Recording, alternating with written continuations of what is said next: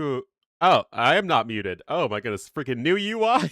Good morning, everybody. OBS updated.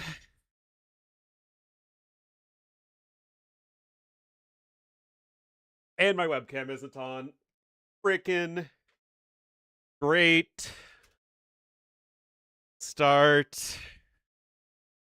It's 6:26 in the morning. On April 1st. Happy 2026. Oh my god. I'm awake. I'm awake. Vic City, thank you so much for the 8 months.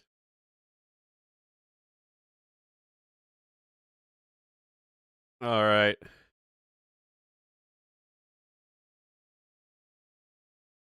You being up this early? Yeah, something like that. Anyway, guys, we have RedBull Wololo Legacy starting in around a half hour.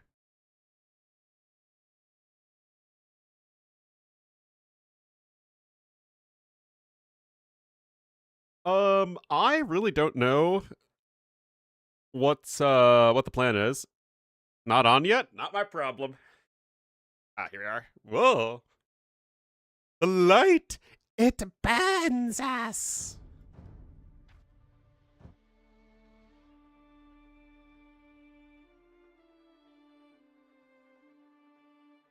Am I more shaders compiled? I don't know, man. Where's Ralph? Ralph is within all of us. I sent Ralph to go meet a friend in England.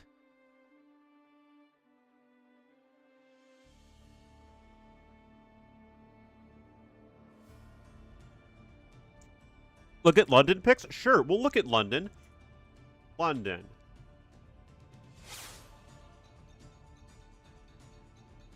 Yeah, these sure are pictures of London, all right.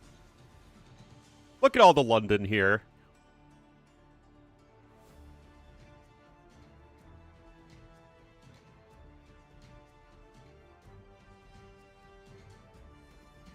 Mm-mm-mm.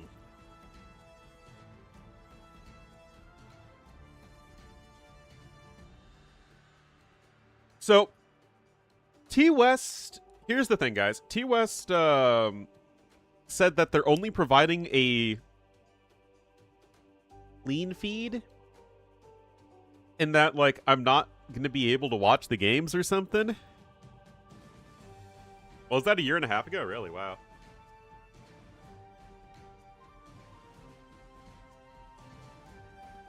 Was that the last RedBull event or the one before? I don't remember.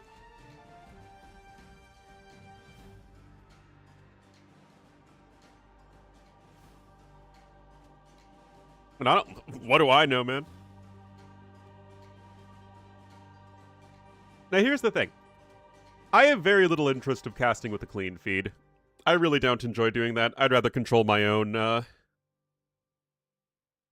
AoE too, and every other AoE caster is going to be like that as well.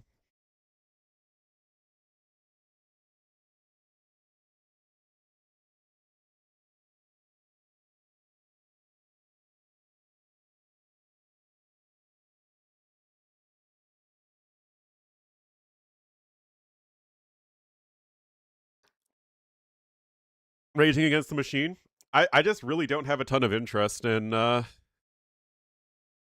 whole clean feed stuff, so I would rather just cast, cast Age of Empires. So let's check the handbook again.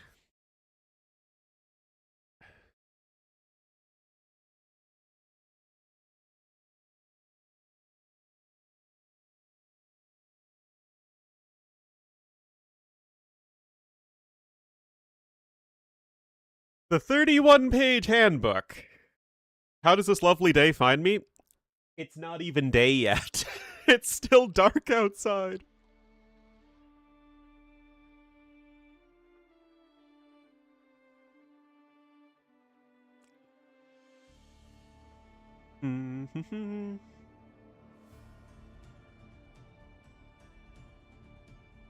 Lobby settings, maps.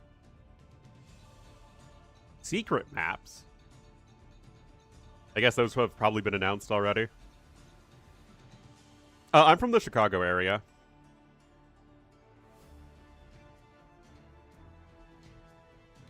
Connection speed? It actually has nothing to do with connection speed.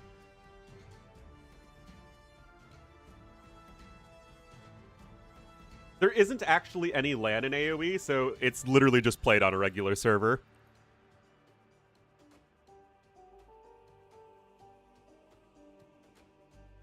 Ah, here we are.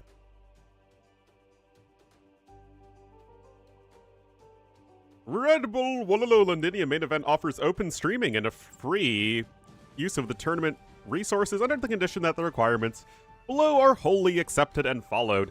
Registration as a broadcaster is not a requirement. The title of the stream must contain the words RedBull Wololo Londinium. I think we got that covered. Well, I mean, I have my waiting room title right now, but I think my YouTube title has that. Yep, sure does. Oh, so, guys, I just had RedBull Wololo Londinium, not RedBull Wololo Londinium. Once again, Ornlu out here ruining Age of Empires.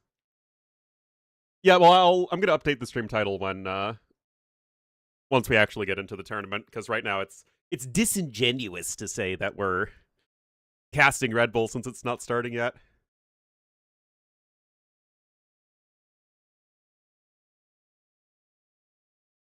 I'm sorry, guys. Anyway, when playing on the official tournament ladder, okay, that's not really relevant. Yeah, okay, so nothing in here at all says that I would have to provide I can only cast a clean feed.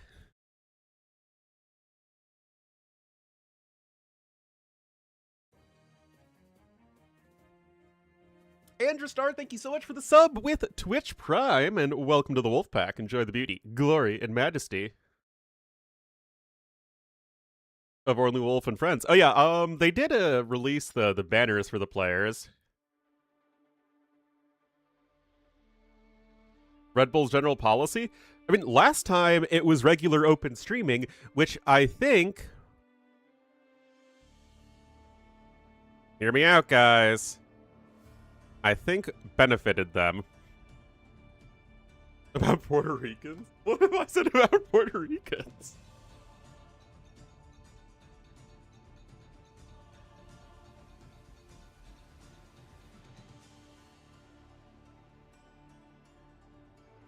Mm-mm.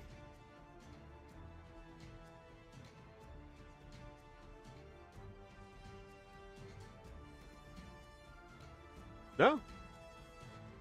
There's no content creator role on the Discord server at all.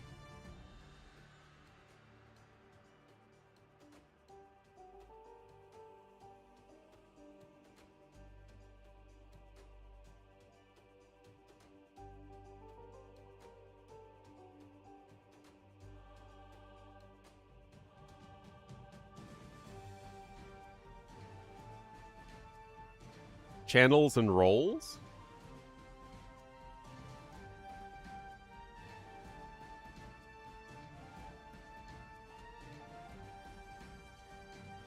Ah.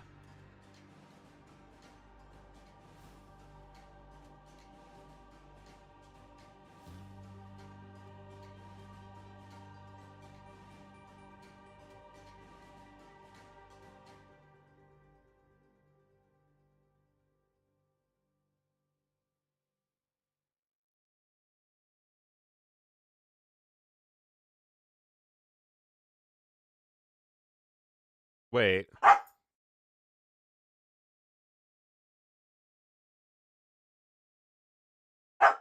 Oh, hold on. I need to get it from Cruzini. Hold on. They're using a specific branch of the game.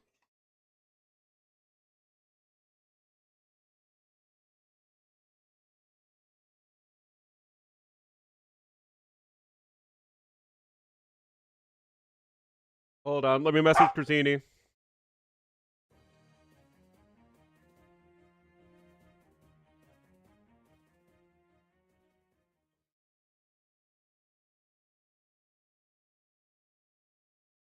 The Red Bull Choir? Oh, geez. Are they doing that? Hold on a sec.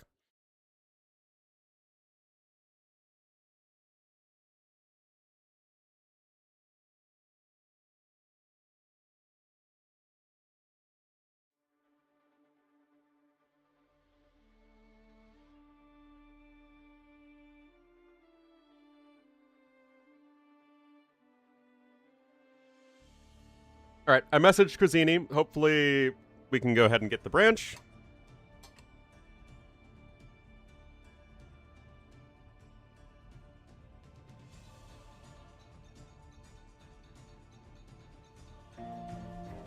All right, so it's just, you know, a starting screen.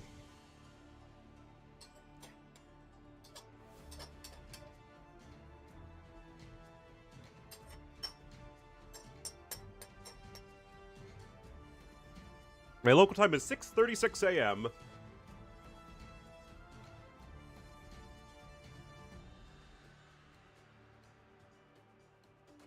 Did I thank Sir Cranen for the sub? I don't even remember. But yeah, we don't actually have lands, so they're just getting their own code.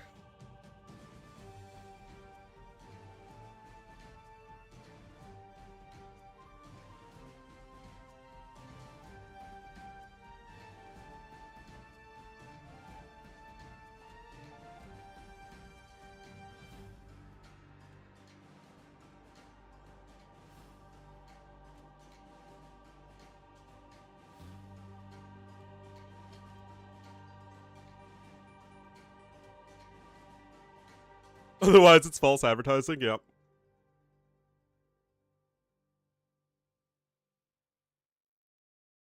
Sub-Jubilee? What the heck is a sub-Jubilee?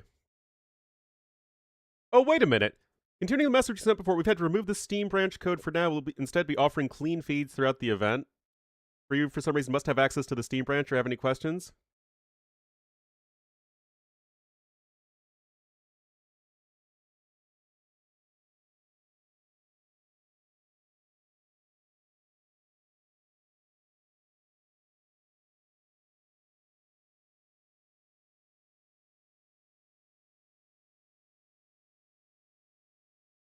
It was a good stream.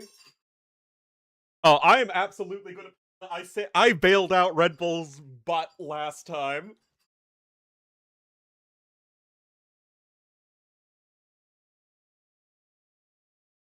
%100 gonna do that.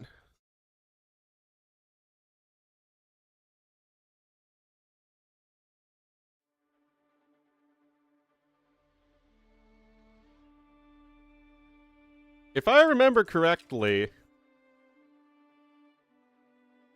it benefited RedBull greatly that there was an English caster with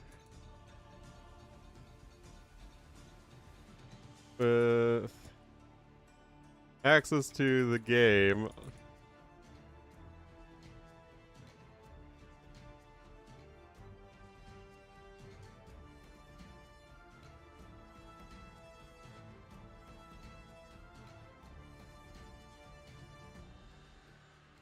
And woof woof.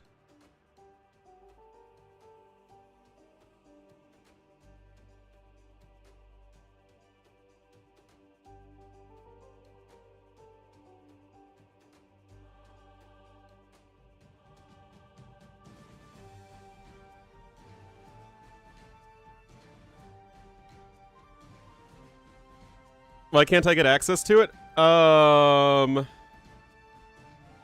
We've had to remove the Steam branch code for now. We will instead be offering clean feeds throughout the event. If you, for some reason, must have access to the Steam branch, or have any questions, you can reach out to me, which I obviously just did, and we may be able to accommodate you.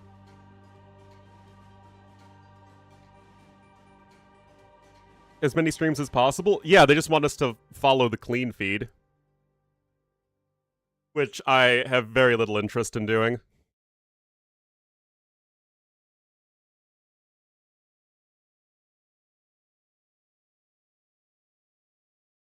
Why can't I? I mean, I could use the clean feed, but it's like, what am I adding to the broadcast if I'm using the clean feed? Like, we'll obviously just be on the. Well, we can have the stream open when we need to. That's not really an issue.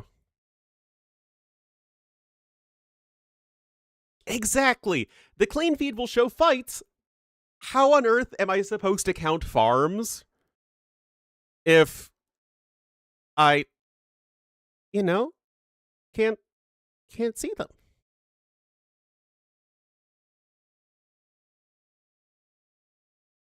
No, but in all seriousness, when you are a caster working with a spectator, and I've done this many times in the past as well, and like Vodka or have I worked with the other guy? I think I've only worked with Vodka. But the way it works is like, okay, when you're at an event, you have the casters, right? So say you have T90 and Dave. They will be talking, and Vodka will be listening to them. So Vodka not only shows them what's going on, but Vodka is adjusting what he's doing based off of what T90 and Dave are saying. Now, that does, I think, lead to a good experience. I certainly think that there is benefit, especially for these big events, to have a dedicated observer, because it does allow the casters themselves to focus on the casting. However, that doesn't work if Vodka's not listening to me, right? So at that point, I am much less of an active caster and more of a just, hey guys, I'm here sitting on my chair watching Age of Empires.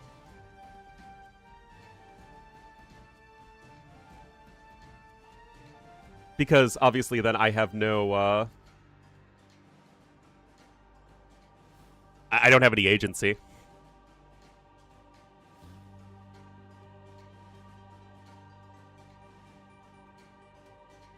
Yeah, it's a watch along rather than casting.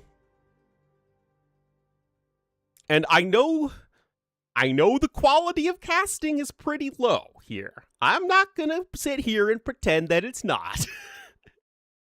But I am still a much better caster when I can control what I'm talking about.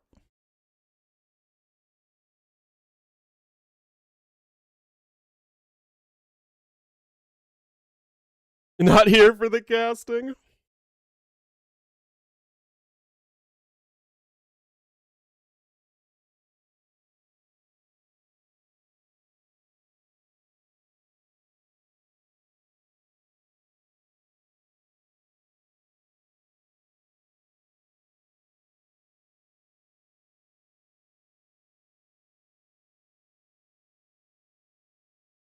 Oh, Crazini says I can have the key. See, I know Crazini. Crazini and I have bled together as admins for one of the Red Bull events.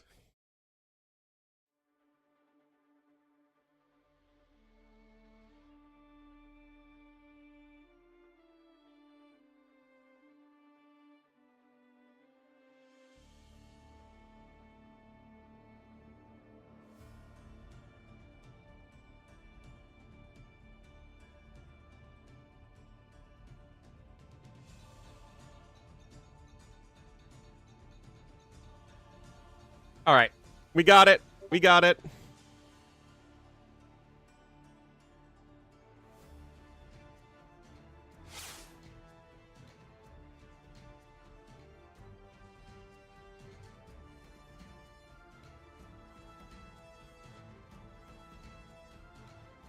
Leak DMs? No, we're not leaking the DMs.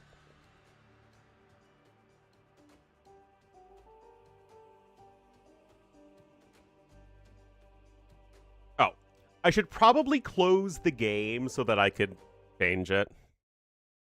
But yes, everybody thank Crazini.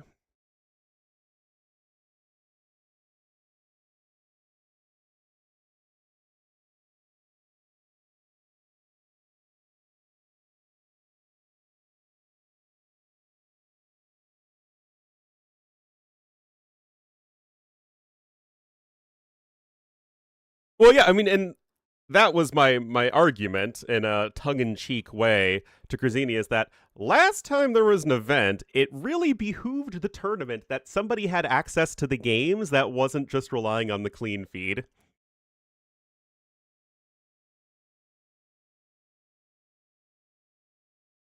And let me tell you, I'm not somebody to throw around the word behooved.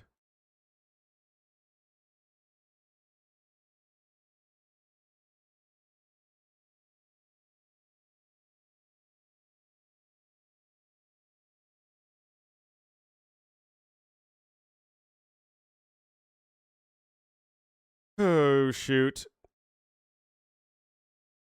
Guys, I have the... the beta worked. Like, the code worked. Best of 5? It is a best of 5. I need to update that.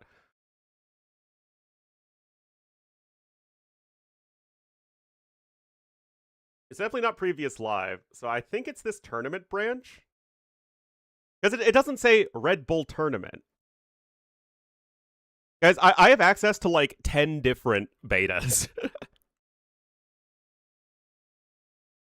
I mean, I just assume... Oh, wait, no. Okay, that definitely wasn't there. Now it says... Oh, it was literally just updated, like, right now. Now it says the... Okay. We're good.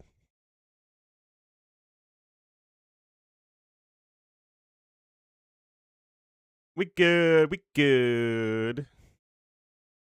Oh, yeah, we'll update this to a best of 5.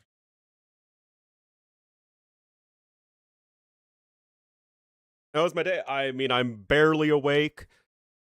We're barely functioning as a stream. Yes, I did see the draft is up. I was just having to deal with getting access to everything, which I should now have. I don't think anything should be different.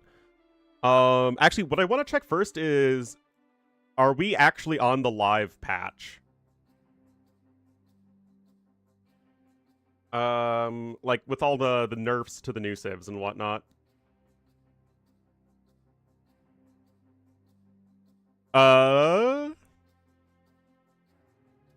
Yes, we are. To 10 beta? Yeah, that's the most nerd brag ever.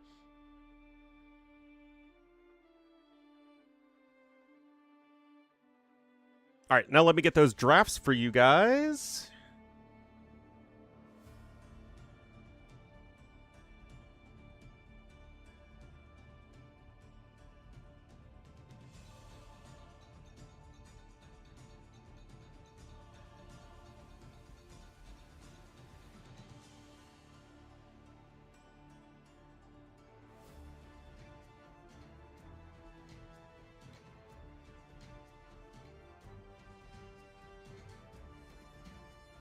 Wait, blue? They did add new maps.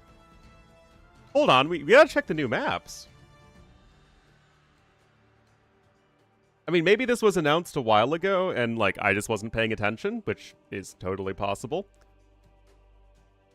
I'd literally never heard of the new maps before.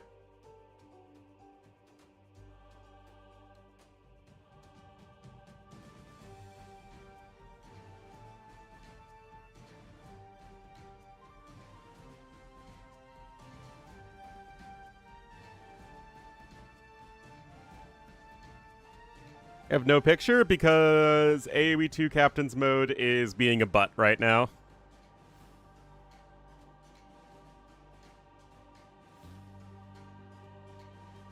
The website's down, actually. Oh, nope, we're back. We're back. All right. RedBull stream already crashing? Uh-huh. Uh-huh. Look who came crawling back. But don't worry, guys. I made sure that I had not just access to the clean feed, but I have access to the games themselves, should that be needed. So I am not reliant on RedBull functioning. Oh my goodness. Except, I am unfortunately relying on my own competence, and me not getting the right, oh my goodness, guys.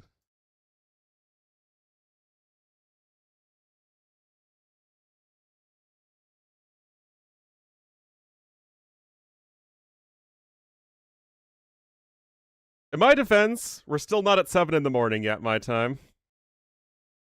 But yes, it is the Decider rematch. I mean, this is going to be a one heck of a series to start things off.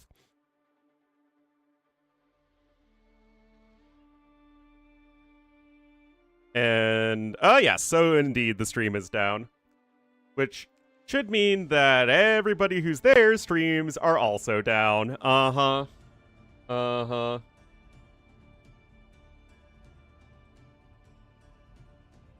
Typical.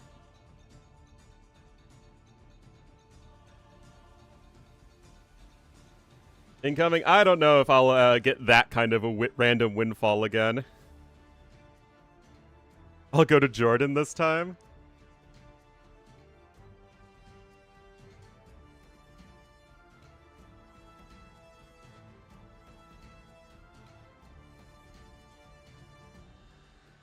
Have I not earned anything as a caster?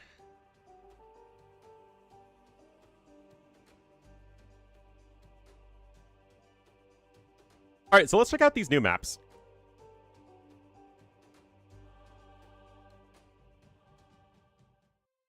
Is rated? Yeah, I doubt it.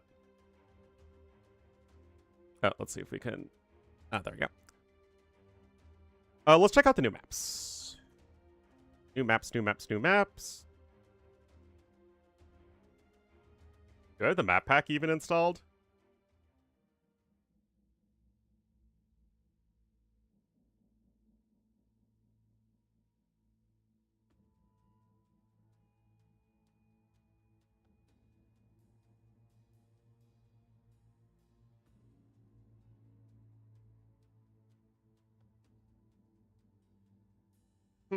I don't see it.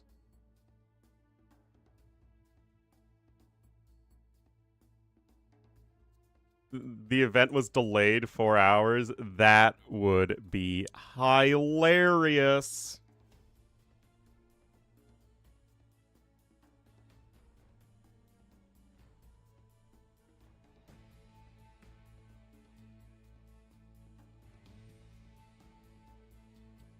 I don't see a way that they could possibly delay the event 4 hours. Like, that would be so terrible. Like, how on earth... Because, remember, guys, they don't own the venues. Like, you have to work within the hours of the venue.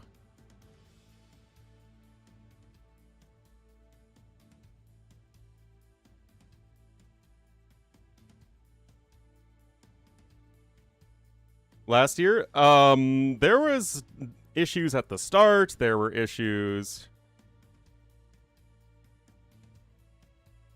There were issues. They had issues. The best of 3? Yeah, like that would be a complete disaster.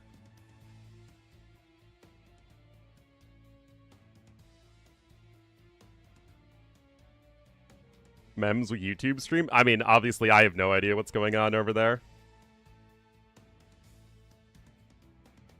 Issues not inviting me? I don't think that's an issue from their perspective.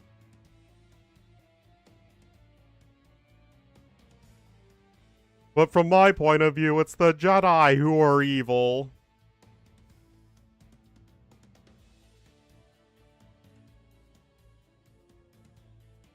Also, YouTube chat is actually active a little bit today. It's so bizarre. I actually have to read both.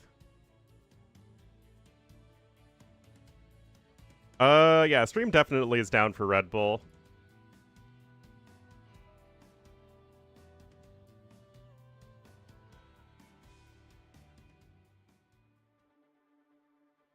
Not read us. I read what I can. Literacy, it's not generally a strong suit, but I am technically literate in the English language, in the very technical sense.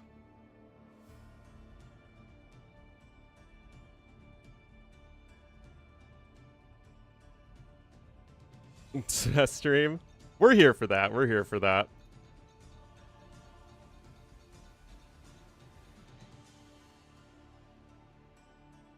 Oh yeah, so I don't know why I can't...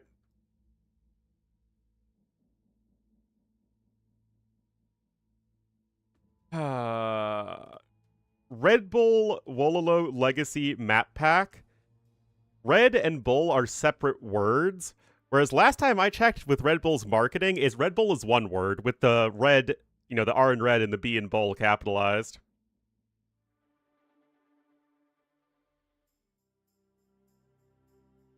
summarize what we know right now, what is there to know? As far as I'm aware, we should still be starting relatively soon. Like, sure, they have a slight technical snag, but nothing that would delay the event 4 hours.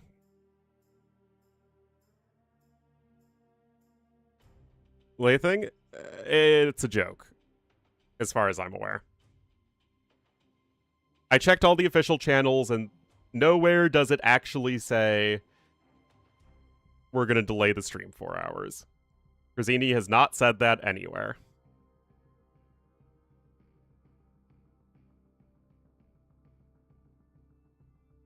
Covering for RedBull? I mean, they'll have the other stream chats open and all that. On the third LAN? Hey man, Ralph has a family to feed. If I don't keep Ralph employed sabotaging LAN events for my own personal gain, then who will?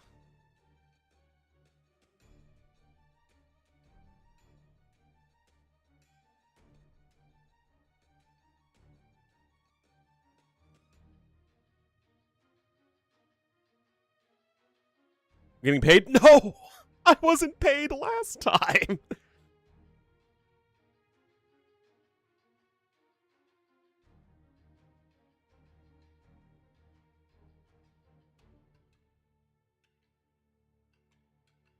Oh yeah, they did gift me 100 subs, that's right.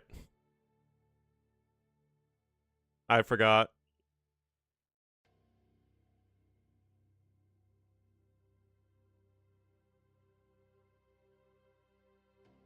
Now, how many subs are T90 and Mem and Dave and I don't actually know. I don't think Dilly's streaming too.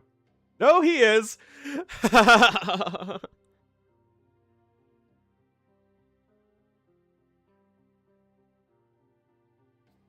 Anyway, T-West wants to cast with us, which of course I'm happy to do. I asked, but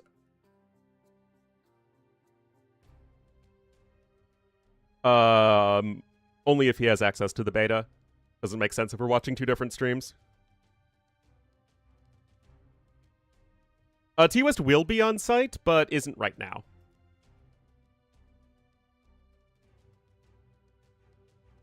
Of course we'll cast with T-West, but like I said, we just need to get him access to it.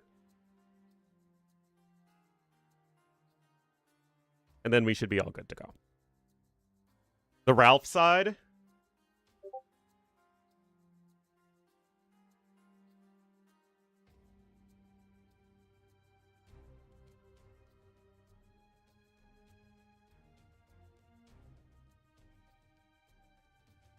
Like, you know, celebrity status time. T-West and I aren't randos, right? We are known, and in T-West's case, respected members of the AoE community.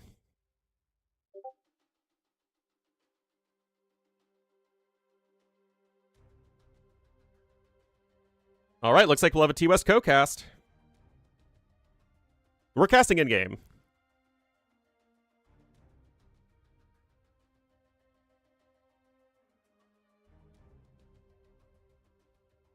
Respect? No. T-West is the respected one. All right, guys. Give me a minute.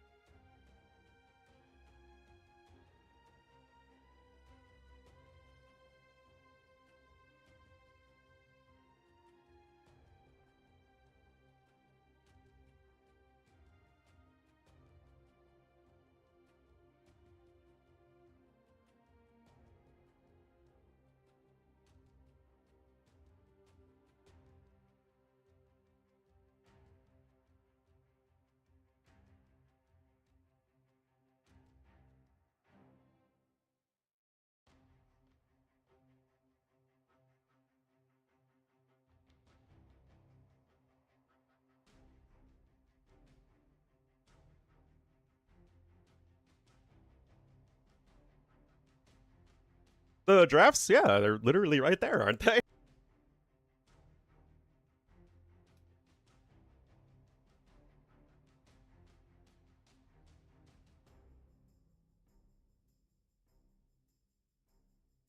Where is Ornlu? I am gone, but not forgotten. Hopefully. Well, I mean,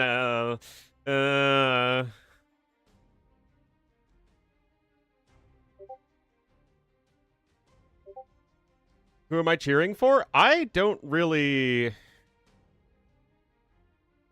cheer for anybody. I mean, I think that it would be most exciting if Hera didn't win. But I'm quite open. You know, you just want to see people playing their best AoE too.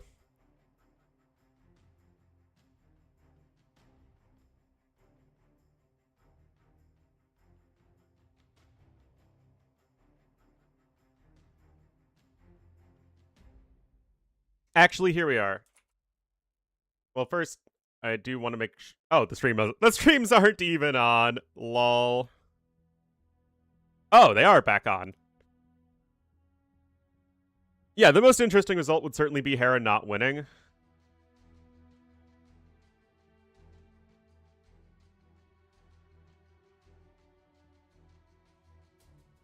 Let me pull up Wikipedia. Here we are. Hello, hello, hello, Mr. T West. Hello, Ornlu. Give me 1 second. I need to click the go live button. That's a good one, I hear. Buttons are hard to click sometimes, you know? Oh my, yes. That's why I changed the switches in my keyboard so the buttons were easier to click. What kind of switches do you have?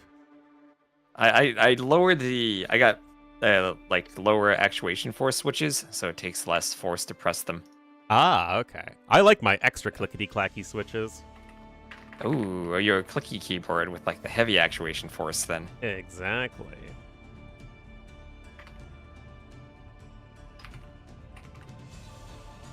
Now, thank you, Cynthia11, for the follow. So I'm in the beta. I'm hoping I don't need to, like, activate small trees. Rbase is here. Hello, Rbase. Yeah, Rbase helped us save RedBull yesterday. Yeah.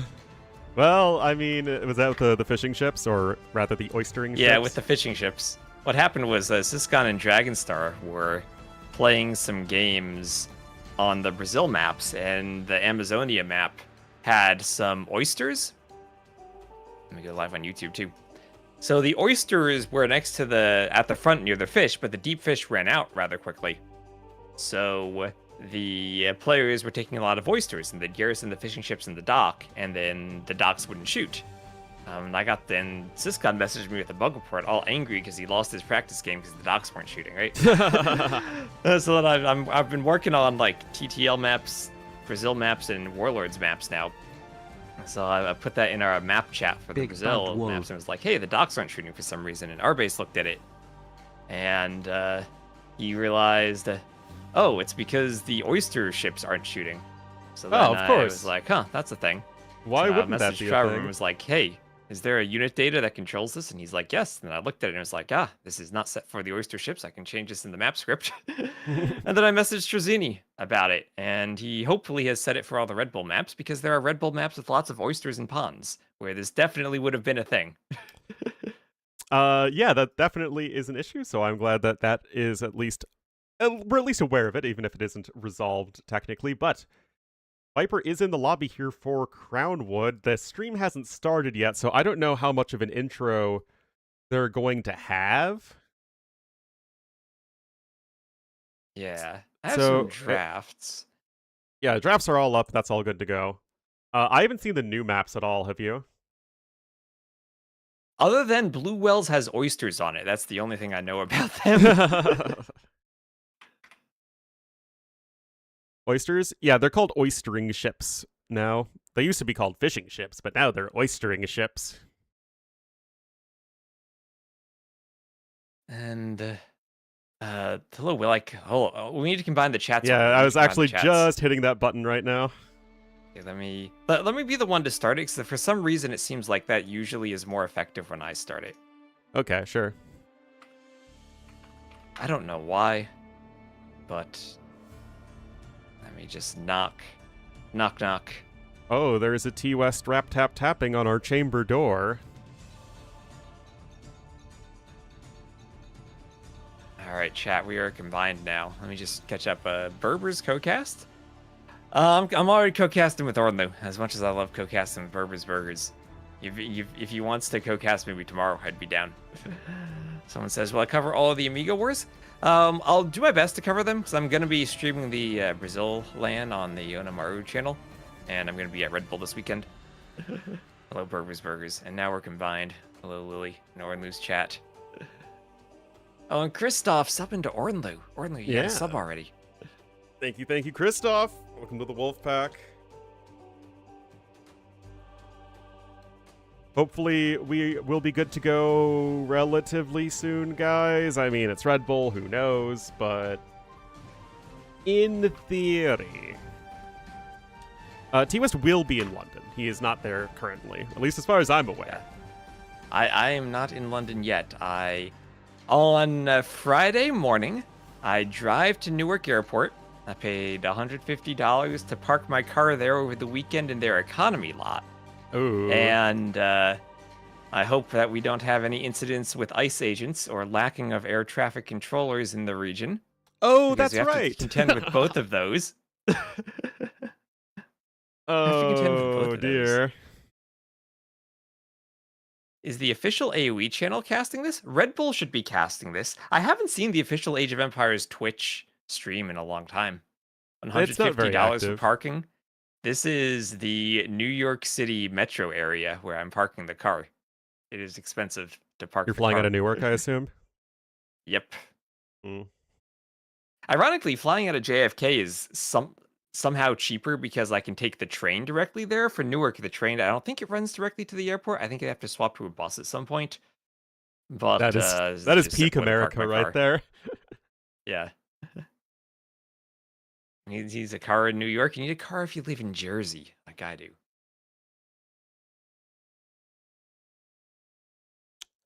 Flying out of JFK is cheaper.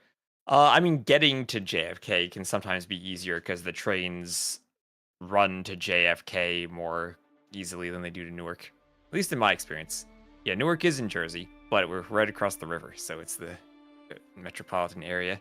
Yeah, $28 for a burger. I actually got a cocktail at DC National like last month, and let me tell you, it was a $25 cocktail that did not say it was $25 on the menu. That was an unpleasant bill to get. Yeah. I've like good old airport pizza is always an adventure. Yeah. You never know what the quality is going to be. Well, actually, the last time I flew out through Newark, I had some pizza and it was actually pretty decent. Well, I mean, you are in the Jersey, New York area. It'll be much better than what you're used to in the Chicago area. And I used to live in Wisconsin. I can judge pizza. Not well, though.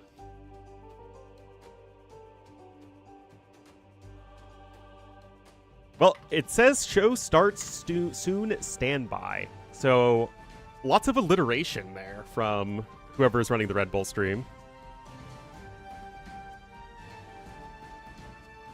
Makes me miss those Persian Pocket Paladins. The purple Persian Pocket Paladins at that.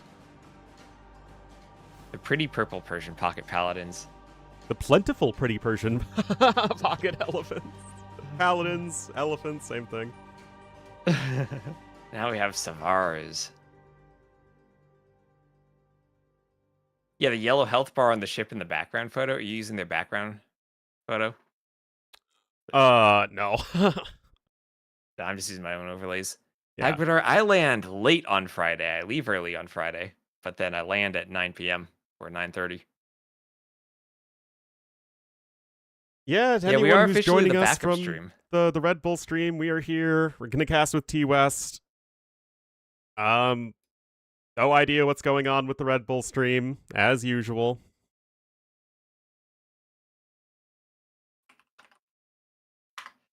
Okay, I'm gonna try to get these draft overlays set up. So bear with me, chat. We're gonna do some drafts. I got everything set up on my hand. I am ready to go. Viper and Sebastian are in the lobby. I'm sure they both want to go.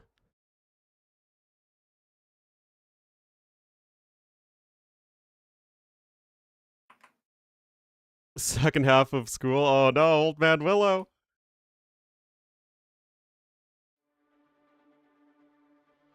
Yeah, tech issues on my RedBull stream.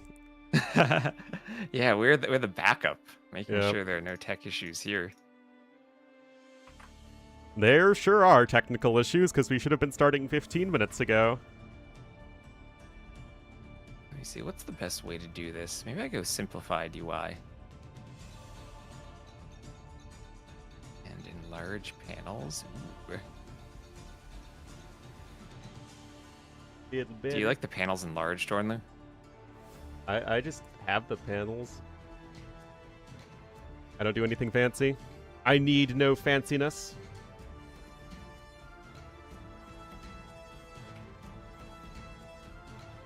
There you go.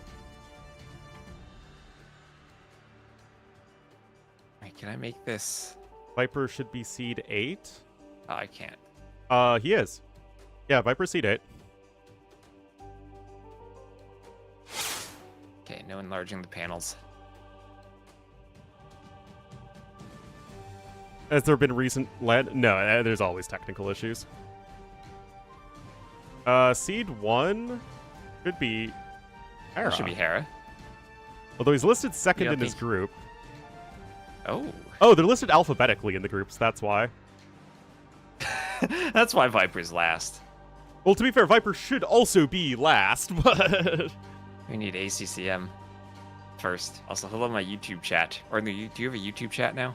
Yeah, I got a YouTube chat. Hello, Ornlu YouTube chat. You're not combined, unfortunately. Imagine if we could combine YouTube chats too. What if we could combine every single chat to one super chat? One chat be to crazy. rule them all. See the AI banners? Yeah, it's like, oh, jeez. Why does everything have to have AI? Arbe's subbing. Arbe subbing.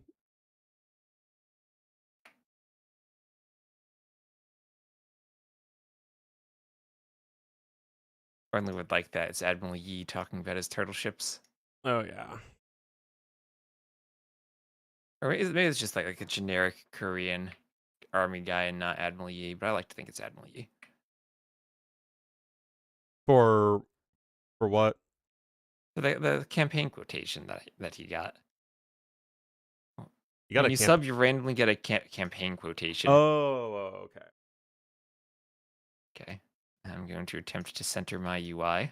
I don't think Admiral Yi has any voice lines in Noryang. Yeah. That was the Battles of the Conqueror where they just kind of do like the generic voice acting, right? Well, they actually had dialogue and voice acting, so that puts it above Victors and Vanquished. So you actually had real voice acting. And how could you forget Harold Hardrada? William of Normandy, you and I He's have the no best. quarrel. It's Harold the Saxon who's the enemy of us both. He was the best. I'm watching Vikings Valhalla right now, and That's all you think about? it's literally all I think about when Harold's on screen.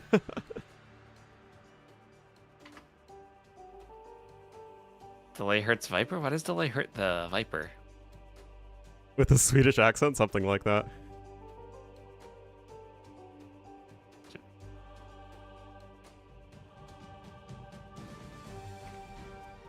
And Azalor, thank you very much for the sub. The llama looks really AI for Heartt.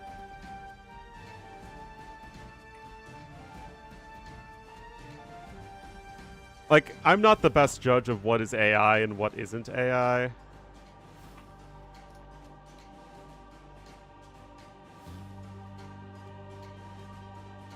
Wait.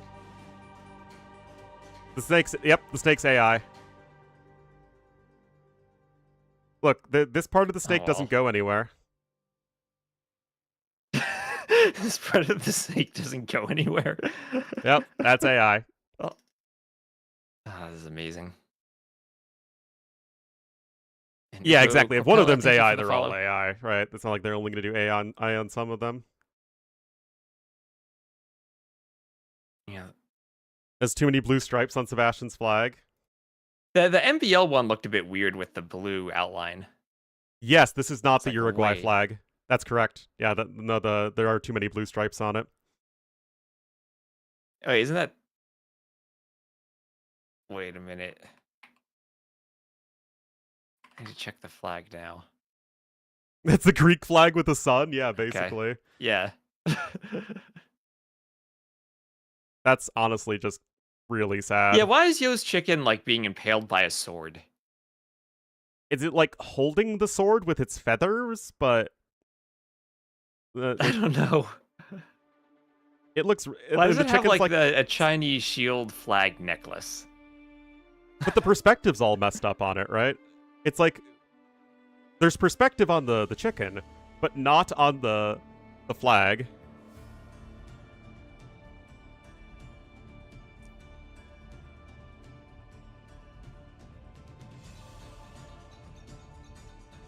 No, I think the players chose which animal they'd be depicted as, but it's definitely AI.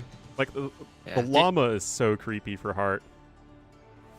Did I tell you about MBL's banner last year? What was with MBL's banner? I think you did, but I've forgotten. Yeah, so last year the Red Bull was in Spain, and I went to that. And the year before, I forget where it was, but I guess MBL probably lost in an early round and just didn't stay for the whole thing and left early. So at the end, when they cleaned everything up, the players get to keep their banners, but MBL wasn't there to get his banner. So somehow it ended up with Ashley, who's the community manager for World's Edge, and she mailed it to him. And then it sat there in the post office in Norway, and it sat there, and it sat there, and he never went to pick it up, and it was returned to her. Ah. And she happens to live like an hour's drive away from me, so when she heard I was going to RedBull, she was like, "Hey, can I ask you a favor?" And so she gave me MBL's banner, and then I brought it with me to RedBull, and I hand-delivered it to him personally. There you go. Why does Liry's banner have the "Do Not Pass" sign on his chest? I think that's just the Austrian flag and double eagle. Yeah. Is the double eagle like a thing, or is that just like AI? I mean, like, that is the actual banner in Sigil of Austria. Okay. And he said, so MBL, I messaged him ahead of time saying that I was going to give him the banner because it was just like folded up inside like a little envelope. It was like vinyl, you can fold it. And his response was, "I don't know if that'll fit in my car." And I just kind of like, I was confused because I didn't know what he was thinking. Now, like, how would this not fit in your car? It's literally like an envelope. It's like the size of a piece of paper. Like this will fit in your car, no problem. And then when I finally give it to him, he's like, "Oh, I thought it would come with a stand." Oh. He thought they were just gonna have like a big stand with it. Oh my goodness. That's pretty funny. That was very MBL. Yeah, a lot of different European monarchies had a double eagle as their symbol, so... Okay. The Russians used it, the Albanians used it, the Germans used it, I think. Oh, I see that there is a stream starting soon. Yes. Are we picking up all the viewers that are not watching Red Bull right now? Definitely. We got like 500 combined. Yep. Yep. The triple eagle. I mean, I think the degree of your royalty is about how many heads your eagle has. Yeah, it's like the Hydra in Age of Mythology. The more kills you get, the more heads your eagle gets. You got to make sure you get Garland Wars and El Dorado for those eagles too. Oh yes. Looking east and west. Ah, that makes sense. What about up and down?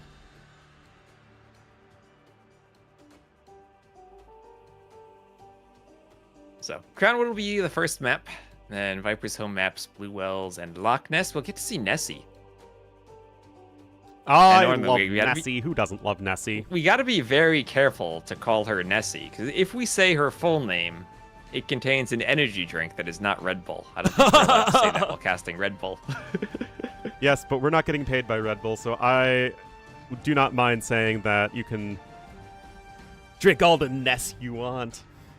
Yeah. What are these settings? It's best of 5, right? Yeah, the best I of need 5. to update my overlay. Sorry about that. And yeah, you weren't at the DreamHack event, T West, but that was sponsored by Monster. So for those who don't remember, when we did the Order of the Sheep event, we couldn't mention Red Bull because it was sponsored by Monster. So we literally had to like speak around it with like the recent Wololo tournament. The Wololo tournament. The very creatively named Wololo tournament. Yep. Oh man, what is... This just looks like it's made by AI, doesn't it? Again, like, I'm not the best judge of this, but... Probably is. Oh, there's some drone footage there, right? See that? That's Tato lifting a trophy. Oh my... What the... Oh, oh, no. that Cobra Car is AI. Oh, no. Should we gotta watch the AI live stream? I closed that window earlier. Let me open it again. Oh, no. What the heck?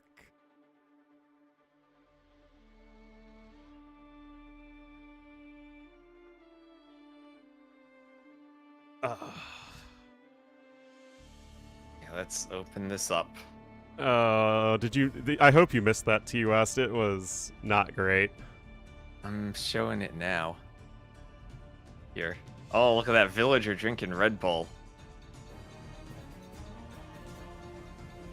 Is that Riley? No, that was an AI villager. Oh, yeah, I think you're behind. Oh, yeah, that is Riley. Also, why does he have, like, a 18th century thing going on with him at an AoE2 event? Oh, are you looking at the Twitch stream or looking at the YouTube stream? Maybe the YouTube's behind. Yeah, YouTube's behind. Okay. That's a... again, it's like... Wrong. He's cosplaying Master and Commander. I do love Master and Commander. It's a fantastic movie. Yeah, Master and Commander. My dad loved that movie because he was in the Navy. Oh, okay. Well, pour one out to T West's dad, because that is a quality piece of cinema right there. Yeah. And when I cleaned stuff out of the closet, he had a banner from Korea with a turtle ship on it. Oh, really? Was Yeah. he like in the Korean War? No. He was aftermath of Vietnam Oh, okay. when he joined. He's not that old. I was like, that time frame doesn't check out like that.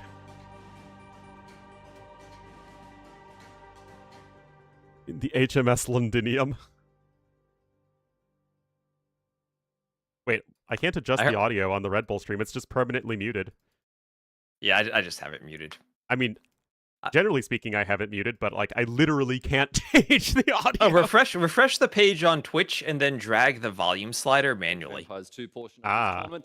Let's meet these players before they do battle here at RedBull. That usually fixes it for me. Yep. Yes, another attempt at making AoE2 players look awesome. I heard that T90 is dressed as a red coat. As a red coat? Yeah, freaking traitor. Yeah, I'm behind. Basically, I'm using the YouTube stream. Let me go swap over to the Twitch stream, I guess. This is the coolest it is the coolest that they've ever looked, but you know. Oh, I don't even see the Twitch stream live for Red Bull. Oh, I mean, I have it open. Oh, maybe it's because I'm not following them.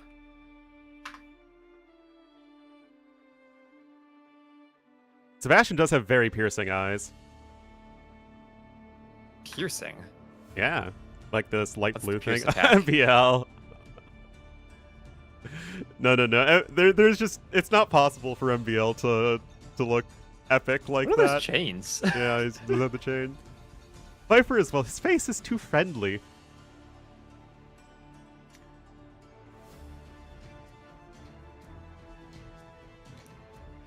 Yo just looks like he's trying not to smile. Joe's just like, they put me here. Yep. Oh my goodness. What on earth what did wardrobing do to Nilly, man? Oh, man. Are you listening to the audio, or you just have it there? Players in the wall. I mean, if there's something that looks like it's worth listening to, but I mean, this is Okay. just Mem and Nilly shooting it right now. Yeah, back at the old NAC, at the Noble Apartment Cup, we the clothes didn't fit me, Dave, T90, and Dash because the costume shop didn't translate the American sizes correctly. So Dave and I had to make a trip to the costume shop. Oh. Met a guy named Wolf, whose fingers were blackened from smoking. And one look at the guy says, "Yep, he definitely didn't translate those sizes correctly." Yeah. No, they're UK naval outfits from different eras, I think. Yeah, I wonder if they'll sing some sea shanties for us.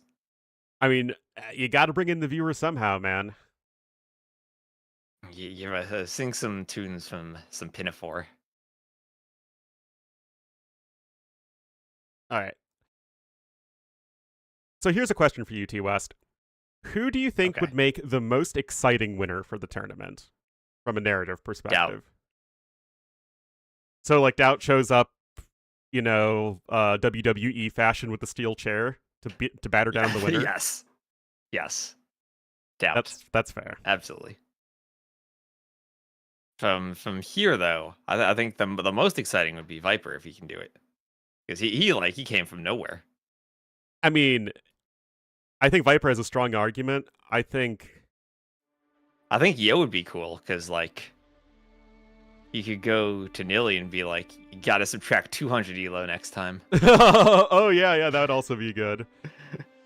I think ACCM would be great just because he like barely played the ladder. ACCM shows up with like less than ACCM 100 was the games on the story of ladder the and just ladder. like rolls in. Am I only going for Monday? No, I'm going for Saturday, Sunday, and Monday. So we'll take the T West. We'll take T West when we can get him. I'll try to do some IRL streams from there. There you Oh, go. and I got 5 gift memberships on YouTube. Let's go. There was a thing once where, like, you had to enable the ability to receive a gift membership on YouTube. So someone tried to gift a membership, but then ended up gifting it to themselves. Congrats, you played yourself.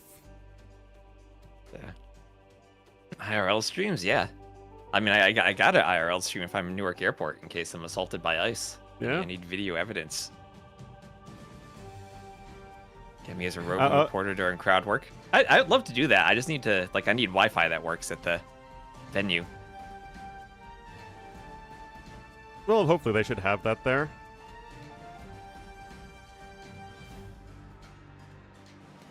They had Wi-Fi at the castle in Spain, but it was not reliable Wi-Fi. Well, you'd think that the Royal Albert Hall, since it is a big venue, would have better Wi-Fi. Well, what year was it built? It was built in the 1800s, right? That is true. So, just like the castle was not designed with Wi-Fi in mind.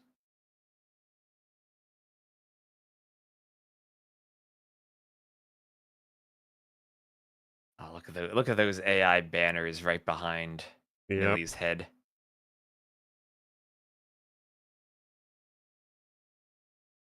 Wait, what's that bear? There's a bear?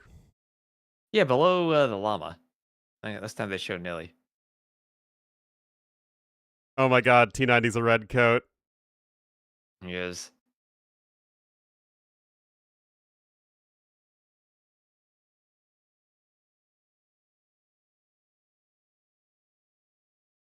Oh my goodness.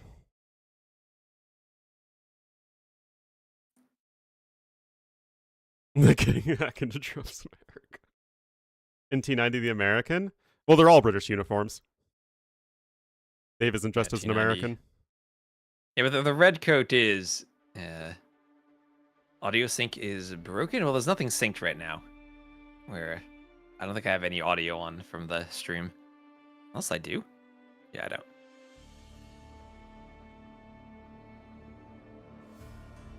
I'm going to London on Friday. P90. I mean, he is a trader, so I mean that does check out.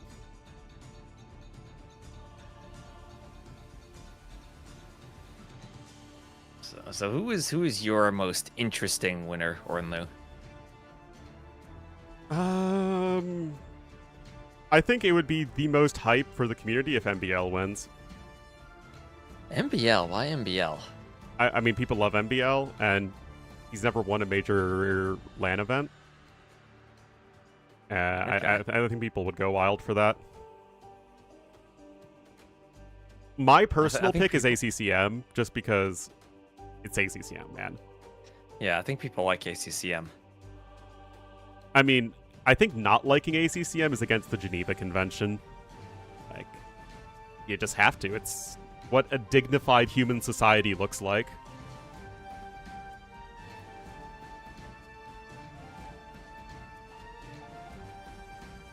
Harder Sebastian would be, I think, like the most, whoa, came out of nowhere type things, just because they're the least popular players of the 8 here. Although, they're certainly well known at this point.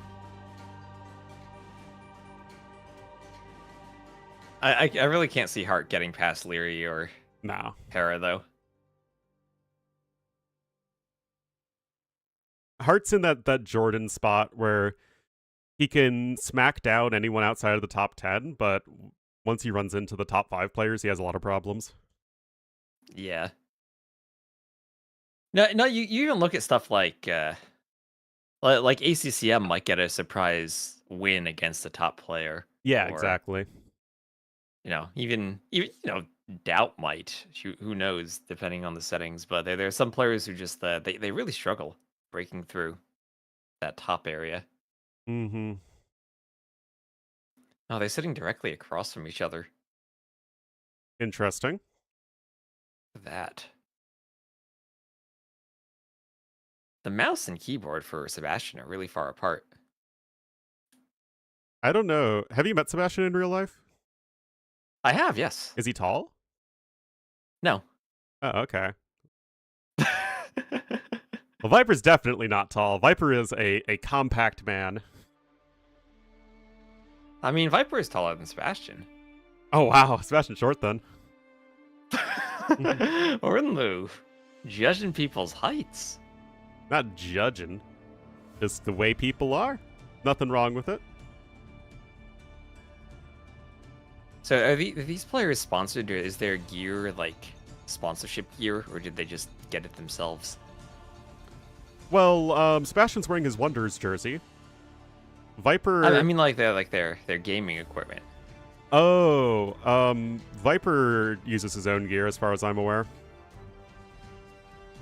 Because Mr. Yo has a custom keyboard. It's purple and it's like 20 pounds. It's amazing. Oh, wow. Kicking my phone under that desk. Our base, we know how he became an hop admin. yeah, they can adjust their screen and do all that stuff. Yeah. Usually at a LAN, what happens is each player has their own PC. And then when they play games, or between the sets, they swap out the PCs. So they'll have a day or so to set up all of their settings and hotkeys and adjust stuff the way they want. Oh, are they playing now? Because it looks like they're moving. There's probably a spec delay. Why would there be a spec delay, though? It's not like they're going to cheat at a LAN. I failed to download match content. You have got to be... Okay. All right. Hopefully we don't need to do co-op spectating again. Let's do this, Ornlu. Are you ready? I'm born ready, my man. Match content is downloaded. Capture age, please. There we go. There we go. Getting capture age to load is always the fun part. All right, let me just set things up real quick. Yep, just gotta press all the capture age buttons. I wish we could do more of this ahead of time, but such is life. Yes. Or in a Oh gosh, and we're even gonna be late to join.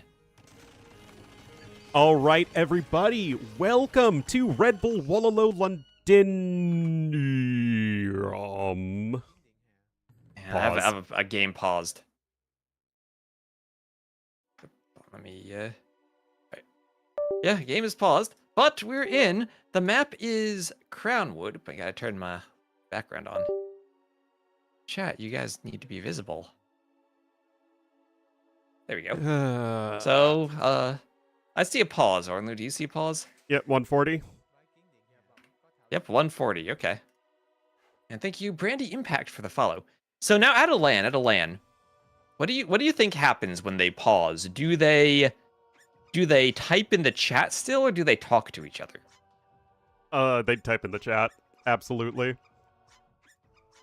Did he just say the map is crap? No, the map is Crownwood. If you want to see crap maps, then look for Paradox. He hosts the Crap Map Cup.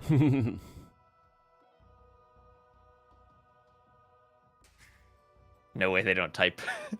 Come on, they're gamers. Let's be real. AW2 is voice chat now, Ornlu. Stream doesn't have the game? Oh, you mean the RedBull stream. Well, once again, we're dealing with the tech issues. I mean, you were at El Renado. Yeah. You were know messaging these tech me. issues I'm like, could be Ornlu, I'm on the couch worse. watching your stream. I don't know what's going on. Yeah. You know how that's going to be far, far worse. I do.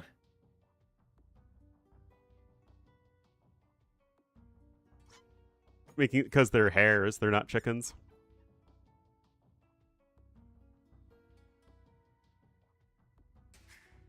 Wait a minute.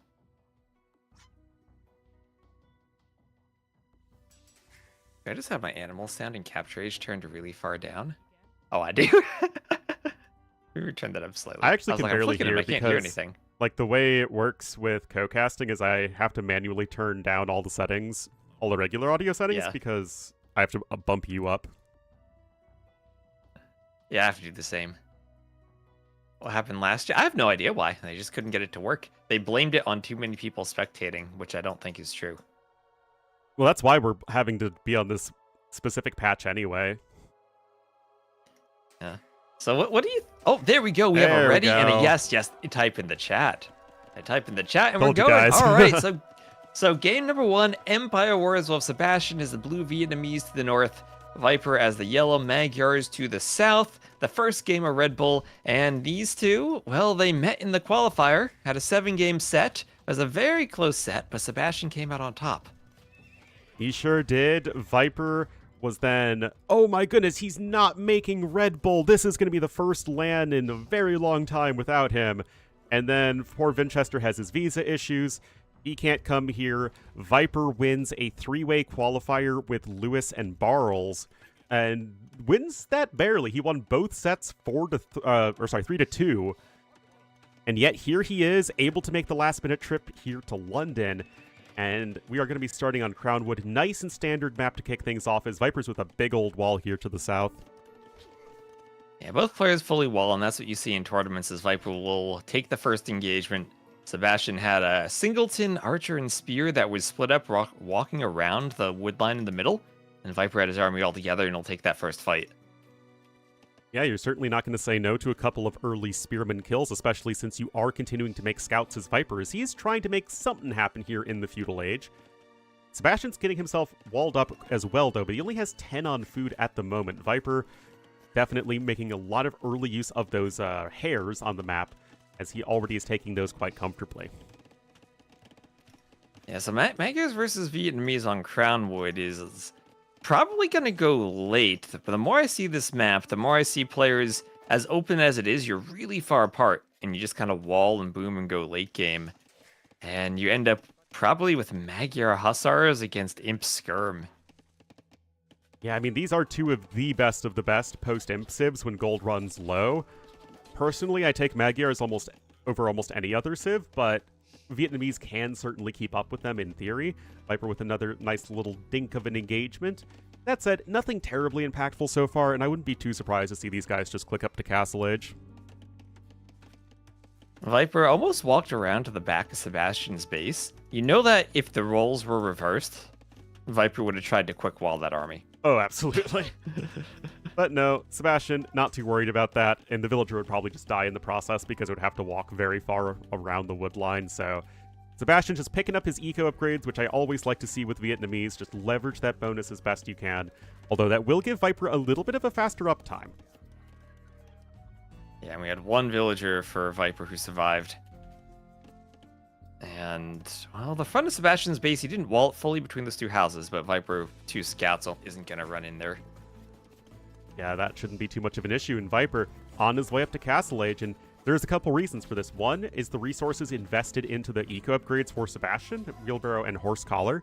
And 2, the fact that Sebastian's been making a fair amount of skirmishers with even more queued up. Now, Sebastian likes to queue up a lot of units, and that could slow down your timings a little bit, potentially, here.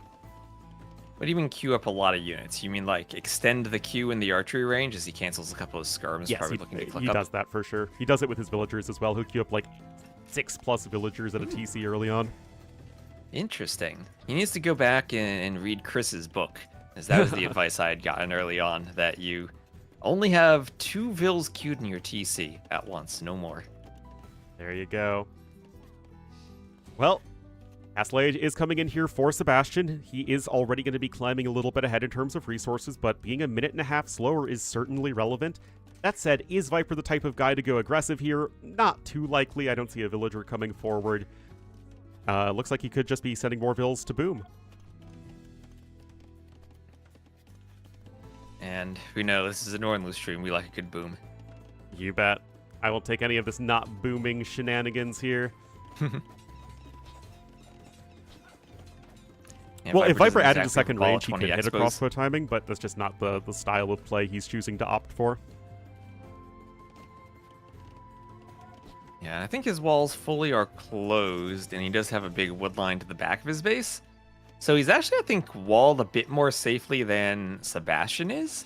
I think if Sebastian had actually done less walling and gone to those rocks on the edge of the map, he'd be much safer because his wood line wouldn't be able to be hit by the crossbows. And Viper wouldn't be able to take the high ground like this, which is so important on this map. I mean, it is crowned wood. All of your wood lines are kind of exposed, and you always have that entry point into your base that is your opponent attacking downhill. That said, Viper's investing into the Elite Skirmisher upgrade. Now, I know it's, Age of Skirmishers, blah, blah, blah. It's actually kind of surprising to me that it would be to the point when Magyars are willingly going Elite Skirmishers here versus Vietnamese. It kind of surprises me that he's doing Elite Skirm before adding in the 3rd TC. Because he is fully walled, he sees that Sebastian doesn't really have much army, and Viper himself isn't really looking to push.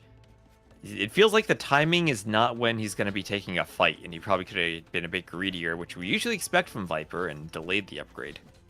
Oh, and Sebastian will lose a villager right there. Actually, 2 villagers at the same exact time. So it's going to be a nice couple early pickoffs there for Viper, and his scouts are here. They have the iron casting upgrade, and this is not what Sebastian's looking for, as Viper isn't still going to be fundamentally going up to 3 TCs, and this right here is an example of that timing advantage.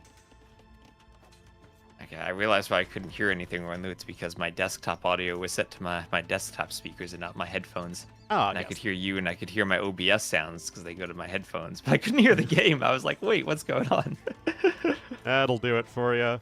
You have Bodkin now. Fewer tech issues than RedBull here. Yeah, as is tradition. But skirmisher upgrades here for Sebastian. He is adding in his own 3rd TC, but everything's coming up Viper's way thus far. He's getting his own eco upgrades. Still going to be a nice cleanup, though, for Sebastian. Yeah, there's the Fire Lancer, though. But Magyars, if you get to full heavy Cav Archers, one of the civs that probably has one of the best answers to Fire Lancers with the heavy Cav Archers. As much as Fire Lancers still do attack bonus, that recurve bow is crazy. It is crazy, and Fire Lancers are still fundamentally slow infantry units, so you can kite them all day long.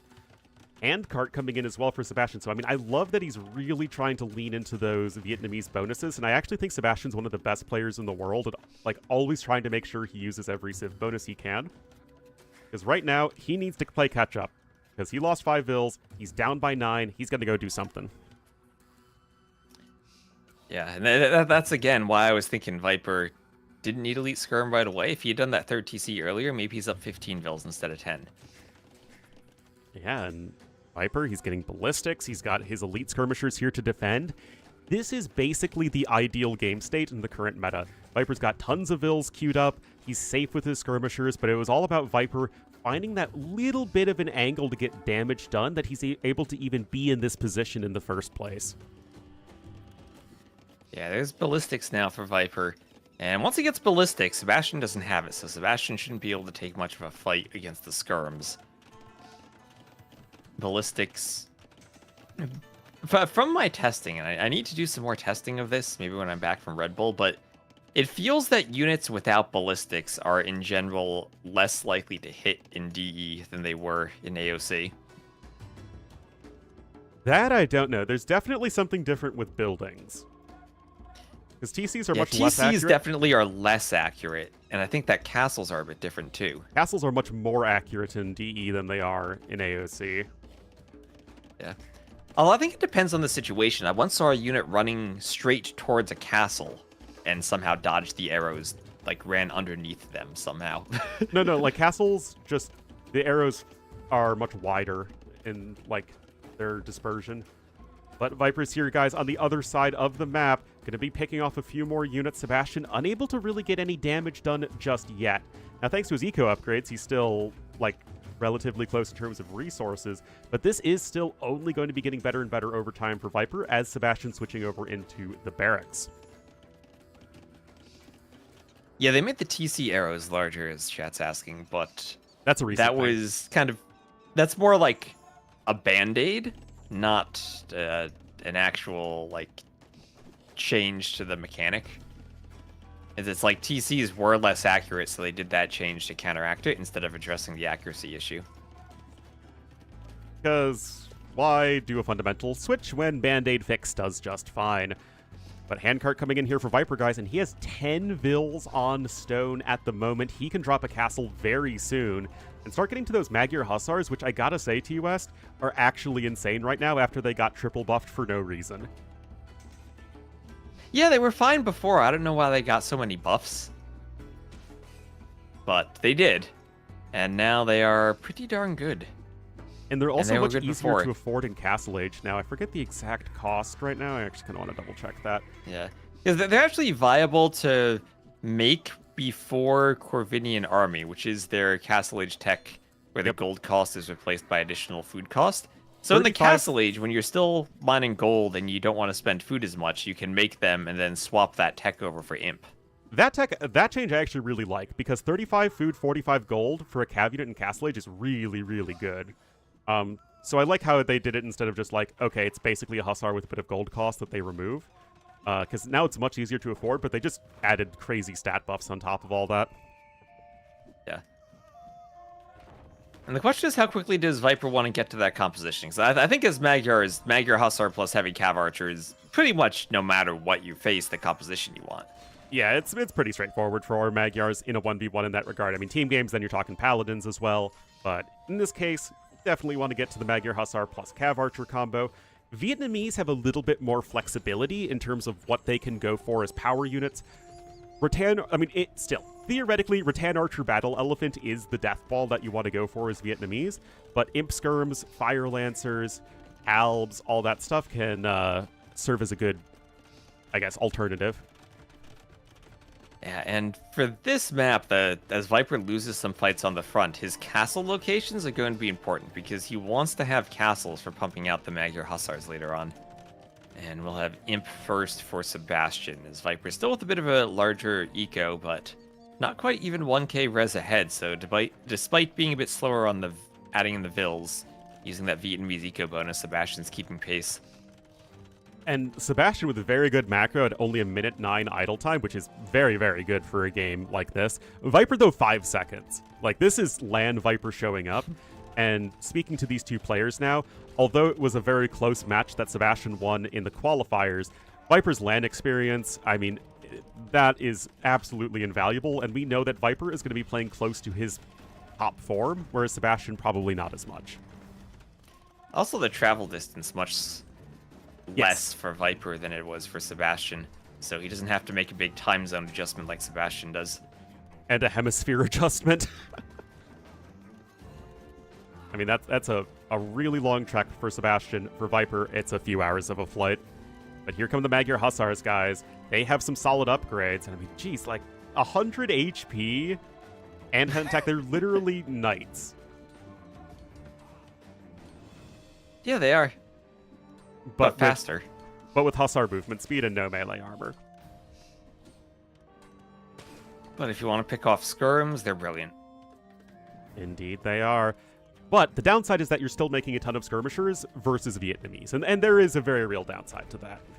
There are some Scorpions that are going to try and help ease that transition against all of these infantry units, all the foot soldiers from Sebastian.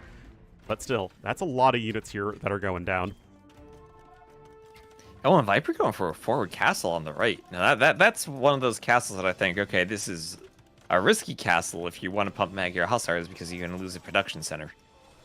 And I think Viper might regret that upon seeing his opponent so much faster up to the Imperial Age. Sebastian very much in that new school player mindset where you just don't mine that much stone, especially not early on. You can see that Sebastian doesn't even have a castle yet. He's going to try and push with units, which is why he's getting Bracer and Chemistry. Outposts on the side, very good for Sebastian. Viper attempting to do the same thing. I mean, it's just people are really freaking good at AoE 2 now.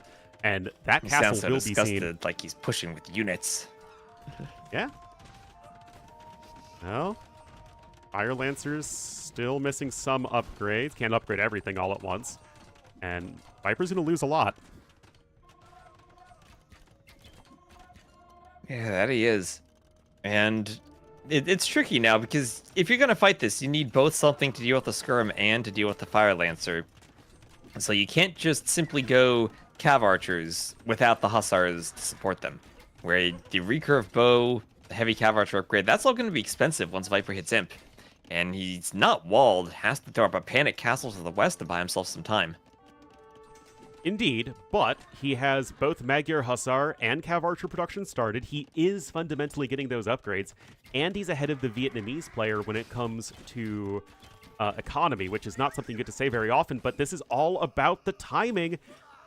And right now, Viper is really struggling to get that castle up, although the skirmishers being dragged out of position gives Viper some critical time to get that castle down. That's huge. Yeah, and he needs to get that ASAP. The Fire Lancers weren't quite fighting the Vils. So a bit of a doubt situation over here with the castle, but it will go up. Yeah, and the fact is the Fire Lancers were targeting the castle as opposed to just, milling around, attacking whatever was nearby. And that just means that all of those villagers are so much safer. You now have a third area with which to train your unique unit, the Magyar Hussar. But Treb's on the high ground here for Sebastian. Yeah, and an Imp Skirm Fire Lancer is a cheaper composition than Magyar Hussar Heavy Cav Archer. It's going to take a while for Viper to get the upgrades in. Yeah, and that's what I love about what Sebastian's doing. He is just taking fights. What you don't want against Magyars is to just let them sit back and build up to their, their Doom army composition. If you just are constantly trading with your opponents, the fact that your army is so much cheaper than theirs and so much easier to replenish is just going to be such a massive advantage, especially with that Imp timing. And Sebastian, he's not all in. I mean, he's getting crop rotation and two-man saw. Sebastian's still playing to the long haul. Yeah, and I see can Viper get some Mangonel shots on the Imp Skirms. Imp Skirms should counter Castle Age Mangonels fairly well if Sebastian micros. The Mangonel isn't shooting, there it goes. Okay, yeah. One decent shot.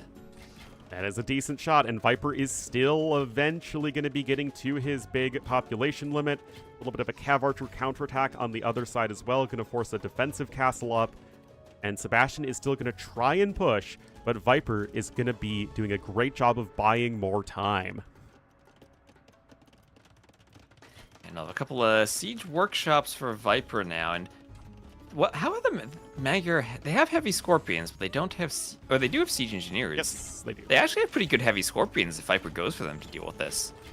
Yep, they used to have neither of those things back when Magyars had the worst siege in the game, but now they do. And there we go. Recurve Bow is on its way for Viper. That said, the population's better for Sebastian. He's got Elite Fire Lancer in, almost fully upgraded. Imp Skirms basically fully upgraded, just missing that last armor upgrade, and Viper still has to figure out a way to stop this. Yeah, and he's not repairing that castle. Sebastian has 2 trebs atop a hill and will soon have a 3rd on the hill. And Viper doesn't have enough Magyar Hussars to run down the trebs, has to pull his trebs back. And if he's not going to have his Hussars, then he doesn't have a way to stop Siege. Yeah, Siege is at the moment not in high supply for Sebastian, but that will change over time. And it looked like Viper was trying to go for an Onager switch, which, I mean, against the army of Sebastian isn't a bad thing, but the issue is the timing, and the fact that Sebastian's just been able to constantly take these fights means that Viper's really going to struggle to maintain his production, and that's kind of what we're seeing here, but Viper is defending. He's holding on the hill. He has the score lead. And it's so tricky that I feel that when he gets all the upgrades, he's getting Elite Magyar Hussar now. In theory, I think his unit composition wins. But it's taken him so long, he's lost all the map control, that forward castle he had. And now he only has 1 castle for making Magyar Hussars. They're stuck behind the Elite upgrade before they're queued. And he doesn't even have heavy CA, it's just normal CA. And that really is the dynamic here. Sebastian knows he's on a bit of a timer. I mean, a big timer, really, against Magyars. And all the Mangonels, except... Actually, no. All the Mangonels are sniped before Onager comes in. All the Magyar Hussars are sniped before Elite Magyar Hussar comes in. I mean, Sebastian knows he needs to make something happen, and he is doing that. This is a great game, number 1 T-West. Like, these guys are really playing well. And Trebs will go for the TC. And Viper on 143 Vils. His 3 relics are in that monastery, too. But now that Sebastian, he's taken the crown of this hill, and we'll push Viper. This is the most important part of Viper's base to push, because that's where the relics and the farms are. Yes, the wood that crowns the hill oversees the battle. Oh, but Sebastian, again, he's doing a great job sniping those production buildings. But, like, this is Viper, and Viper is the king of just finding a win condition in the long run. And Viper still isn't dead. He's still at 180 population. Just needs to find a way to get those CA numbers up, but that's just not happening, T-West. Oh, and, well, Monastery being trebbed. He's going Onager. I don't know about that. He's been going Onager for a while now. I mean, he had Mangonels earlier. Yeah, he's researching Onager The a Imp while Skirms ago. are doing well against the Onager. Oh, the converted Magyar Hussar. Honestly doing a great job of sniping that stray unit right there, but I feel like Viper will clean this up eventually. Not having +4 defense, though, for his Magyar Hussars is a huge issue. Viper has the resources for that upgrade. Maybe he just forgot it, but, I mean, that's giving the Imp Skirms so much more damage. Yeah, but we see Viper now on 2k food. He can't get the number of Hussars he wants. And thank you, John Slow, for the raid. Viper also keeping those relics relic. alive. I mean, yeah, Fire Lancers are, you know, en route at the moment. Viper's gold mine there getting harassed, but now Viper has to transition into the regular Hussars, which are still good for Magyars, but definitely nowhere near as good as the Magyar Hussars. And those Onagers are not getting shots on the Imp Skirms. I don't know. I feel like Scorpion probably would have been the better choice over Onager here. I mean, the high Pierce Armor of the Imp Skirms maybe made that a less attractive option, but the issue is that these fights are actually kind of unfolding like a campaign fight, where you're just throwing units into the mosh pit constantly. They're not like, okay, you have these like big armies that are trying to position, and then the Onagers get good shots. This just isn't how the game is developing. You mean like a poorly designed infinite unit spam campaign? Yes. AKA most modern campaigns with the infinite unit spam. AKA the Age of Empires 4 campaigns. Yes. Well, Guild's coming in for Sebastian. I don't think he has paper money yet. No, he does. Oh, man, Sebastian's really getting himself set up for the long haul. Yeah, he's doing all the upgrades. And remember, if we have a score victory, you want to make sure you have the upgrades ahead of time. You do, but, oh, still no HCA in for Viper. It's just too many upgrades to afford, and those CA numbers are getting cut down again, although the Imp Skirms may be overextending. Yeah, and now I guess you have to question, would HCA have been a better upgrade than Onager? they cost about the same, so it is really a good comparison, actually. And all those units are going to get cleaned up, so maybe Viper has bought just enough time. Yeah, and crucially for him, he hits the second castle, and it's in the eastern corner of the map, so that'll double his Magyar Hussar production. And Yeah, he had 2k food. He finally managed to spend it and still has 65 fills on food. And that's impressive to keep that many farmers when he was raided and lost that hill right overlooking all of his farms. Yeah, I mean, he's still with a decent villager KD ratio considering how this game has played out. Onager's still here, able to buy time at the front, and Sebastian, the reason he doesn't have bombard cannons is because the whole push was designed around, okay, just get as many units to the front lines as fast as possible to keep taking these trades. Well, Viper trying to slow the pace of the game down a little bit, but Sebastian's just not letting him do that, as we still have the Fire Lancers here doing a lot of damage to the Cav Archers with the Imp Skirms behind. Yeah, and it's maybe a bit awkward for Sebastian to take these fights because his production buildings are so far away. He's starting to do a couple of forward barracks. Maybe it'd be good for him to try to get, when he had that hill, to have done closer barracks or closer ranges to it. It feels like he has so much population that's walking across the map. Well, that is sort of the nature of having all of these foot soldiers, but I totally agree that he needed closer production. But the wood income for that's also quite tricky. I do think that Viper is, stalling out the game. He is slowly but steadily assembling all of his upgrades for his units, although no +4 defense is extremely painful. And now Sebastian's going to have to switch away from Fire Lancers into the Pikeman line, and that's going to be a huge move there for Viper. Yeah, that's going to be a huge downgrade in quality against the Cav Archers, because now the attack bonus against the Spear line will kick in. Yeah, I mean, Elite Fire Lancers for Vietnamese have 102 HP, and Halbs have 60. So, huge difference there, plus the difference, of course, in bonus damage. And right now, is it enough? I mean, Sebastian's doing such a good job of just making sure the fights are happening constantly, no matter how good they are, or not in this case. A couple of Magyar Hussars attacking the Trebs on the left, and Sebastian will lose one Treb. Will he lose the second? He does. And there goes the push. Magyars are so hard to eliminate with the fact they can pick off the trebuchets with a couple of stray Magyar Hussars. And Viper with Castle on the right, Castle on the left is hanging on. He is hanging on. Relics are identical between the two players. Map control still favors Sebastian in general, though. But how much extra gold is that going to yield him? I don't think there's that much. I mean, this map doesn't have much gold. There's 1,000 gold left on the map at all. Res collected are exactly the same. They're 200 more for Viper with 82k collected. Crazy even game number one. Like, both players really are bringing it. You love to see it. Yeah, Viper, they're starting to get a couple of raids in with Hussars on Sebastian's base, but Sebastian has enough castles that he can defend himself. The gold on the map is running out. And now you get to the trash war, where it's going to be essentially the Magyar player trying to keep Cav Archers alive in the back, while the Vietnamese player goes Halb Skirm, and the Magyars are doing some type of Hussar, Magyar Hussar to fight.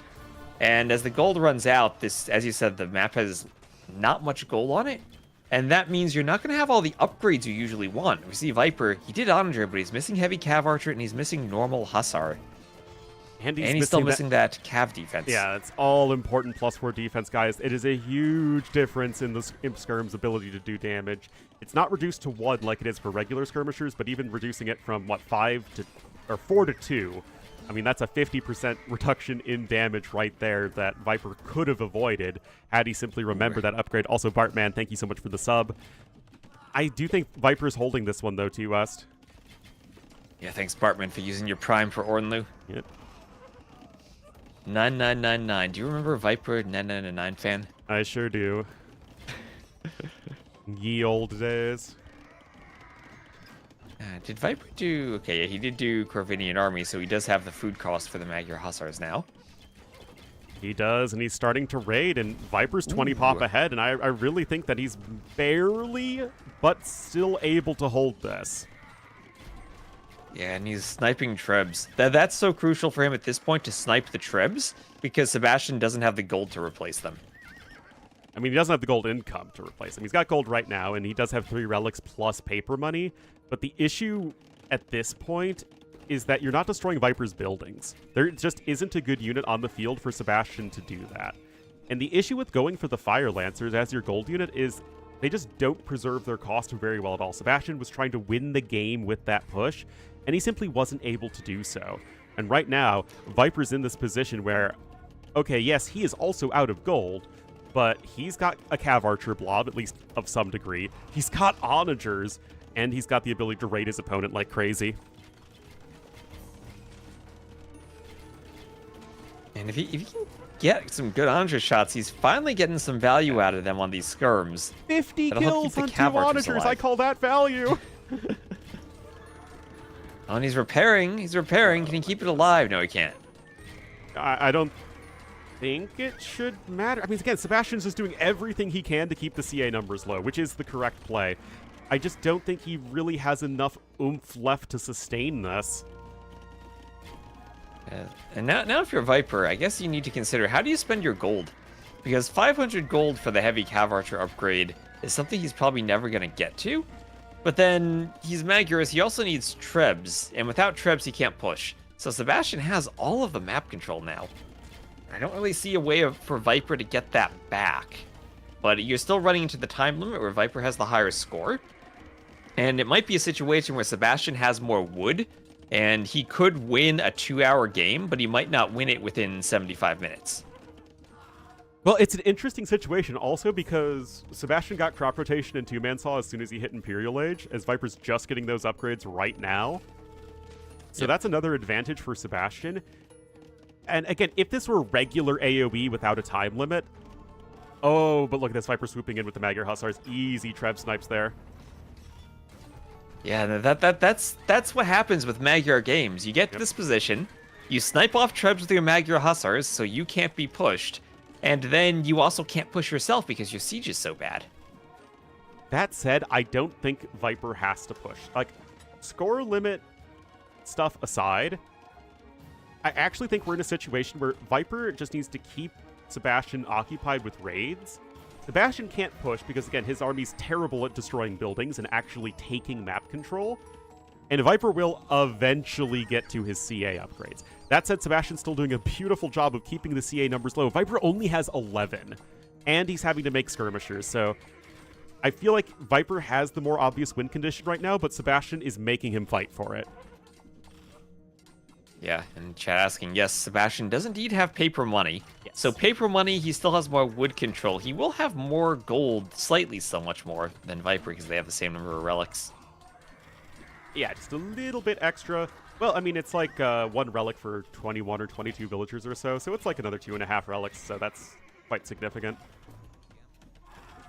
Yeah. But I remember back in the day when paper money first was introduced. I still used paper money. get your 500 gold for your teammates. I don't know. I mean, like IRL, I used money that was made out of paper. Oh yes. I just use a card or a phone scan these days. Oh yeah, I don't do the phone scan stuff. I just have a card.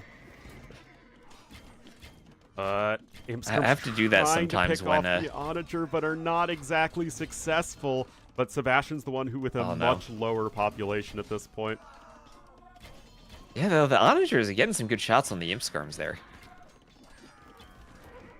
Yeah, I honestly think that if Viper loses this game, which I don't think he will, to be honest, it would be because he doesn't have the armor upgrade. And if he had that armor upgrade, his chances of winning the game much sooner just skyrocket. Yeah, well, I mean, when you're fighting skirmishers, you need armor.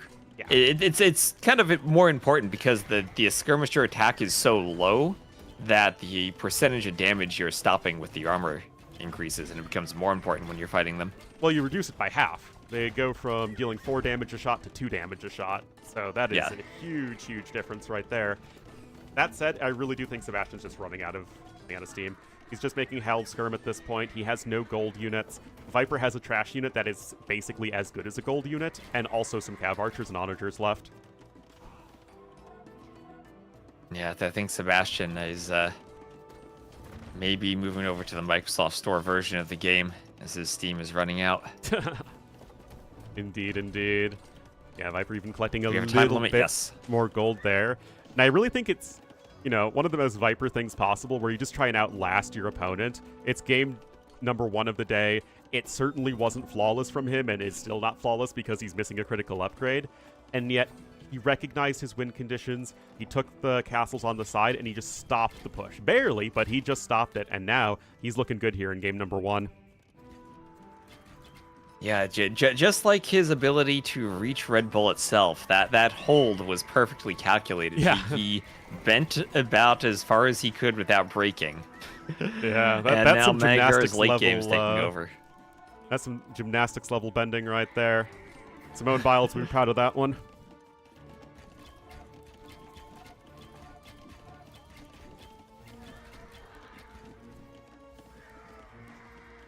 Anyone else notice that all the casters do more puns when they cast together with Ornlu? I have no idea. I'll need to keep stats on that. We need the pun counter.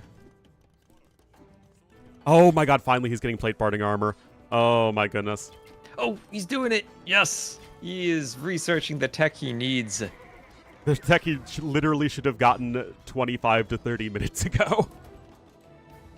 And I also the fact that he had now and then gotten Hussar raids into the back of Sebastian's base.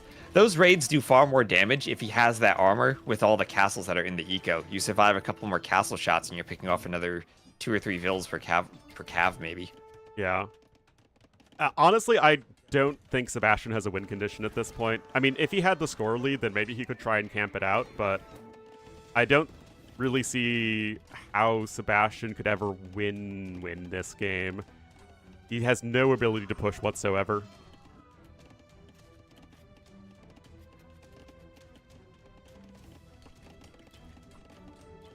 The first bombard cannon coming out at almost the 1 hour mark. Oh, let's go. But just like the trebuchets, Magyar Hussars pick off the bombard cannon very easily. So it's hard to use siege against the Magyars. I mean, it's a and really look at that tough Zero game. Sorrow a song long time. using the prime sub Top for Ornlu. players still the same. Yeah, basically. Sebastian is the newest face in the top scene, but other than that, everyone's still the same. Oh my goodness, these onagers that really struggled to find value initially are now getting such enormous value. Yes, they are. And now we're seeing the counter to the onager is the bombard cannon, but Skirm plus Cav Archer plus Magyar Hussar all work against the cannon. Yeah, and I mean, 2 of the onagers there are sniped, but remember that... Well, actually, Sebastian's doing a great job of keeping that cannon alive. But it just feels like it's so late at this point. Res collected still a little bit in favor of Viper, and just as importantly, and actually way more importantly, Res destroyed so much better. That's what, 30,000 more resources destroyed? Yeah, well, look at the KD. It's almost 1,100 to 700. Well, yeah, I mean, But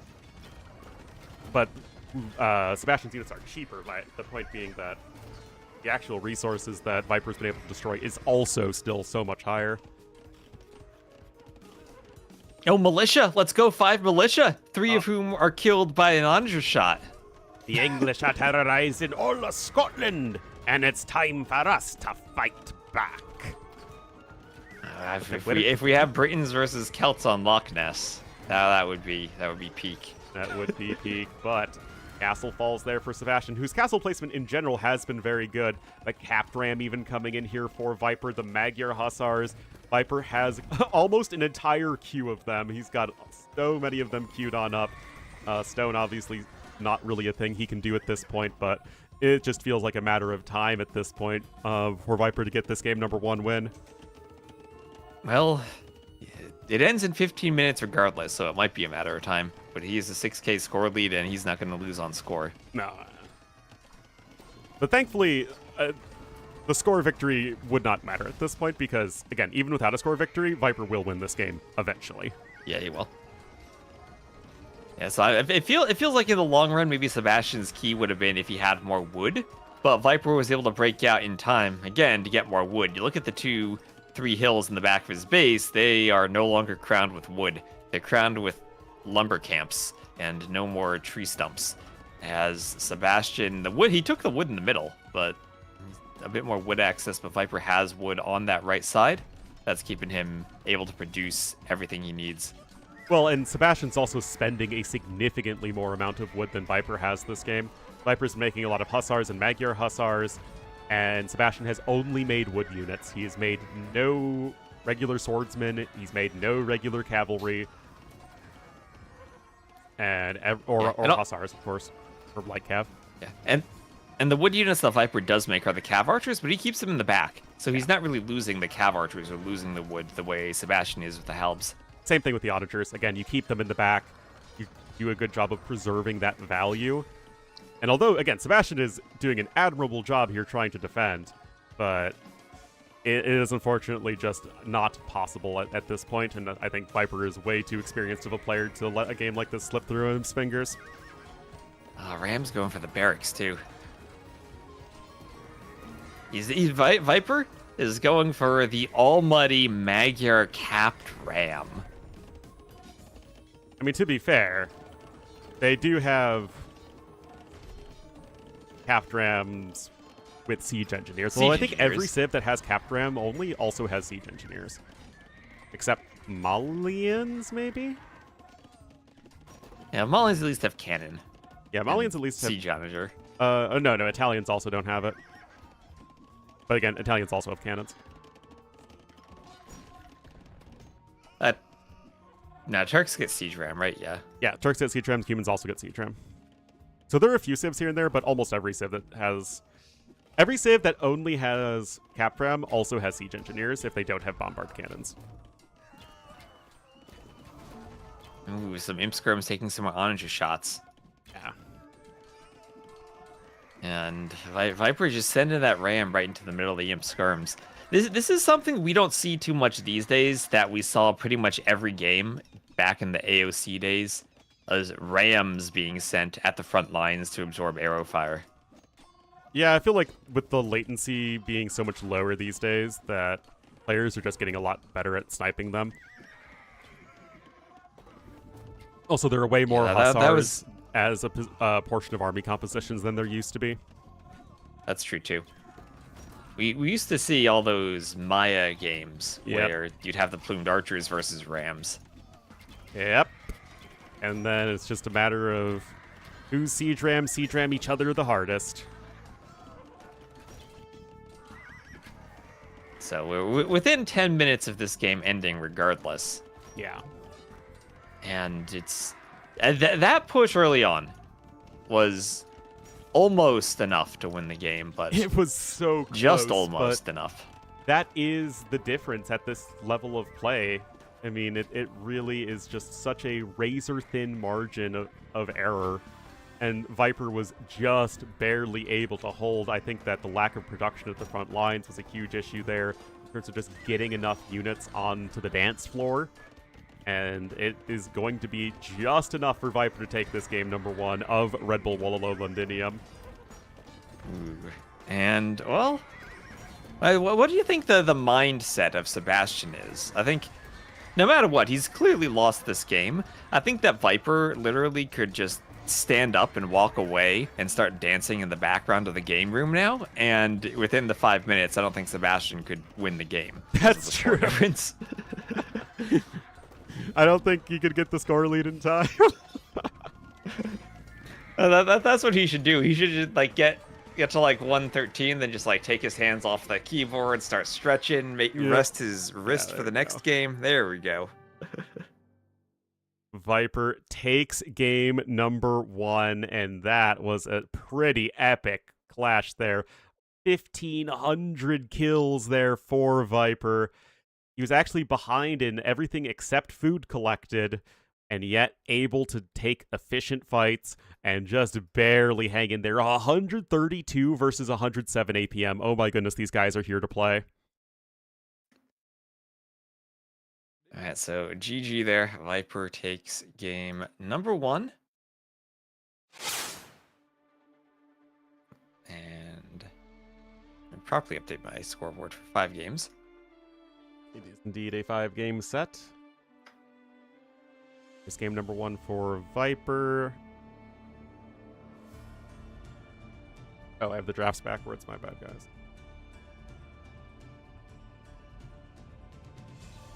No way Viper's the higher seed, right? That wouldn't make any sense.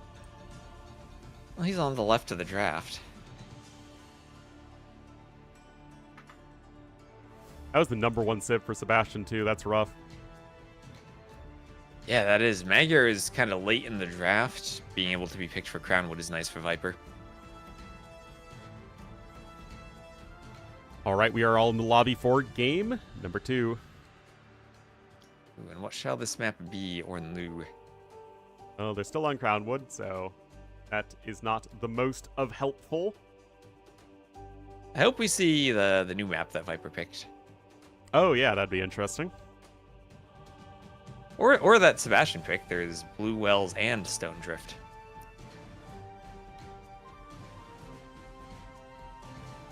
Well, no, that Stone Drift is banned. Oh, that is banned. Not bad. Bad. I saw something that I didn't recognize and got overly excited for it. Like, no, wait a minute, that wasn't a thing. Yeah. Interesting that Vulpine was picked constantly during the ladder qualifier, but once it came to the actual qualifiers, and now even the first set of the event, it was banned. Well, it was a clear Korean's mirror. You knew what you're getting into on Vulpine. And also the games, I guess, were pretty fast. So. Oh, but here we are. You're getting your wish, T-West. We're going to be going to Blue Wells. I think it's a water map, so we should see some watery civs, but other than that, I have no idea what to expect. Yeah, some fixed oysters. Some fixed oysters. If I remember, it's like Inundation, but with oysters and with Empire Wars stuff. Oh, geez, I'm trying to remember Inundation. Is that the one with all the box turtles around the edge? That's the one that has like water around the edge, but then there are 4 ponds in the middle. And is it Inundation or is it Immersion? One of those. It's Immersion. That's Immersion. No. Yeah, that's Immersion. That's Immersion. Yeah, that's what I meant. Immersion, but with the some oysters in the ponds. Well, we will have to see. There shouldn't be a spec delay, and there is not. And here we are, guys. Game number 2. A really long, epic first one, but Viper was able to pull it off, and he'll be the yellow Dravidians to the north, Sebastian, the blue Japanese, to the south. All right, and yep, and you can see those oysters, and you can see why it's important that we fixed the oystering ship issue. Oh, you start with 4 fishing ships on whales. Now, I haven't looked into yes. this extensively, T-West, but whales gather faster than oysters. Like, it's like Yes. deep fish versus shorefish. I don't think it's that extreme. I think it's 0.4 versus 0.5, but maybe there's more features there. Anyway, as I said, like Immersion with the 4 ponds and water on the outside, but you start with gold in the ponds. And I don't know how those whales got into those small ponds. Oh, you know But what? there I they bet are, it's, along with all the oysters. I bet it's all connected underwater. Like, it's actually a network of Ooh. grottos that Oh, they can get to the I ocean. like that thinking. Yeah. I like that thinking. So how much gold is on the map that is not in aquatic form? I think only 4 tiles. Yeah, 2 groups of 2 per player, and that's it. So taking the gold in these ponds will be extremely important. So shouldn't Japanese be an auto pickup on this map? Like, every single time? And then I mean, we're Dravidians- seeing Japanese Dravidians. And I think see the exactly, hybrid civs should every we see time. this like every single time? Maybe Lithuanians, maybe Byzantines. I guess not with the Hulks anymore. No. You can also do mining camps on the oysters and mine them with vills. You don't have to use fishing ships to collect them. So you can do mining camps in the middle, kind of like Gold Rush. Yeah, there's a little bit of flexibility where with oysters, you can drop them off at either docks or mining camps in the same way that you can drop shorefish off at either mills or docks. So, nice little bit of flexibility. I actually like the fact that they added oysters to the game and now whales. Yeah, it gives you more options, right? Mhm. I don't like how they went through all the standard maps and added like whales to islands and stuff. Okay, yeah, that's But weird. I do like that they're available to use for new maps. Exactly, but here we are. Archers coming on in here to the base of Sebastian. He is going to give a hearty, get out of here, Viper. But Viper says, no, I am going to kill you. It's a very Nice killing unfriendly some archers conversation. also. Yeah, also Hulks on the pond to the right, fishing ships whaling ships gathering in the dock to shoot arrows. They added whales. That's what they did for the UK land. They added whales. Ha ha ha. Indeed. Well, it's a bit messy here so far. Sebastian is going to lose a villager here to Viper's archers.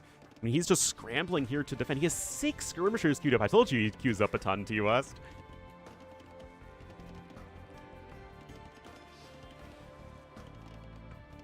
Yeah, also Capture Age doesn't show the whales on the minimap, so it's maybe a bit difficult to tell what's going on in the ponds. Or the oysters, it would appear.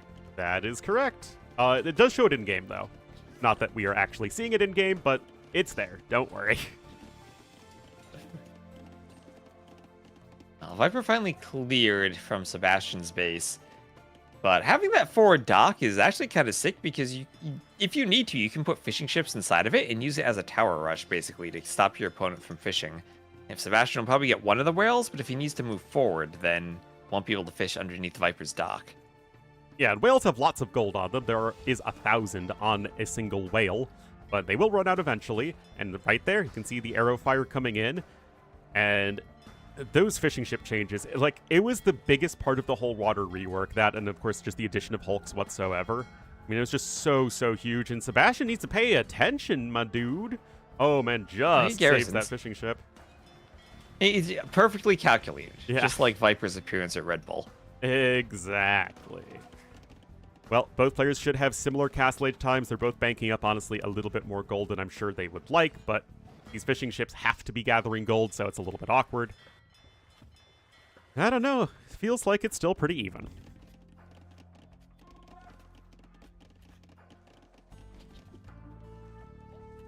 And Viper's going to fully wall off the map over to the left. Doesn't want Sebastian able to get in. Nope, but Sebastian is selling his stone for a slightly faster castle age, but I'm talking slightly faster. Viper's going to click up right now. There Okay, goes. it's like a 30-second advantage, but you don't have any stone. Viper's going to have more resources to play with in early castle. Yeah, but I think pretty crucially, Viper having this forward dock has disrupted Sebastian's fishing just a bit, which is what he wanted to do against the Japanese. So big fight in the middle, big fight with archers and skirms. Scout goes down for Sebastian. And the numbers are pretty similar to the point that both players will get back. And additional ranges for Viper. So, Ornlu, what are the chances that Viper goes Elephant Archer as Dravidians? Eventually, I would say pretty high. Right now, very low. But look at this overinvestment here from Sebastian. He has 6 hulks here on the pond. Viper has nothing. He has the 1 fishing ship garrisoned in the dock. So those are hulks that are going to be basically useless very, very soon. Since it's April 1st, you want to hear a joke? Sure. Viper using demos to clear the dock, to the hulks from the dock. Don't be ridiculous. That's not a joke. That's just not true. Oh man, I miss demos are so demos. bad.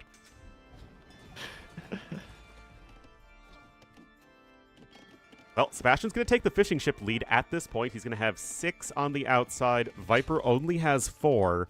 But Viper does have a fair amount of food. So if he did want to go elephant archers, I mean, he's well set up for it. I mean, lots of fish on the outside, and with the hulks and garrison ability, I don't think Viper would be too worried about losing them. So, might be good. Fishing lines on the way for Sebastian to upgrade his fishing ships. University plus TC for Viper, so it looks like an early ballistics along with the TC.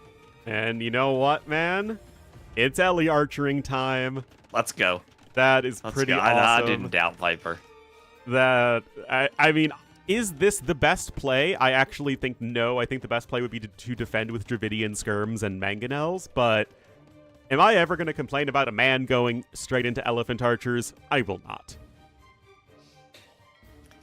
To be fair, I whenever I see someone playing elephant archers, I always feel like they feel cheaper than they should.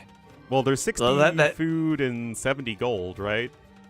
So, and 60 food isn't really all that much. Like, compare that's cheaper on food than a light cav. I mean, it's a knight, but 5 less gold.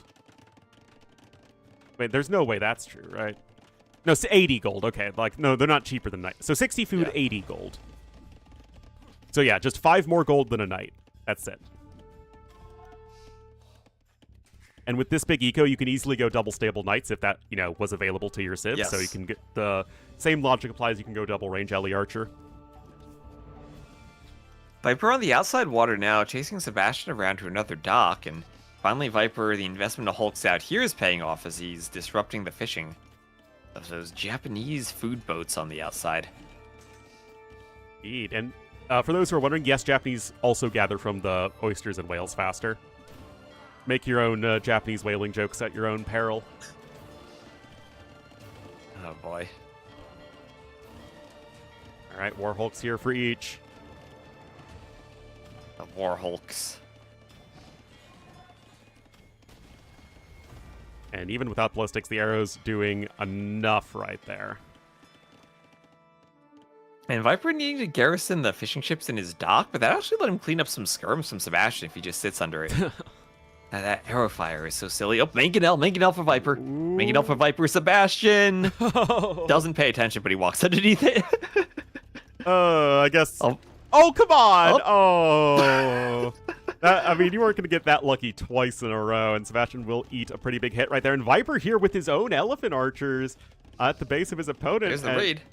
They're doing some good damage here, T-West. And remember, they do have that one extra attack like cav archers do. So if skirmishers, Sebastian only has 1 armor, the elephant archers could even consider fighting right there. Especially ballistics versus no ballistics. Yeah. And they just attack fast with Dravidians. 1.6 reload time. It's like a elephant Mongol cav archer. One goes down, but Viper gets out, and he killed a lot of skirms in the process too. Yeah, Sebastian takes that fight so much more easily if he has ballistics, but obviously he does not for the next 15 seconds, and by that time, the fight is already over, and now Viper as Dravidian's able to add in some cheap mangonels, and we're very quickly getting to Mangonel Elephant Archer, which is such a scary mid-game army composition for Dravidians. Yeah, it is, and they don't even have the skirms out yet. And think about that, Dravidians with a scary composition without even adding their skirms yet. Yeah. I feel like people underestimate just how many good military options Dravidians have because they lack knights. Like, they have a lot of really strong units, and this Elephant Archer Mangonel combo is not going to be something that Sebastian's going to stop anytime soon, especially with a lot of his army essentially being wasted chips on the right side. Yeah, and this is honestly almost, I'm tempted to say, ram territory for Viper to push the buildings at the front of Sebastian's base. The skirms are not enough to stop this. Well, they'd have to be the armored elephants and not rams, and that's very expensive on the food cost. Dravidians actually wish they had rams because they would be a big discount to them, but nope. Much harder to afford here in mid-game. That's true. But on this map, we have so many fishing opportunities. Maybe actually the elephant rams are the better option, as we have a mangonel shot on Sebastian's skirms, and Sebastian can't stop this. Ornlu, he cannot stop this. Is Sebastian just dead right now? I think he might be. You were questioning those elephant archers when I first suggested it, weren't you? I was. I thought that defensive skirms would be the better play, but you know what? If it works, it They're works. not. And to be fair, I think that have so Sebastian much isn't HP. losing this game if he doesn't screw up with his skirmishers, sending them to the north of the map. But you know what? I love to see different things work, and this is awesome here, except for the mangonel that Viper just lost. Yeah, but I mean, these elephant archers, they can sit under those TCs.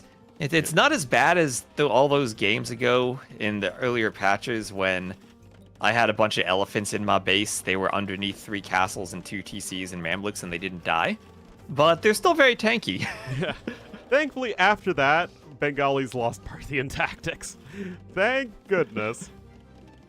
But Sebastian trying to wall the elephants in, but they're going to escape. They will escape. Yeah, Sebastian just failed to address the elephant in the room, which were all the elephants in his room. As they just got so much value. 20 eco kills for Viper. Yeah, Viper just adding more elephants to the room, and there'll be a forward castle. I don't think Sebastian can do anything here. His hope is that the mangonel from Viper attacks the house just as the castle goes up, and Viper one-shots it. That certainly would be quite the moment there for Is Viper. that gonna happen? Wait. That might happen. That might happen. And almost. That was literally the definition of the very first Tim Castle. Like, that is exactly what a Tim Castle looked like, guys. Except the castle's destroyed. Yeah, the timing was almost there. The shot needed to come off just a bit earlier. But I have done that myself many times.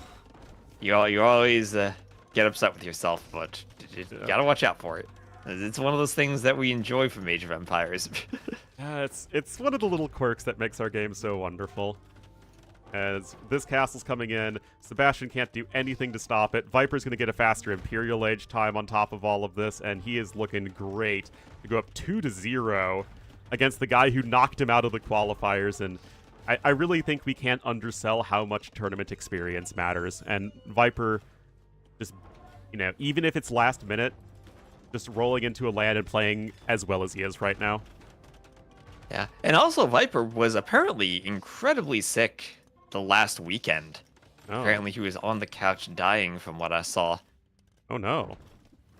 Well, fortunately, Viper's immune system not exactly the best, famously, so hopefully he's at least feeling a little bit better now.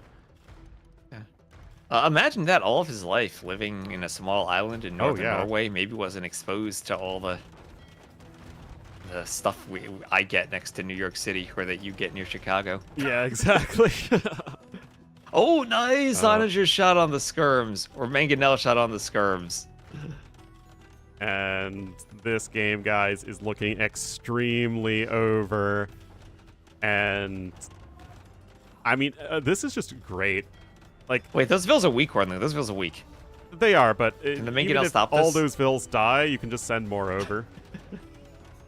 He's up by 40 vills, or 30 vills. He has some extra vills to spare. And he's literally going to be an imp with 2 castles here in a second. Surprise score is so close. I'm genuinely surprised the score is so close too. But that's also Viper. He invested so much food into the vills. It kind of takes a while for that to kick in and adjust the score.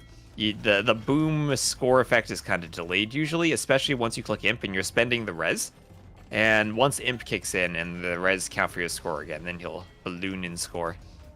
Exactly. The Hulks are all going to get sniped by elephant archers because it's just so bizarre, man, how bad Hulks are against any amount of arrow fire. Even skirms. That just feels wrong. Like, I don't love Hulks, but like seeing a ship get wrecked by regular ranged units is just bizarre. Yeah, now we see Viper 1k score ahead suddenly. Yeah. And you get an extra 200 wood upon reaching Impus Dravidians. You can turn that into cheap trebuchets. Honestly, I'm not too sure what Sebastian sees in this game at this point, as Viper will almost certainly be taking it.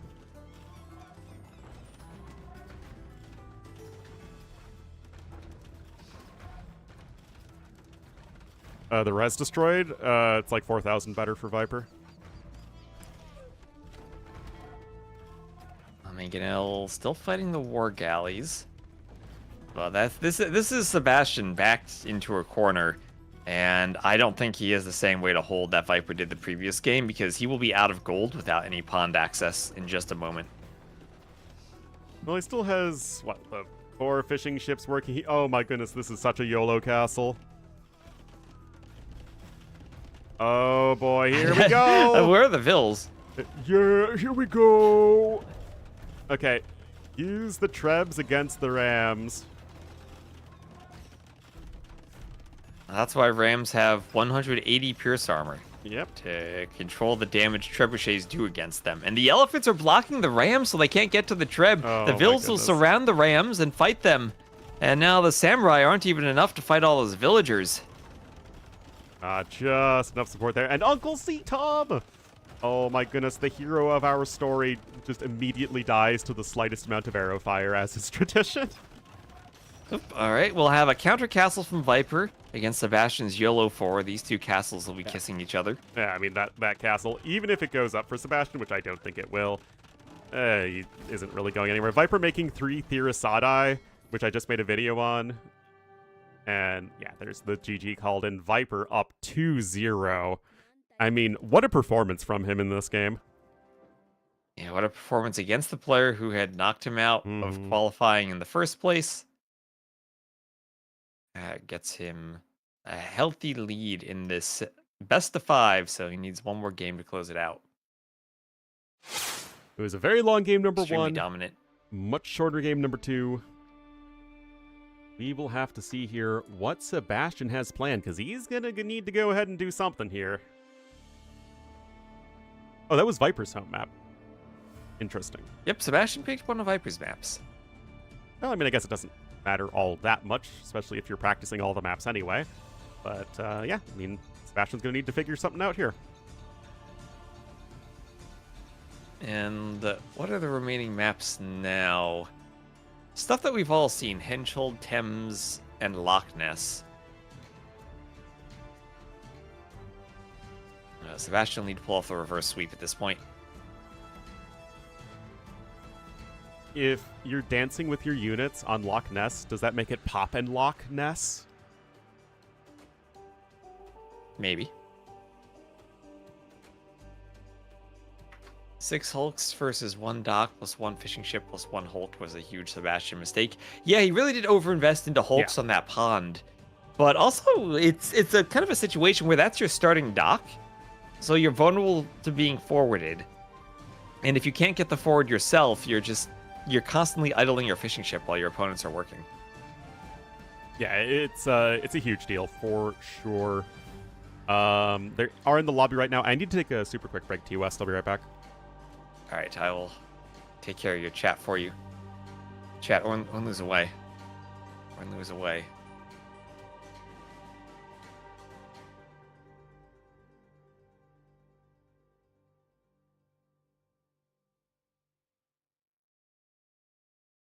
Yeah, Riot. Right, Dash? That's the other Dash. Ornlu's Dash. Is presumably there helping Ornlu cast. Gonna be such a troublemaker while Ornlu's gone. Okay, I see them picking the map, and it will be Thames for the next game.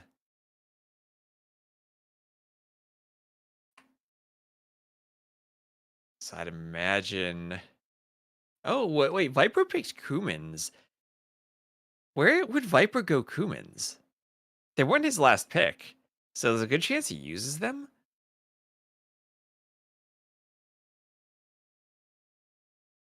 We're not going to see Kumans on Thames, are we?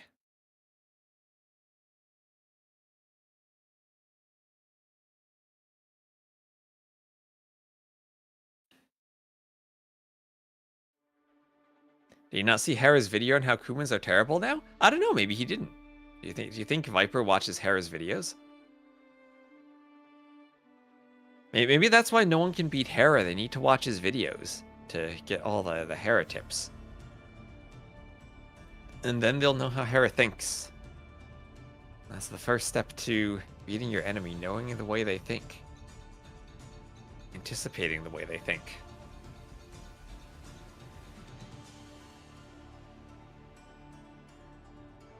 Do you think Viper subs to Hera's Patreon to get the build orders? Maybe he should. Looks like I had perfect timing. Ornlu, do you sub to Hera's Patreon for the builds? No. Alright guys, here we are, game number 3. Viper going to be playing another one of his favorite civs, the Portuguese, to the west of Thames. And to the east in the blue, on the verge of getting swept in his first set of the tournament, it will be Sebastian as the Persians. Alright, let me load in. Let me swap the locations. There we go. So, what I saw in Viper's Civ draft was the Kumans. And of course he doesn't need to play them. He has an extra Civ. But that didn't really strike me as a Civ you would ever draft other than if you're going for that ram push on the stone map. What's it called? Stonefront. I think that build's just bad, though. Wait, didn't we cast that together?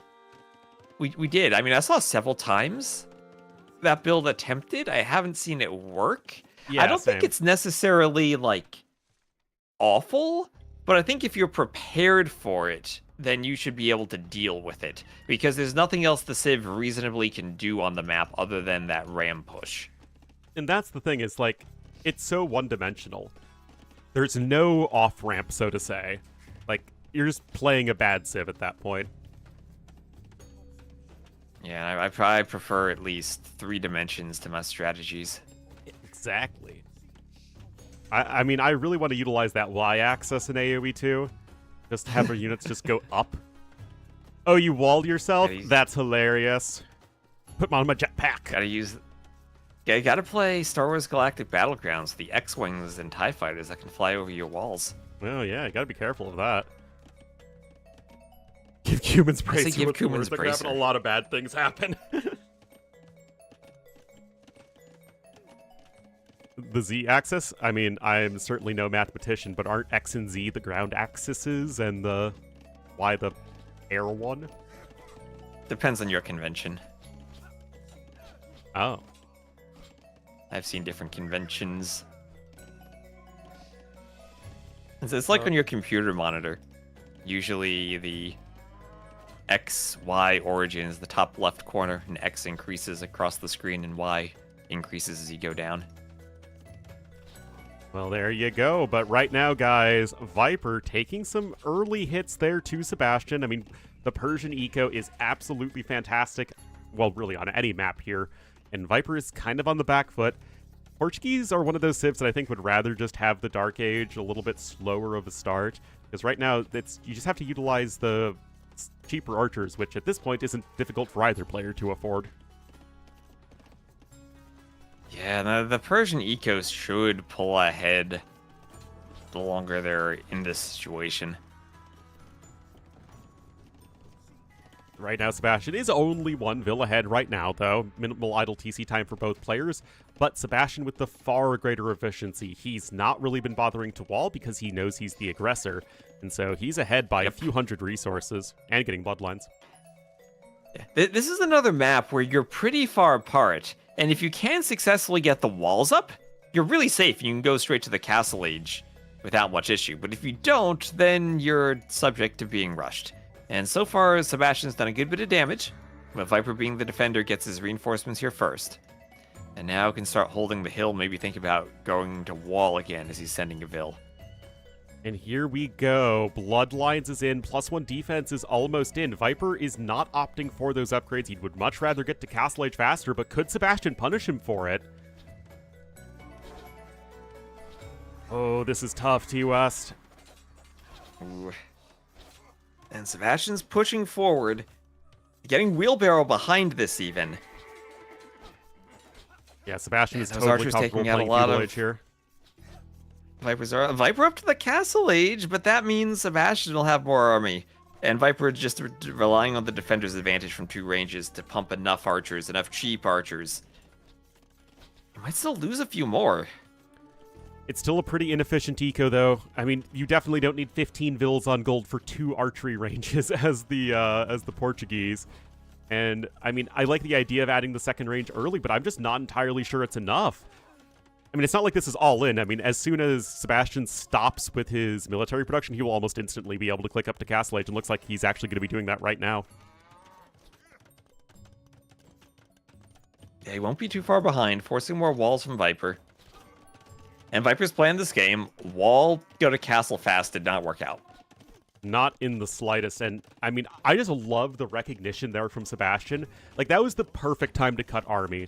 Like, exactly when you had gotten enough damage done, you had done a huge number on Viper's army, forced a super inefficient defense, and then you just immediately cut army and click the Castle Age. Like, that is just such good heads-up AoE too.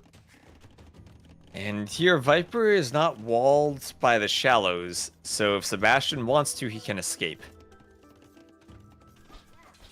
It is not a 1500 res lead. It is around, what, an 8 to 900 res lead, but that is still extremely significant. And Viper, gonna be in Castle Age, but he can at best push away Sebastian's army. He can't really cross the map in time.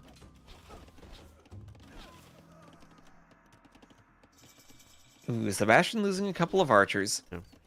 Yeah, but as you said, Viper not really in a position to go forward as Sebastian keeps walling. Viper does have control of the Royal Albert Hall. So he is a bit of a... Oh my gosh, that's an extra Fatoria when you're the Portuguese, having that pop space. Oh yeah, Plus so it is. 25.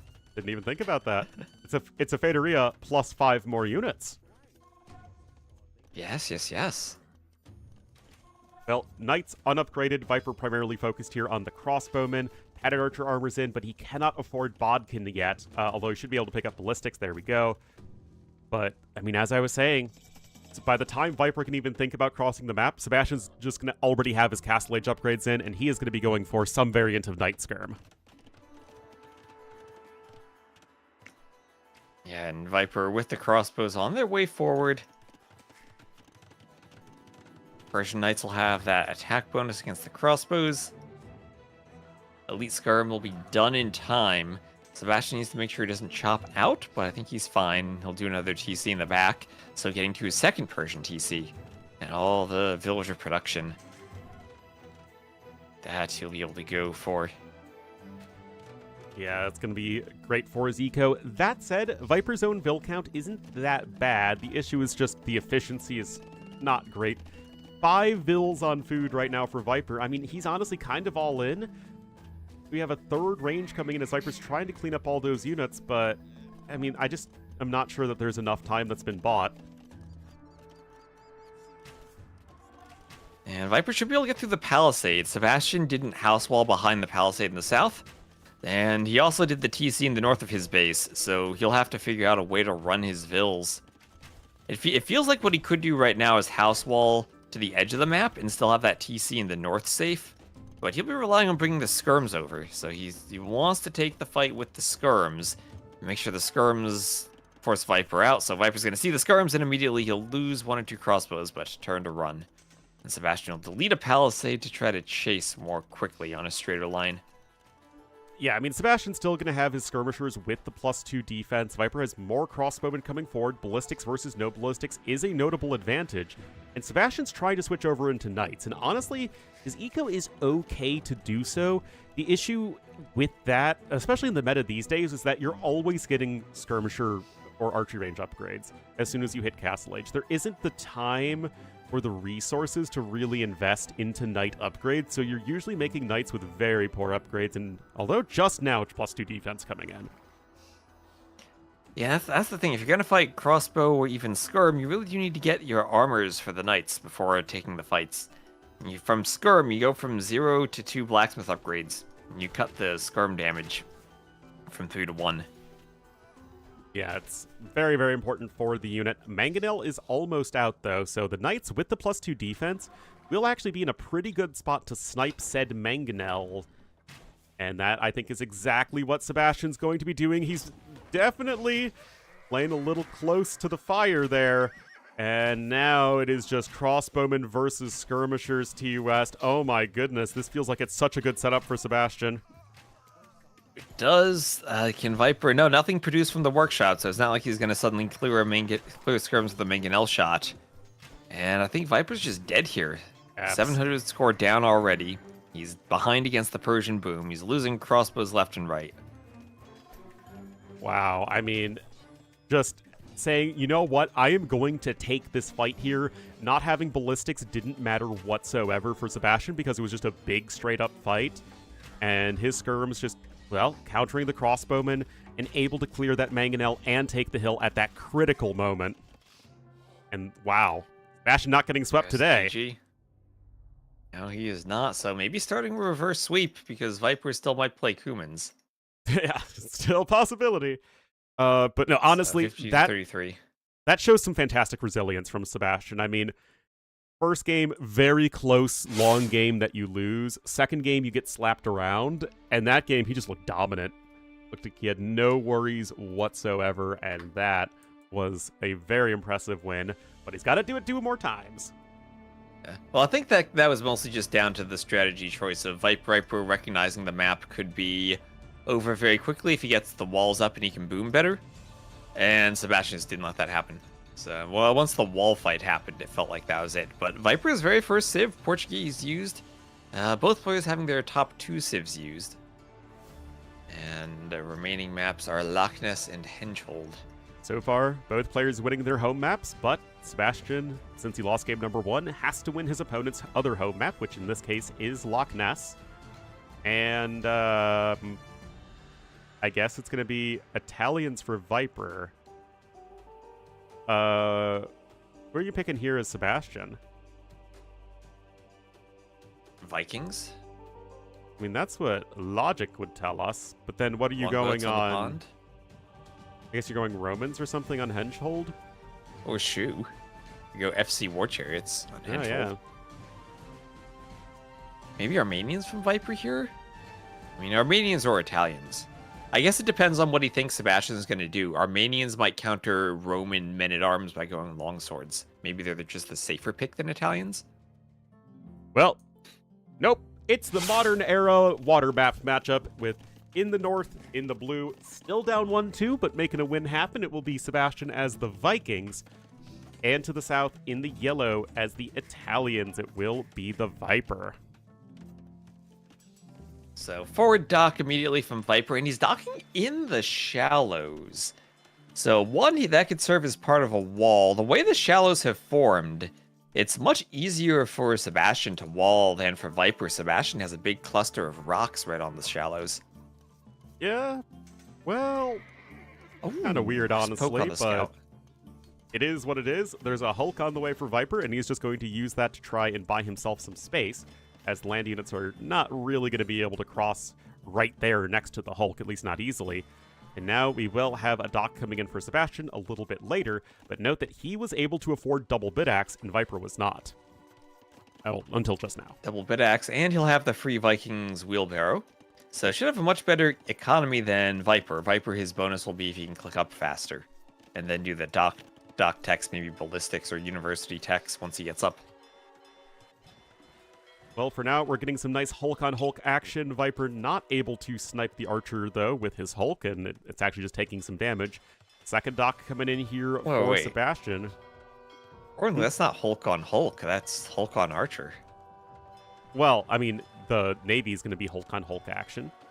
Sebastian's making them to deal with Viper's Hulks. Except Viper's now making a fire galley, but that's going to die to He's the making Hulk. fishing ships.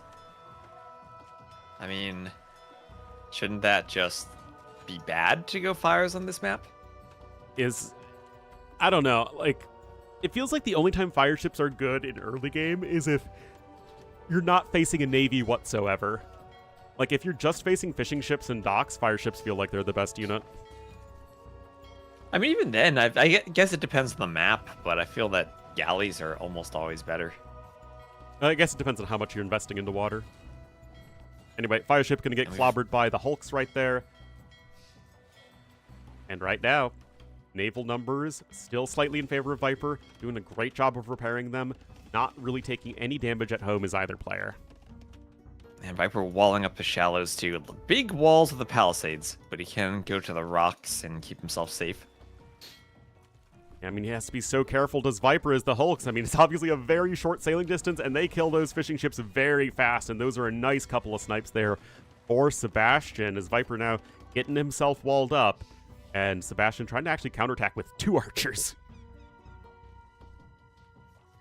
2 archers. And oh, there's that nice destroyed castle on the side by the scout. And Viper trying to go for a mix of different ship types. Is that the way to go instead of full Hulks, a mixture? Get galleys added in? You need fletching for them, but you start with the blacksmith. So it won't be too hard for him to add in. He wants to click up to the castle age and then maybe engage with galleys into war galleys. Well, galleys still represent the best long-term value of any of the ships. They're the best windmast, and they're going to serve you the best over time, especially if you're not having fights forced upon you, which is kind of what's happening right now. And Viper with Italians is almost ready to click up to the castle age, and he can do so right now, and there we go. So Viper going to be able to leverage a bit of a timing here. Or is it great to clean up docks? I guess they do clean the docks probably better than other ships. They are definitely best at cleaning up docks these days. Since docks also have a minimum range, so even if there are fishing ships inside of them, you can sit in the min range, and you're not fearing demos like you were in the past. Yeah? The galleys are going to do the job for Viper against the Hulks now.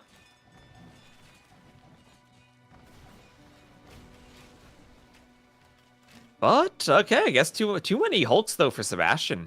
Investing very heavily into the water like we saw in that previous game.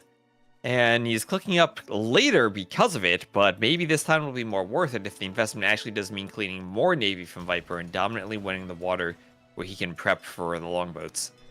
Yeah, I really think that if this was a situation where Viper had fishing ships that he could garrison in the docks to keep safe, then I think it's a lot harder for Sebastian to take that engagement. But because Viper didn't have anything to garrison the docks, the Hulks could just, sail right on up and do a ton of damage. He's got 2 more docks incoming. Ooh. And, I mean, Viper... Oh, no, T-West. He's making the critical error. He's doing a demo. The Viper, no. Oh, my gosh. This is... Viper played so well those first 2 games, but now we're seeing the Viper who made 20 Cobra cars and still got swept 5-0 from Lewis. Oh, no. Onimaru the Viper has left, and Viper has joined the party. Demo maybe gets 1 kill there. Oh, no. Galley there is forcibly ejected. It's going to go down, and Sebastian is almost up to the castle age. Scout finally goes down for him. Viper going to add a TC. And at the very least, Sebastian isn't going to just, kill him, but his eco is already so far ahead. Yeah, is this going to be game 5 in our first set? Is Sebastian going to come down, back against the wall, down 0-2, and put himself in a position to reverse sweep? Because now the Vikings with longboats should win the water. And at least in the castle age, I don't think there's much Viper can do. Yeah, I mean, Viper's got nothing going for him on the water right now, and the score lead is gigantic for Sebastian. Viper is... Wait, he's got a couple Cav archers. He has... Italian Cav archers. I think this is the first I've seen Italian Cav archers.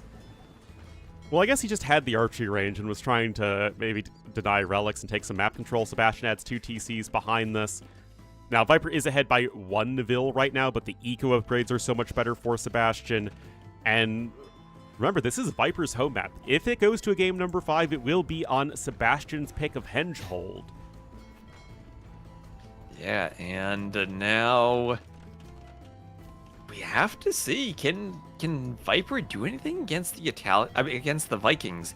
Because Italians-Vikings is a matchup where Italians probably could monk rush, and Vikings don't really like dealing with a monk rush, but not with this setup on the map when you have to go so far around the sides or push through the shallows, but neither should really be feasible for Viper here due to distance or the fact Sebastian has the water. Yeah, it's like, what do you even do at this point if you're Viper? I mean, I guess you can kill a villager with your Cav archers. Sebastian's gonna trap them in. Oh, take a page out of Viper's book. Yeah, there you go. I mean, I guess you're just gonna send your random units back to kill those 2 Cav archers. It's not really that big of a deal either way. But this is such an uncomfortable spot for Viper to be in, because he's so stuck. He can't attack, he can boom, but his eco's so far behind, and Viper knows that based off of the scores. Like, what do you even do? Well, I don't know. Viper must be hoping that score is just water now, because the option is fast imp with Italians and try to make something happen, maybe? I guess. I mean, to his credit, Viper has way more vills on food than Sebastian does, who's just gathering a ton of wood right now, but that's actually not the eco balance you want at this point. You don't want to make ships anymore. You don't have to. You want to make farms so you can get to Imperial Age, and I mean, I guess you could add in some fishing ships, but Sebastian isn't really doing that. Yeah, fishing ships, he is floating wood would probably be nice right now. I mean, why else bother winning water, man? I mean, map control's great and all, but you still want to get those fish down. Is Sebastian doing a market? Do you think he's going to rush Imp? Because he has the monastery. He'd need a university and then a bit of market usage. I think he needs to just balance out his eco. He just needs to buy some food until he actually has proper food income, but he doesn't really have that right now. Yeah. Like, he could go Imp on 2 TCs, but he doesn't have the food, or on 3 TCs, but he doesn't have the food balance to pull that off if he wanted an early Imp.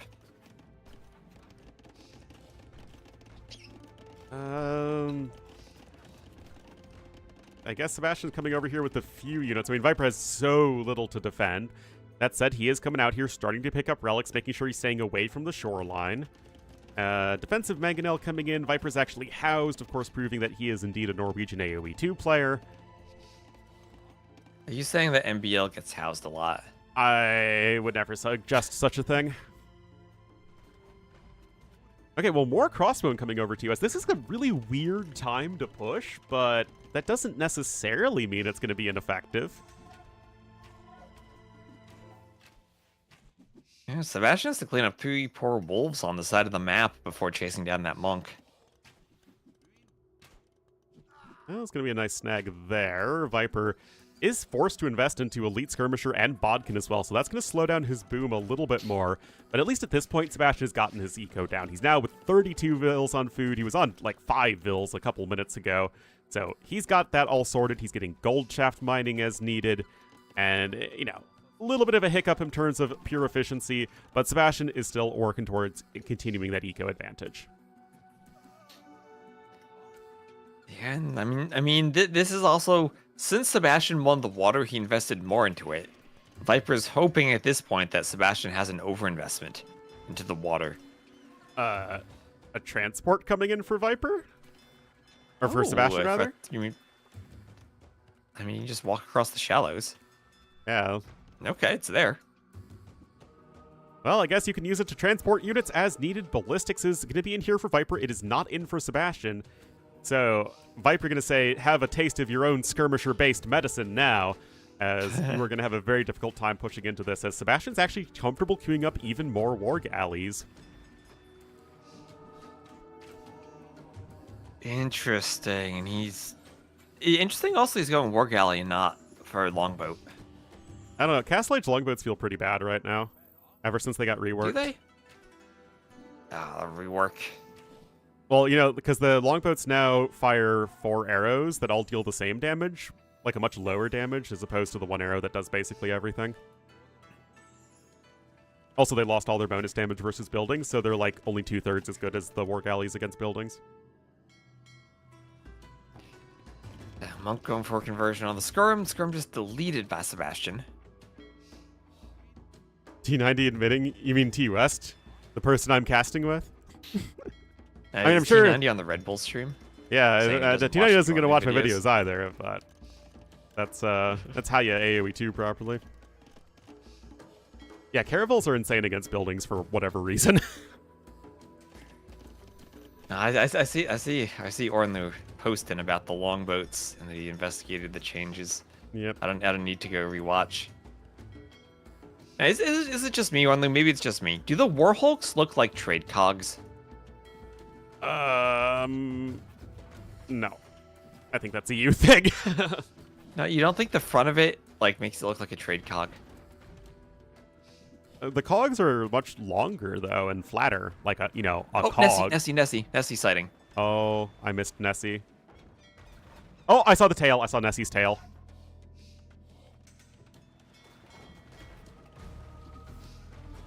All right, fire stick at the monk. And this is what can happen on the map, kind of like old school Highland. You get to the point where one player has won the water, and the other player is asking, okay, how do I push now? And, I mean, to be fair, Italians have a way better late game than Vikings do. Do they? What do Vikings... Nowadays, with all the buffs that the swordsman line has gotten? Italians have freaking Pyrotechnica hand cannoneers. I don't think Vikings deal with that very well.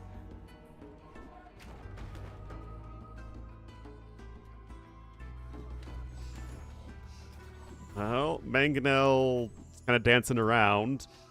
This is such a strange situation. Elite Longboat is coming in. Okay, well, they look pretty at least. He doesn't have any longbows to turn into elite ones. Did he cancel that? I think he must have. I mean, it doesn't make sense to go longboats at this point because they require a different upgrade than all your other warships. So just go ahead and get your heavy warships. Now, at the very least, Sebastian will have more map control, as he's going to have both sides on lockdown and he's got the water. But you still need to win the video game eventually, and Viper does have one more relic, technically. You do need to win the video game. That is important. Winning the It video game. is. That is the goal of playing the video game, to win. Actually, But never mind. One. Score limit. Or time limit with the score. You Sebastian still literally win can just via sit around score. until the time limit and win. I mean, we're only 23 minutes into the game, Ornlu. I don't think you can just go hands off the keyboard yet. I mean, I'm not talking about hands off the keyboard, but I'm talking... I don't think Sebastian ever needs to push. Okay, you're talking there in the game room. Someone's at the door. Sebastian doesn't need to pause when he gets up to answer it. Yeah. We're not there yet. Fortified wall to elite longboat. I actually think Sebastian can just win this game by sitting back Yeah. and just defending anything the Viper Camping the tries to pond. throw at him. I'd 100% agree with you now. This is literally Sebastian should start building a wonder in the corner just for show. I mean, we're not there yet. I mean, it's not like, oh, it's the easiest thing in the world to defend against whatever Viper's going to try and do to come back in this game, because obviously he is, but I think that I just don't see the incentive for Sebastian to ever attack Viper. No, there's a fortified wall. Yeah, the only incentive would be 2 relics to 4. But that's not going to be enough of an advantage, I think. Especially because Viper can't secure, like, any of his gold.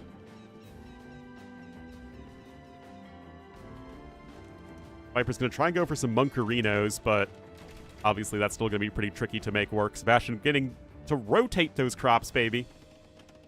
Yeah, crop rotation, also cannon galleons for him. Yeah. So I don't even know what to say about this. I think we might just be waiting forever for Sebastian to win and for Viper to resign. No, that's what I was saying. It's like, I feel like the score victory is actually going to drag out this game significantly longer than it actually has to, because Sebastian would have a very hard time attacking, right? There's a reason that Sebastian is opting for this.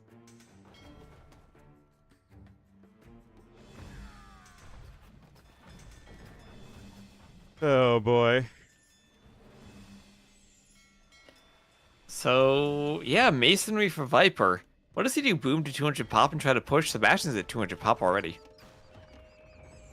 Yeah, but how does he push? Does he try and push from the side? Okay, actually getting some decent value from the bombard cannons, but you have a long, long way to go. Yeah, Viper doing a workshop on the side, more outposts everywhere for Sebastian. Yeah, ECG's in, no siege engineer. Oh, literally, as I say that, he's starting to research siege engineers. Viper going to try and ram on the side. He's going to try and barely squeak by on the side of the map that doesn't, or, you know, access the area of the map that isn't bombardable from the water. But, oh, geez, I feel like we could be sitting here for a really long time. Yeah, well, right now we get the full Jeanne of Arc experience as the cannon galleons from Sebastian are dodging the bombard cannon of Viper. Indeed. No Arquebus in for those guys. Yeah, you can see what Viper's trying to do here. He's going to try and go for the rams, or I guess bombard cannons to start with, and then push with the hussars. I don't know.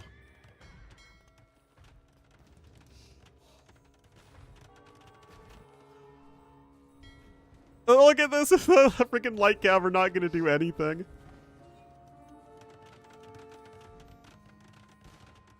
Oh, now this is how you do it, Sebastian. More layers of walls incoming. You really should start to mine this gold, but I guess so long as Viper Oh my doesn't gosh, take yeah, it, he you're should. fine. Oh yeah, he's gonna fat slob up the sides. Wouldn't Genbos be good here for Viper? Not really. I mean, yes, they get some bonus damage versus ships, but they're still going to get destroyed by them. So in the left corner, we have Sebastian mining the gold there proactively. In the right corner, he's walled that gold in. Viper finally pushing through with the cannon. Well, we have Elite Berserk for Sebastian. And that should end the game, right? Elite Berserk? I mean, I can run a few of them to the side, I guess. One bombard cannon sniped by the random Mangonel. I like how there's an outpost as part of the wall of Sebastian. A little bit of a weak link, you could argue. Well, the better to see Viper with. Yes. Boardings now for Sebastian for the extra castle HP. You don't want to get your elite cannon galleons converted, Sebastian, and that's going to be what happens right there. Oh, that is not good. But he's got fires. He's okay. I mean, yeah, he'll be able to clean it up, but that's still lost resources. All the bombard cannons are going to die. Oh my goodness. And now you just replace the walls of Sebastian. Exactly. One night, the cannon were not defended. Orbs out now for Viper, but they are not going to be there in time. Yeah, heroic Viking Knight. Yep. Oh, Viper's going to try and make a big play to come back here on the water. All you need to do is just send the cannon Hussars galleons raiding over. the ships. Hussars raiding the ships. Outpost goes down. We'll have another monastery for Viper. How Viper did we does get to have this point? The Vikings won the water because Sebastian made more ships. Viper tried to go castle faster and couldn't retake it. And now we're here. Yep. He didn't have the fishing ships to garrison inside the docks, and that just allowed Sebastian to just take the fight with his bigger navy. Yeah, now you just send your own navy over here. Gonna be a castle up here on the side from Sebastian with literally 0 support, which does not feel like a great idea. He's just gonna lose all those vills, but I guess he does have a lot. Yeah, no, those villas probably...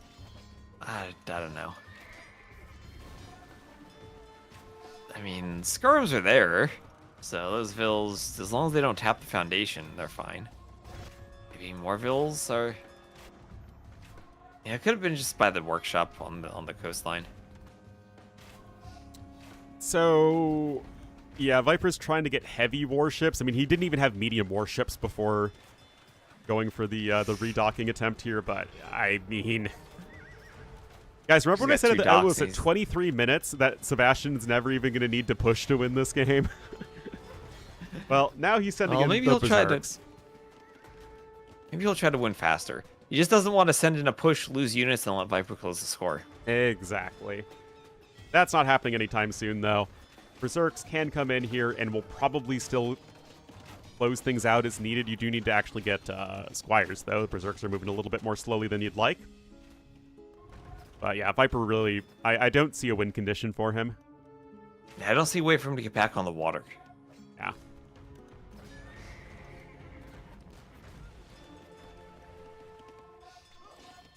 He is trying to make some hussars. Not that the hussars are going to do you a whole lot of good.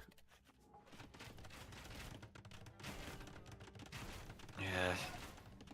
Well, Berserk raids against Arbs. At least Arbs should be decent against Berserks, particularly when the Berserks do not have armor. Well, they have all their armor upgrades. It's just Berserks don't have that much armor, and they don't have squires yet. Well, I mean, the blacksmith armor upgrades for infantry are not... Oh, wait, never mind. I was looking at Viper for a second because he's on this side of the map. Yeah, there we go. There's the GG. Okay, so Sebastian ties it 2-2. Yeah, that took a while for that game to end, but there we go. Sebastian going to try and go for the reverse sweep here. Double the gold collected, almost double the stone collected for Sebastian. He just had that water control. Amazing KD. And Viper had no chance. And now we get to go to Sebastian's home map for game number 5. Yeah, glad that was not game 5, because that was a sleeper. Yeah. Well, Sebastian even getting the win with his last pick versus his opponent's third pick. So Sebastian with Romans and Shu versus Cumans and Armenians from Viper. Has to be Armenians from Viper, right? Has to be Right. Armenians.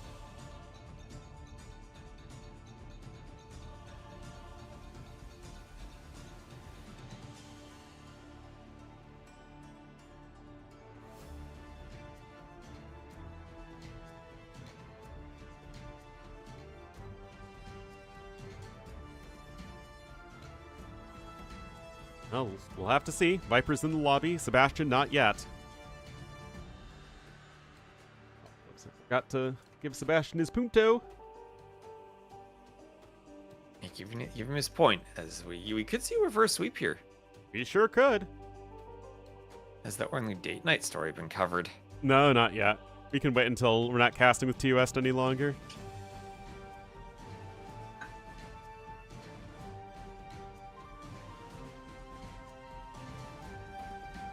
I like how the highlight included the trap of the 2 Cav archers on the official Red Bull stream. I mean, let's be honest, that game was not a highlight. The game was not a highlight, but you don't need to try and make a highlight out of a no highlight to make. No, they gotta have something to fill the time as they set stuff up. What do they have to set up? I don't know. You gotta put T90's gotta get his red coat outfit dusted in between the games. That's a very dusty haul, then.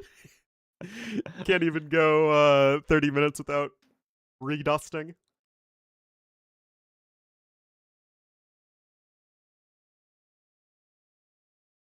I mean, it's probably standards. He has to keep the uniform up to code.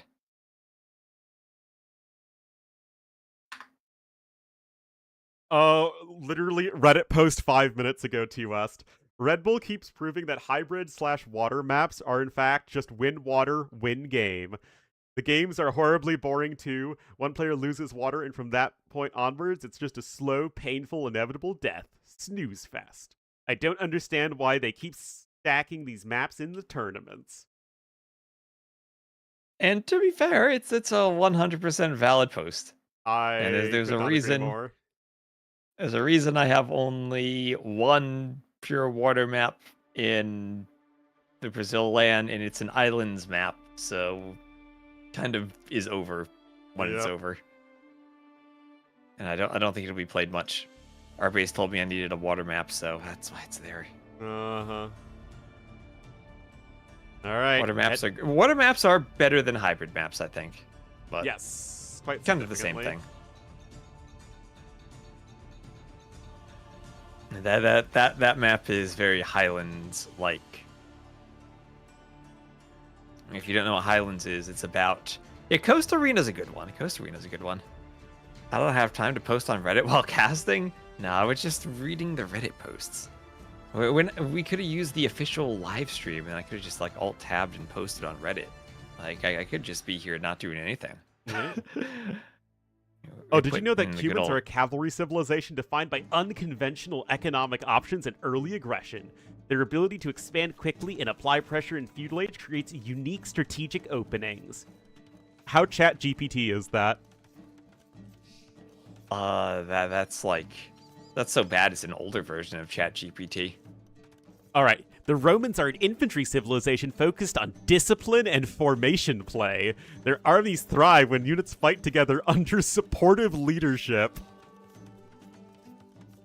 So there's that, sounds like you tried, if you're Microsoft, and you tried to, like, replace your marketing team with AI, and then you put that on the DLC box. Uh-huh.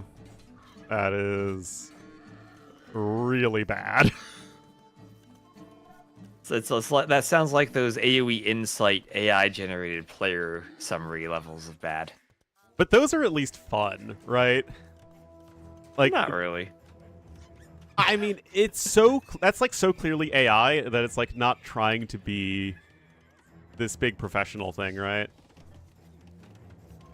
Also, Armenia is apparently 3-14 in TTL. Why do they keep getting picked? Because you need long swords for like feudal age stuff sometimes. So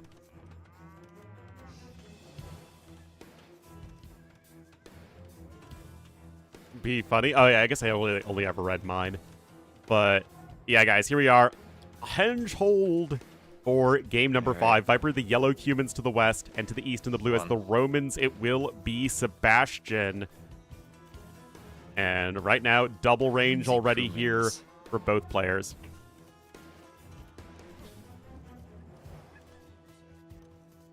Say, capture age, will you load? Yes, you will. All right, so we will have...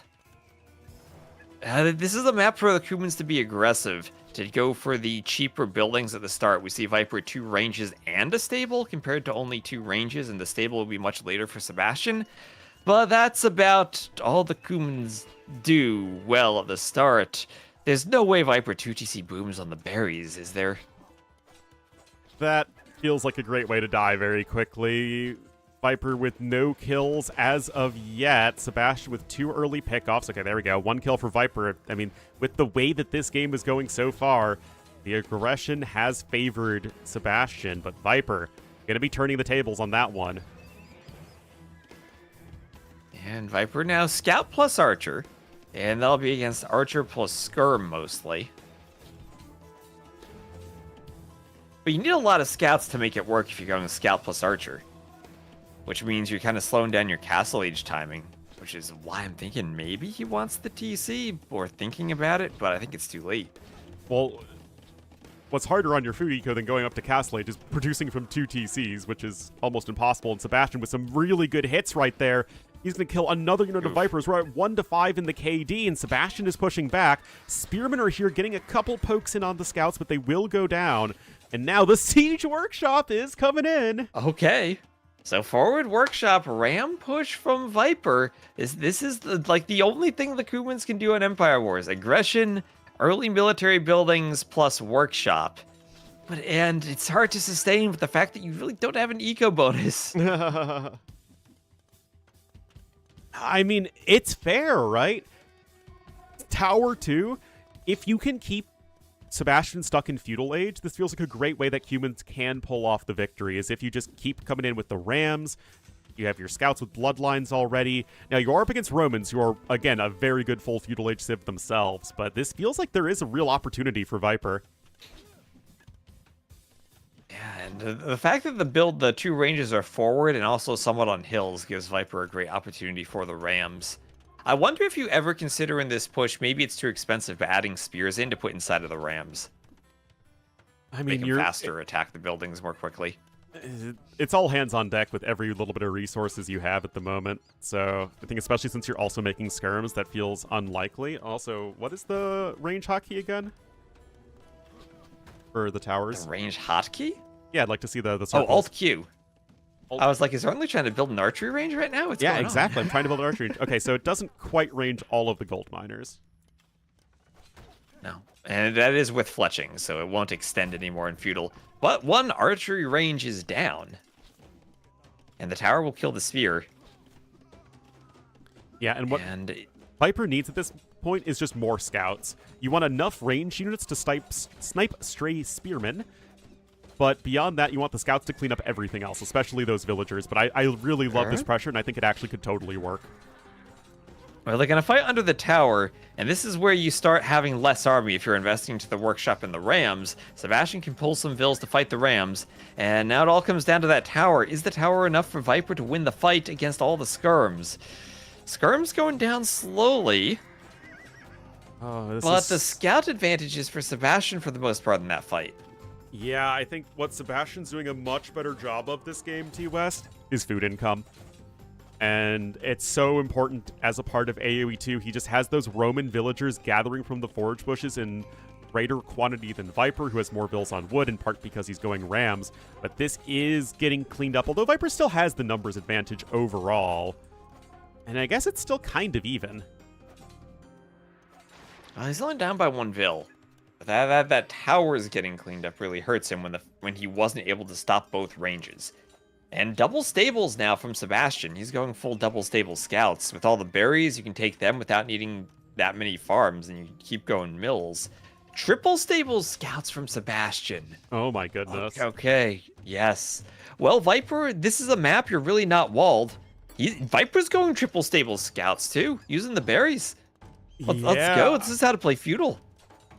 I don't think this should work out very well for Viper, though. Because Sebastian just has the better food income. Viper's lost his ranged unit blob, so any additional ranged units he makes at this point are likely going to do very little versus the scout cavalry. And it feels like this is exactly the sort of situation that Sebastian wants to be in, especially with Viper no longer having any more Rams. Yeah, I just saw Viper with a Vill in the middle of nowhere. He probably had that Vill goes forward bug again. Oh, yes. And right here, Scouts with full upgrades here for both players. You are a little bit faster as humans, of course. Good job from Viper to snipe the Spearmen. Of course, that is absolutely priority 1 with your ranged units. And is this just enough here for Viper to take a fight? The numbers are very slightly in his favor, but I think it's really just about the scouts, T-West. It's mostly about the scouts, but Viper had a couple of archers mixed in there, and he still has a spear. So he has enough army mixed in with the rest of his military that he can take okay fights still. And look at all that gold, 600 gold for Sebastian. He's floating gold to the point that he doesn't have enough food for production from all the stables. And if he's doing a market to buy himself up, he might not be able to afford going up all the way. Yeah, this is... Viper's doing it! Second TC. Oh my goodness, he is going for the second TC. This is wild. Triple range, triple stable. Well, to be fair, you can't say Viper isn't playing humans, right? This is as humansy as it gets. As those quick walls are expensive for Viper, but absolutely necessary. And Sebastian, if he does want to commit here, he will be able to. I don't think he should get too much done, though. Yeah, Viper doesn't have any eco really in that part where the scouts are going. Viper also goes for a counterattack. Can Viper? It gets like, what, 1 vil or so. It's nothing terribly exciting. Spearmen unable to get any pokes in themselves. But, I mean, I guess Viper, he built the second TC, but I think he's idling for Castle Age. Yeah, because his resources are almost there. Well, Sebastian needing to use the market. Maybe that's a way to play Crewmans. You idle for Castle Age without spending food, and then you do 2 TCVs so you have vil production on the way up. It's certainly a way of utilizing the Civ. And you actually read it backwards. No, Viper has been able to get 6 villager kills in total. That's it. We're at 17 scouts and 5 archers, T-West. If Viper makes it to Castle Age, I have no idea what he wants to transition into at that point. It probably should be knights. Camels. And I think it's just, you open with a few camels when you see that many scouts. That's true, but there are still a lot of archers here from Sebastian. The second TC also helps protect the villagers, which is also just as important in this situation, because Sebastian's got a big old army here. Yeah, Viper has to wall everything on the woodline to keep the scouts away. This is where Viper has to be so careful with his archers that he doesn't leave the protection of his TCs. If he leaves the TCs, then the scouts get a jump on them. Oh, and look at this. Sebastian's going to try and sandwich this much better than the last game, I got to say, T-West. Here to try and decide it all. Oh my goodness. Huge fight here. I mean, a villager is going to go down for Viper. That's not the end of the world. Those villagers have to be super safe. Viper now with a ton of vills on stone. He's going to hit Castle Age and have nothing to do with it. Yeah, he only has 3 vills on food. He needs food, whatever he does from the stables. Archery range units, I don't think he can afford upgrades to clear that many scouts. I still think it has to be immediate triple stable camels to deal with the scouts. But what is Viper doing? There's a market. He doesn't have a market yet, so if he's going to buy food, that market could even be denied with the scouts coming in. 7 vills. Oh my goodness, it is denied. And he has to run. Oh, temporarily. Nope, he goes back. Okay, castle. It's as important as a castle. The market will go up, which is going to be necessary. Okay, so I was right, and it is knights. I actually think that I like your camels better, but I think Viper doesn't quite recognize how few archers his opponent has. But I think yours is the better play. Yeah, given the fact that we see there are only 4 archers, then camels, they're faster than knights, so they can take better fights against the scouts. They'll have the attack bonus. And when there's only 2 archers, camels can jump that too. Yeah. Knight's a bit more versatile against the archers, especially against the spears, though. Yeah, I mean, there's justification either way, and this is like one of those situations where I want to pause the game and ask Viper what his thought process is, because I feel like you could genuinely make decisions either way. A couple crossbowmen coming out, of course, they're going to be very helpful in dealing with the spearmen. You don't even need that many of them, but Viper even going to come in here and launch a counterattack just like Jerusalem told him to, T-West. Oh my goodness. He's in. Not much HP on that house. Only 113. The crossbows can break that. Sebastian even was thinking of stone walling, but that big mistake from Sebastian not to be walled behind this. To be so far forward with the aggression and not be walled, and now he has to do a panic tower, and that'll mean he won't be able to do a TC once he's up. And that is going to be huge for him. Viper with 18 crossbowmen. Yeah, they're not like the long-term unit you want in this matchup, but especially because they're going to be accompanied by knights, they still should be relatively effective. And right now, Viper's ego is just going to be going berserk, even though Vikings were in the last game, because that is just going to be so many villagers he can produce. Yep, and Sebastian had to bring the scouts back to get us around on the crossbows, and that gave Viper the opportunity to stabilize a bit. And now as the Kumans, since he went up to the Castle Age on that second TC, 68 to 40 Vil difference. And now he's doing a few camels. He's the light cap now, doing a few camels. Yeah, and I think that makes perfect sense. It's at this point that Viper's realized, hey, my opponent really isn't investing into the ranged units anymore. So camels going to be very helpful in cleaning up all of these horsey units from my opponent. Oh, wow, does he recognize that the Vils are... Oh, man, great recognition there from Viper. He finds them. Oh, he finds them. Wow. With those knights, he'll do what he can to kill. He'll see if maybe quick walls come in for Sebastian. Because you can quick wall Vils and save them like crazy, but nope, the Vils going down, Vils going down. Viper doing what he can to chase. Sebastian would love to save a few more. And honestly, Viper could just add in another ram blocked. at this point. He still has the workshop there. Oh, it's still there. And with the camels protected from the light cav, I like that idea. Yeah. Camel's a bit out of position for defending the crossbowmen, though. He was going for the knights. Yeah, but reinforcements are coming right on back.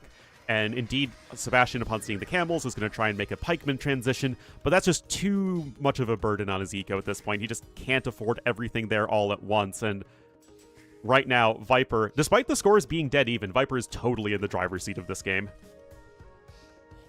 Yeah, but Viper, he's in the driver's seat, and the car only fits one person. Yes, it's one of those race cars that... he has one of those very, very efficient cars. Yeah, that took out the other seat because it adds drag. All right, Sebastian has to get a ton of damage with the counterattack in. These stray villagers to the far north are likely to build a clandestine TC. But right now it is literally over double the villager count here for Viper. I'm kind of surprised he's not making cav archers, and instead he's making crossbowmen. The cav archers would be much better at keeping up with the camels, but whatever. Well, he has the upgrade. Might as well use it. It's cheaper. Mass, but doesn't that reduce drag? I don't know. I don't know anything about cars.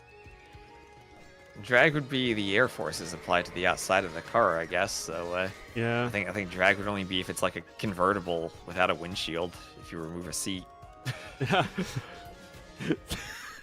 Well, that's exactly how I have my car, T-West. But there's the GG called, and I mean, what a fantastic series. Really, really strong one to start things off. We had several good games in there. We also had that game on Loch Ness. Well, we had 4 good games in Loch Ness. Exactly, but that was a really exciting one to end it on, and that is a great opening here to RedBull Wololo Londinium. Yeah, and that was the triple stable scouts from both players.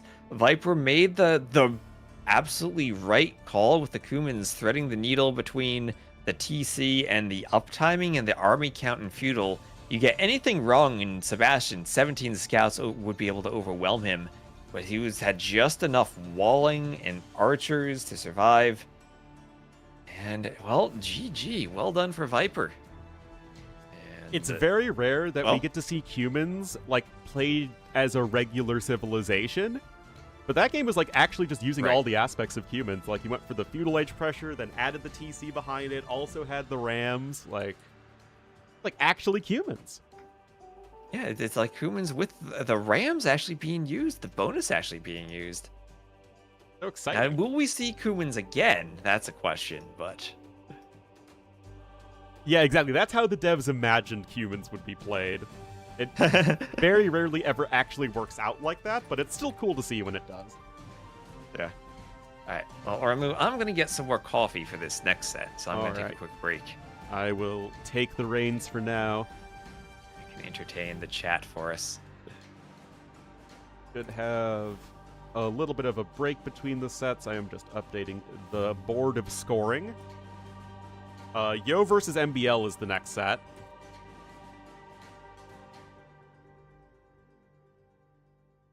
Just enough whaling.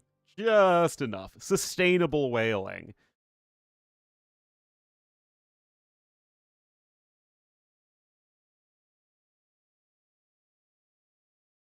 Who won? Viper. Was fantastic. It seems like it was a great way for you to find your rhythm. Something you sometimes struggle with in Tournament Age of Empires. Maybe game one a little shaky for you sometimes. Yeah, historically speaking, there is a famous game number 1 issue I have. I was trying to be kind about it, but yeah. Yeah, thanks for bringing that up. Yeah. That's fake now.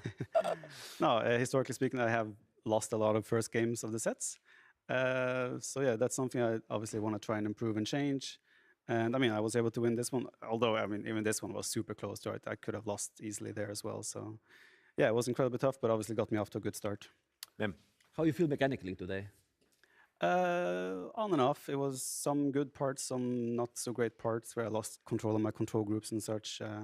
So yeah, a little bit up and down, but overall I'm still satisfied with the play I was able to put out. And in Civilization matchups, if I don't mistake wrong, Magyars versus Vietnam in the first game, you feel that the game go for the later game like it was better for you?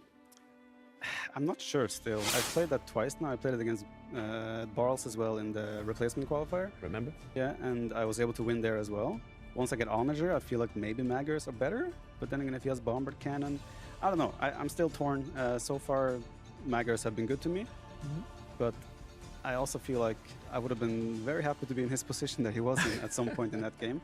So yeah, Vietnamese is probably I better. hope early TOS on, Street but has the maybe Magyars, interview maybe on. Odin's Otherwise, it's are just actually silence, and better. I feel don't bad actually for know you still, TOS so- viewers. It feels super powerful because you won even without Chemical Archer. Yeah, and I also didn't have the last armor for the cavalry for a long while, time. for a while. When I realized, I was like, oh. But yeah, I mean, it worked out, and mobility is also huge on a map like that. So Okay. that's something Vietnamese doesn't have. Okay, let's see if my memory is good because even without the, It's the highlight- silence? the Oh, second game I no. think it was my favorite civilization, Dravidians versus Japan. People know why I'm talking about that. But you made a masterpiece strategy. It was that plan, those elephant archers. Yeah, I thought about it. The first time I saw the map, I was like, oh yeah, maybe I can do this. And then I tried it twice, and it worked both times. So I was just setting up the draft for the next one. comfortable with doing it, and some civs should be able to counter it quite nicely, but Japanese, I don't think is one of them because I mean they're so tanky, and the map as well is like your The eco is Vipers kind is of all over talking the about place his 'cause of games. the woodlands being so thin. So when the elephants get into the economy, they melt the villagers, and yeah, it's a very very hard map to play. Okay, so we are in Sorry to cut you off there. We are, I know. we are actually, I no, know. we're getting very short on time here. We got to Why? after that long. Well, someone just played a five game set there, so we do have to actually wrap things up. Sorry with you, Vipey. I know that people around the world want to hear your perspective, but we're going to have to call things, cut things a little short there. Thanks so much for coming and joining us. Congratulations on the win. And we'll be talking to you, I'm sure, very soon in the tournament. The Viper, everyone, after a very convincing win in our first match here. Back over to Dave and T90 now, who are standing by to bring us some of the highlights from what we've just seen. All right, so highlights here. Everyone's favorite children's magazine. I don't really need to listen to it. Yeah, I don't know what they're doing with the outfits. It's so wrong time period.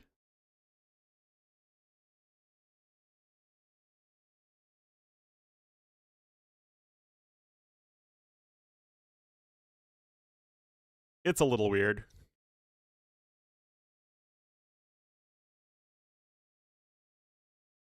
But we are seeing some highlights. Game number 1 and game number 5 really starting and ending the series very strongly. Just like a Ruby Swordsman. That's when they're gonna do it in Chennai. RedBull Chennai.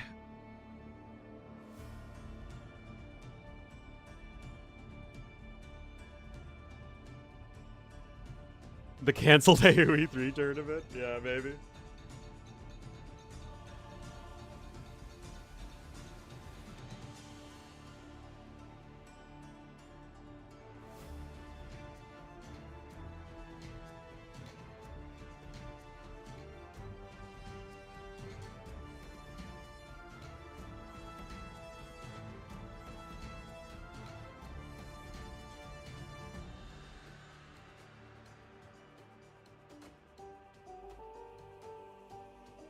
What Krazzini says, the banners are not AI.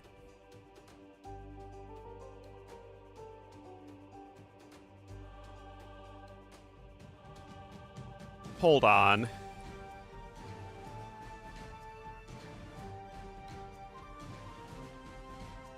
They're not AI and drawn by an incredible artist.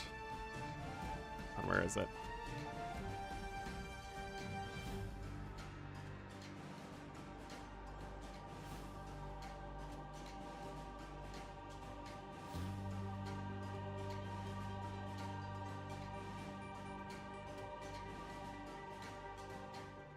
Where does this go? So starting at the tail, goes over here, back around. Where does this go?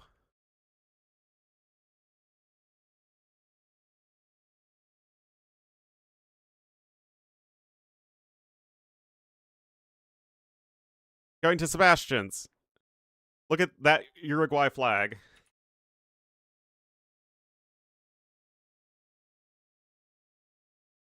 See, the flag of Uruguay has white on the top and bottom. That has blue on the top and bottom.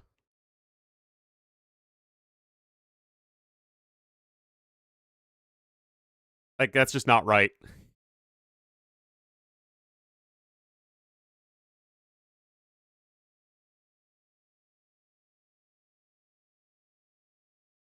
They inverted the flag.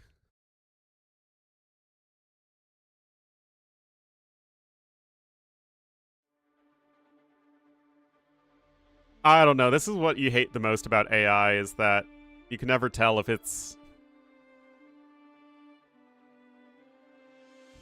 Nungura Stripes, yeah.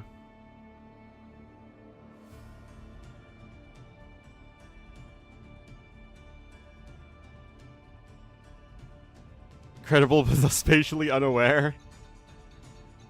I mean, I just don't like the AI for that. It is also kind of weird, right?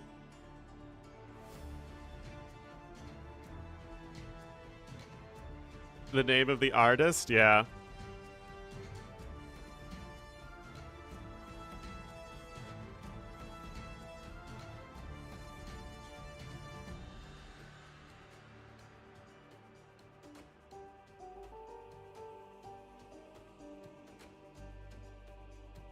And it's the flags don't fit the perspective, is the thing, right?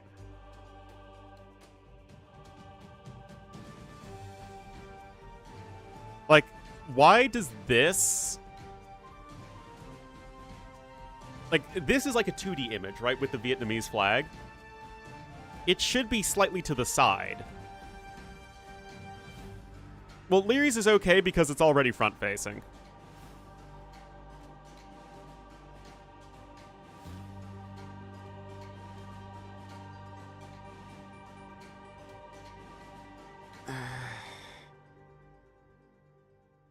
Like, I don't know. Yo's is even weird. Yo's is way weirder even. Like, look at this. It's not like it would be like it's tilted. And the sword is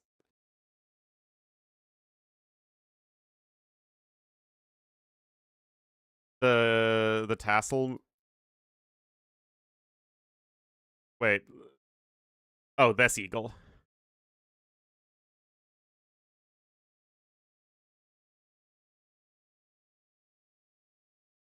We clear and forward? Yeah. Wait a minute. Okay, so they have tassels on the branches, but what is this?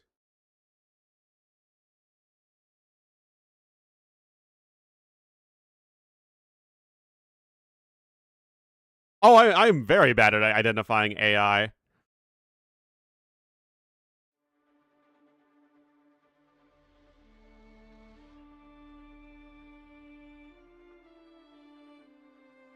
I just don't know.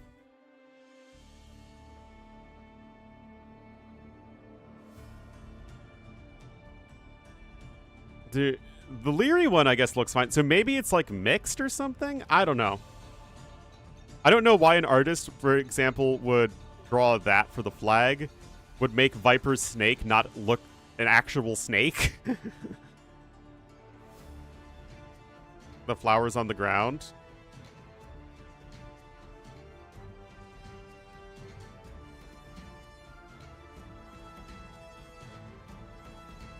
Having extra stripes, yeah.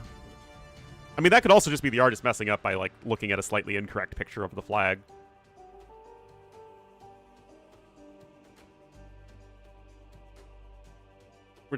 Yeah, I just... Why would it hold the sword like that? Well, I'm sure Yo asked for a chicken.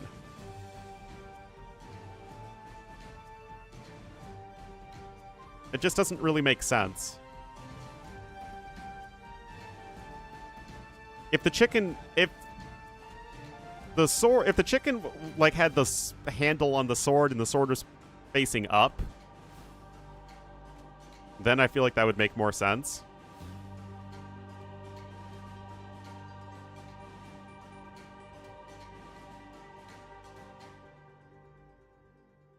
Oh, whoops, I accidentally closed the stream.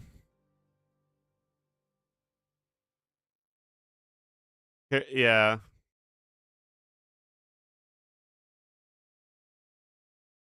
Experience the fury, the glory. Chronicles Battle for Greece. Available now.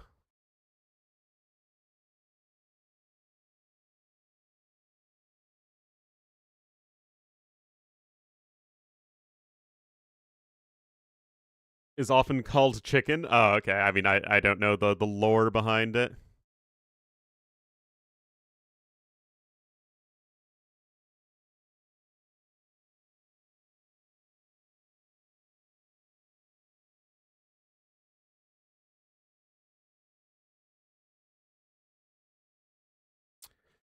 Well, they are now chatting. MBL and Yo are in the lobby. Let's see if there's anything interesting in the draft.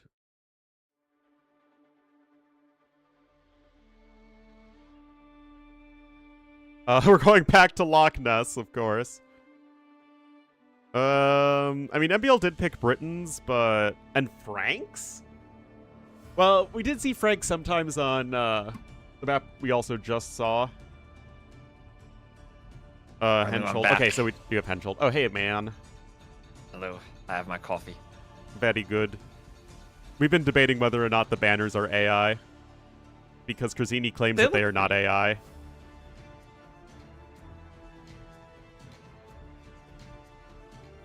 It is kind of awkward now because we had the same thing for the Brazil Dynasty logo where the creator was like, hey, they're not AI. And, like, you know, we paid a guy to do them. Mm-hmm. But they do look kind of AI, and I honestly don't know. But, like, it's kind of an interesting question because, like, one of the problems people have with AI is that you're, like, taking jobs away from people. But, like, if you're paying something to do something and they use AI, that's, like, kind of still someone has the job. Yeah. But you could say that the quality of the job has significantly decreased, and the human component is less worthwhile. You could. That's the thing. Like, a lot of people use AI, just use it poorly too. Like, if you use it well, then you'll improve the quality of your work.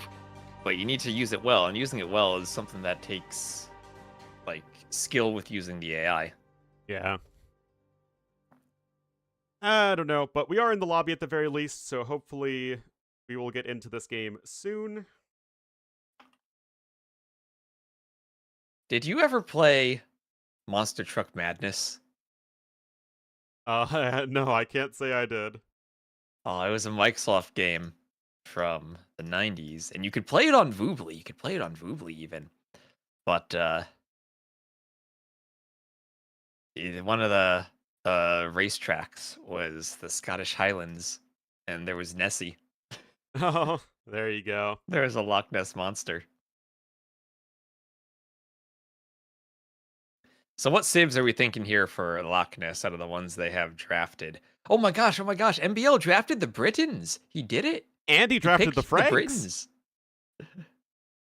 He did it. Britons and I Franks. mean, well, why do we care about the Franks? Because we never see Franks. Yeah, but this is like Loch Ness and Thames and Henschel Oh, I guess it is we a care about the Britain-themed Britons. tournament. And Vulpine. Yeah, we care about Britons and Celts and Wales. Frickin' Wales, man. Okay, well, looks like they've started. And oh, what the heck are these civs? They're pretty old ones, T-West. You'd think that Let me do this. you'd recognize them. Set up the So this overlay. is Saracens for MBL and the Huns for Yo. And okay, immediately we have, well, MBL to the south as the Red Saracens, Yo to the north as the Blue Huns. And Yo really likes Huns for hybrid maps on Empire Wars, which is, I guess, every map on Empire Wars. Yeah. Interesting stuff. Yo is grabbing double bid axe pretty quickly. MBL not doing so because he is already dropping a market. And MBL's also opening scouts, so pretty interesting stuff here at the early game. Nobody with an instant dock, Yo with the range, MBL with the stable in the market. Yeah, so market can help you click up fast, but you're not going to go scouts and instant market and click up all at the same time. Did they say Viper? I guess I'm still in the last game. You know, Norwegian players, they're all the same. They all get housed. Yeah, this one pick's not yellow. I mean, have you not seen I'm the Viper? I co-opt with Viper to spectate. I know what it's like to be the Viper. I know what it's like to get swept by Lewis while making 20 Cobra cars now. Uh-huh. Yeah, we need Celts for this map, though. We need, like... Loch Ness is actually, like, a vertical more so IRL than horizontal, right? So we need, like, the vertical Loch Ness gen with Celts versus Britons. And the Celts have to be on the north, and the Britons have to be in the south. Well, that can't work out if the map's vertical. Well, no, you just have them spawn towards either end of the lock. Where the relics are. Yeah, exactly. Swap Put that. them where the relics are. Exactly.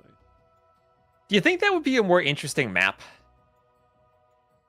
It would make the rush distance super long. But it would also mean, like, you gotta go to both sides. Yeah. Right? Touché. Like, I don't know. Maybe it would.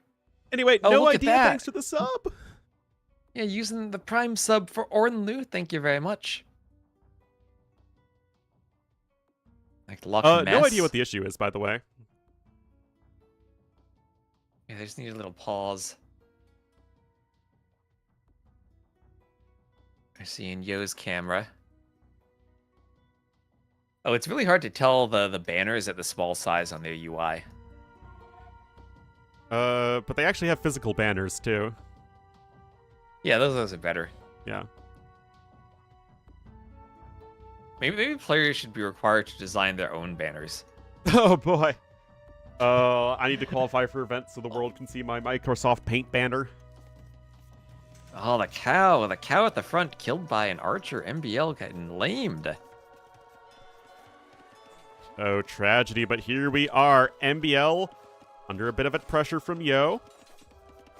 And we have to say MBL is a bit of an underdog in this set, even though he is, I would imagine, the higher seed because of the ladder qualifier. But ladder and tournaments themselves are very different beasts. And Yo immediately starting off with 3 kills. Spearman getting some good pokes in as well. Well, the only reason he would be a lower seed would be because of Nilly. Well, I mean, even so, Yo didn't qualify in the ladder. Wouldn't have been top 4 anyway in the ladder, right? I mean, they both qualified from the non-ladder qualifier, right? MBL beat Lewis. Oh, I thought MBL qualified from being top 4. I guess he did that last RedBull, maybe? Ah, he was... That was last time. Ah, okay. Well, I'm getting confused then. Such is life. All right, Bloodline's coming in, though, for MBL. He's got the Forging upgrade, too, so he's going to look for some counterattack damage as Yo is still super open. We also have a dock, finally, from someone. MBL going for the dock on the right. And is that a second stable from Yo? MBL will scout that. But right in front of that Ooh. decaying cow, we'll have another stable from MBL. MBL really trying to go aggressive and heavy into Feudal Age on this one. A little un-MBL-esque, so we'll have to see how this one goes. Yo is just getting all ready to make that transition over into the Castle Age. Yeah, both players docking. And this is a Civ matchup where if they're both fully boomed, Huns have no chance against Saracens. Yeah, not at all. Mamluks hard counter everything the Huns do. Huns don't have any siege, the Saracens have great siege. On the water, even the Saracens with the faster firing galleys are better. But until that point, Huns are far more aggressive. They have lots of options. They're smooth to play without needing houses. They'll never be housed in a galley war. And Yo is up to the castle age, where MBL, having already sold the stone as the Saracens, is nowhere close. Yeah, I mean, all of those extra early resources that you get as Saracens were dumped into making more scouts and getting their relevant upgrades, and you can't say that the scouts have been ineffective. They do have a couple of villager snipes, but MBL still has lost villagers. And Yo is inching closer and closer to the castle age. He's constantly training spearmen. He knows what his opponent is all about, and those extra ranges should be coming in for CA play. And why did MBL not go water? The question is, why did neither player go water?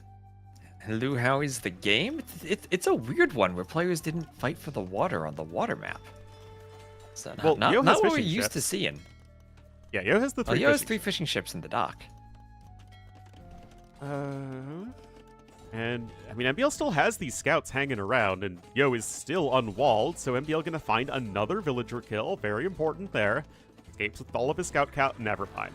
Escapes with most of his scout cavalry intact. Forging in bloodlines, though, and he has a couple of groups of scouts all being chased by spears.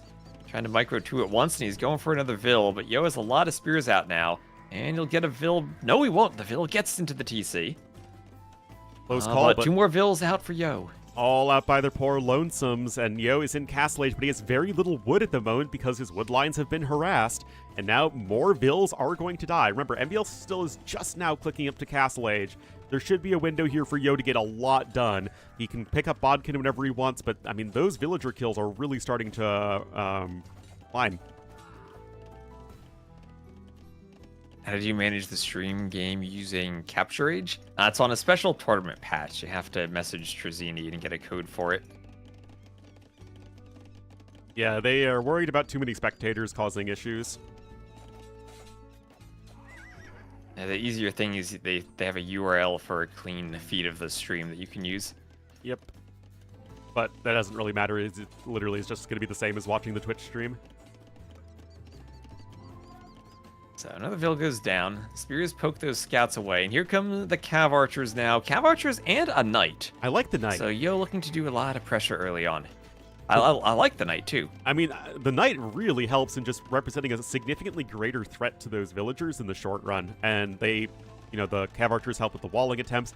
MBL is going to be on triple watchtowers here to defend his MBL base. things. It could work.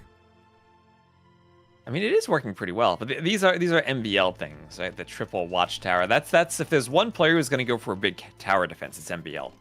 Well, and Barles. Or anyone playing Koreans. Or yeah, anyone playing Koreans these days. Players are getting much better at that, but we are now at 9 Cav Archers and counting. With decent enough upgrades, the CA and the Knights are getting some good value. And, I mean, neither player holding any punches here, as they're just going right after each other's economies. Yeah, MBL now up.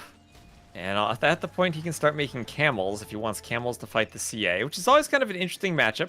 You jump the CA with the camels, and the CA melts, but it's hard to take the fight if the CA player micros properly. Yeah, it's one of those interesting matchups that can go either way, depending on how, you know, well you control the units. That said, Saracen camels with their 145 HP are not to be trifled with. And Bodkin also coming in, which means that you aren't getting those camel upgrades. You have no defense upgrades for your camels and also scout cavalry, and are relying much more on those towers there. Bodkin will increase the zone where the towers will be able to hit the Cav Archers. So that'll actually be rather nice for the defense. Yeah, and Yo's already on the second TC, still has a few fishing ships working to help bolster that economy, and he is nicely ahead in resources. So it feels like, although both players have gotten similar amounts of damage done, and indeed the KD is quite similar, when the dust is going to settle, Yo's the one on 3 TCs with around an 800 resources lead. And so Spears will poke the scouts. On the side, that TC should go up, the Cav Archers providing some defense. And MBL might get a Vil, but lost most of his forward army. Well, Yo is still in the back with all those Cav Archers. forcing a siege workshop from MBL. The siege workshop is nice, and you can get some scorpions or mangonels to defend, and it will be scorpions. Oh, I don't know about this from Yo, though. Yeah, you want to skedaddle out of there. Yeah, don't fight camels underneath 2 towers. Nope. But this is what I was talking about. No armor upgrades in there for the camels. I mean, we have +1 defense just now queued up. But that's the price of getting Bodkin, is that those camels are just so fragile, even with all that Saracen HP. Oh, man.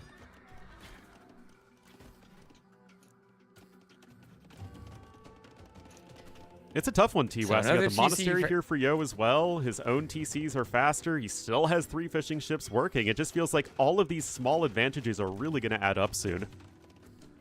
Yep. And MBL just doing the 2nd TC now after needing the workshop for defense. The question about these civs, though, is always comes down to army composition. And could MBL get the game to a point in the next 60 minutes of game time where Saracen's army composition can take good fights against the Huns? I mean, I don't see it right now. Yo is closing in on a 20% resources lead. And I mean, Saracens are good versus Huns, yes, but not that good.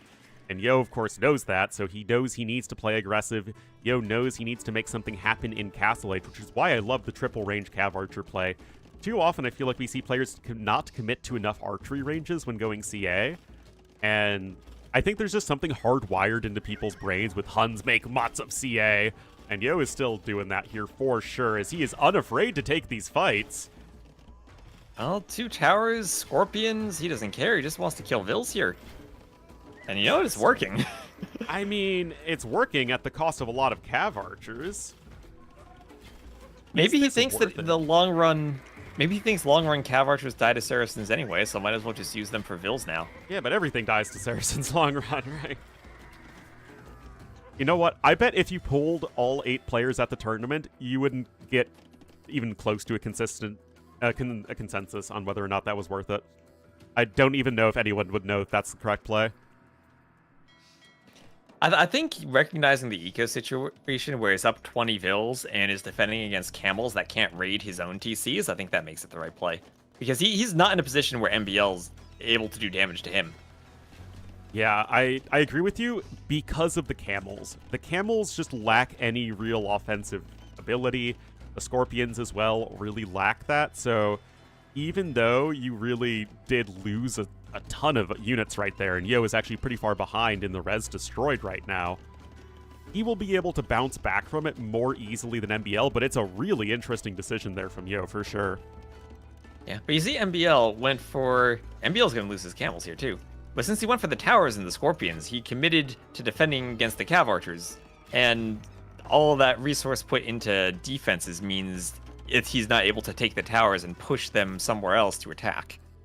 Patrick Starr would be very unimpressed by the defense of MPL. And Relic situation as well. Yo is being active in trying to pick them up. Did lose a monk, but I mean, he's going to have 2 relics coming back towards his side. That's going to be another helpful way to boost his economy. So far, it's a bit of a stalemate here on the water, but even just having 1 fishing ship is better than not having it, I guess. Yeah, so Yo doing the University for Ballistics, also picking up a relic that he brought near his base.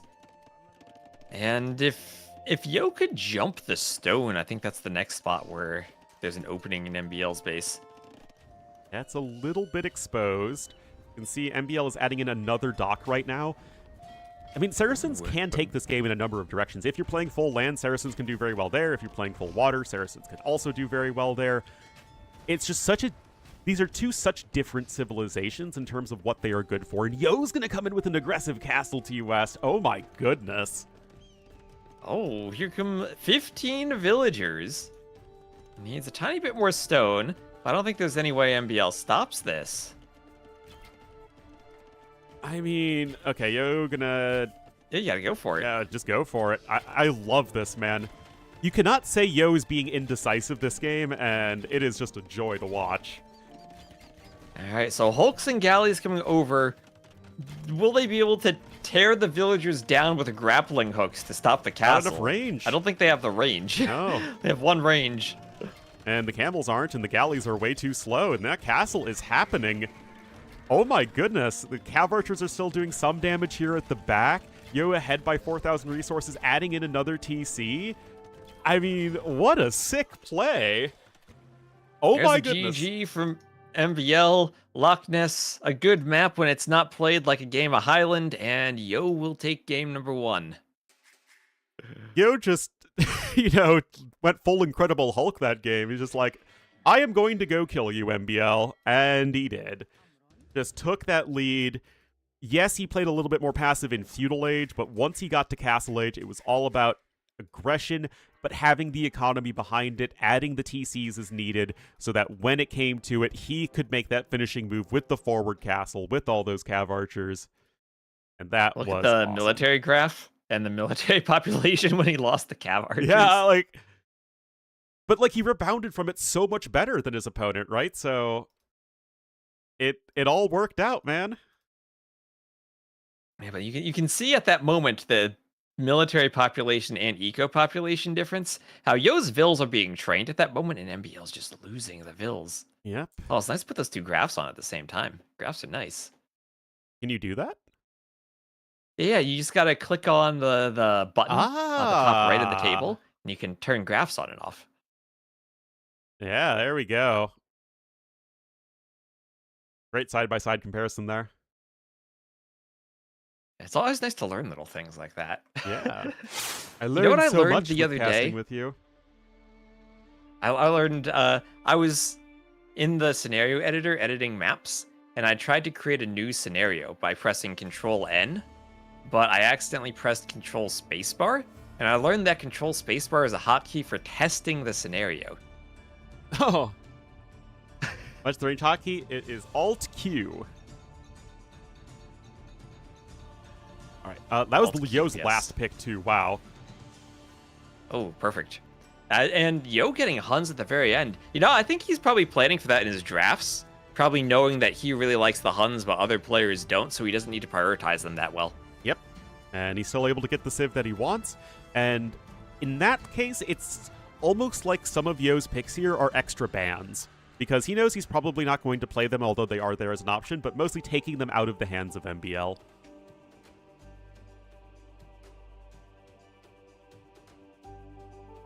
So Good it looks like, stuff. Stone Drift will be the next map. I don't know that's what a this new map one. is, Ornlu.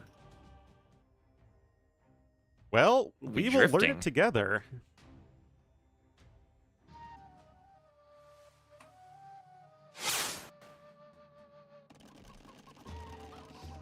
Oh!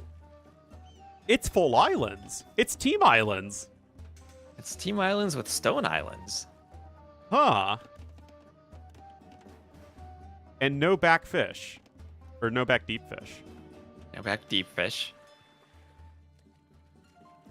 Okay, welcome everyone to game number 2. The map is Stone Drift. And we have Team Islands with stone in between them. Are there snakes on these islands? There are. There are snakes on a plane. Of course, referencing No, on the an fact that there island. is no elevation on those islands. On a flat plane. Oh, transport ship from MBL with a Drushan to Men-at-Arms. Yep. 4 Vills, 3 soon-to-be Men-at-Arms coming right on over. Persians for Yo, Malay for MBL. Malay always a bit of a weird one in Empire Wars because they really lose out on not having that Feudal Age timing advantage, but Right. here they are. You still have that free armor upgrade, and the Vills are ready to tower. Yep, and they're going to tower the gold right away. Yo will respond with a counter tower, and along with the tower, we'll have an archery range for MBL. The palisade goes down to the Men-at-Arms. MBL going to teach Yo a lesson on that tower foundation, as he even dodges TC shots. And Yo has to respond with a counter range. Well, the Tower of Yo is gonna go up. He split, MBL. So I guess it's probably fine. Ooh, Scout of Yo is gonna take a ton of damage and go down. Wow, that's a mistake. Oh yeah, that is. You want to keep those scouts alive as much as you can. Now a little bit of a tower war. Archers are on the way for MBL, for Yo. Still focused on the Navy. He's not trying to click the Castle Age, is he? No way he could afford that. He's going to do it, Ornlu. He's going to click up to the Castle Age. His fishing ships are garrisoned in the dock. He needs to use them. Well, same thing like last game, kinda. Yo wants to get to the Castle Age fast, but he's spent gold now. He would need to cancel the Hulk he's queued, and he can't actually mine gold anymore from that initial mine. But he does have another gold by his lumber camp that he does see. Does this map just, like, not have much gold on it at all? No, each player has, I think, 4 golds on their island. Let's see, a 3-tile gold that's far away, And then 2 4-tile golds, and a main gold. Yep. So it's actually the same amount of gold as normal Arabia has. So. It is, but the gold gets spent much faster on water maps because you're making That's warships, which all cost gold. Still 5 relics, but they're all on these islands, and of course the stone is a huge advantage to winning water. So it's basically just team islands, but designed to be less campy.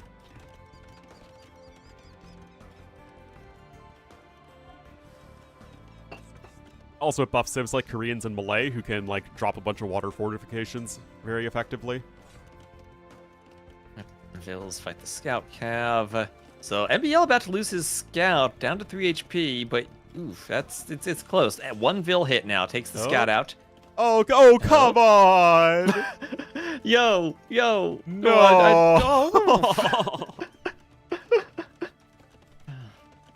Oh man, but do Yo you could not have click up. do you have the pro version of Capture Age? Can you check the APM? Yeah. 72 to 69. Oh wow, that feels.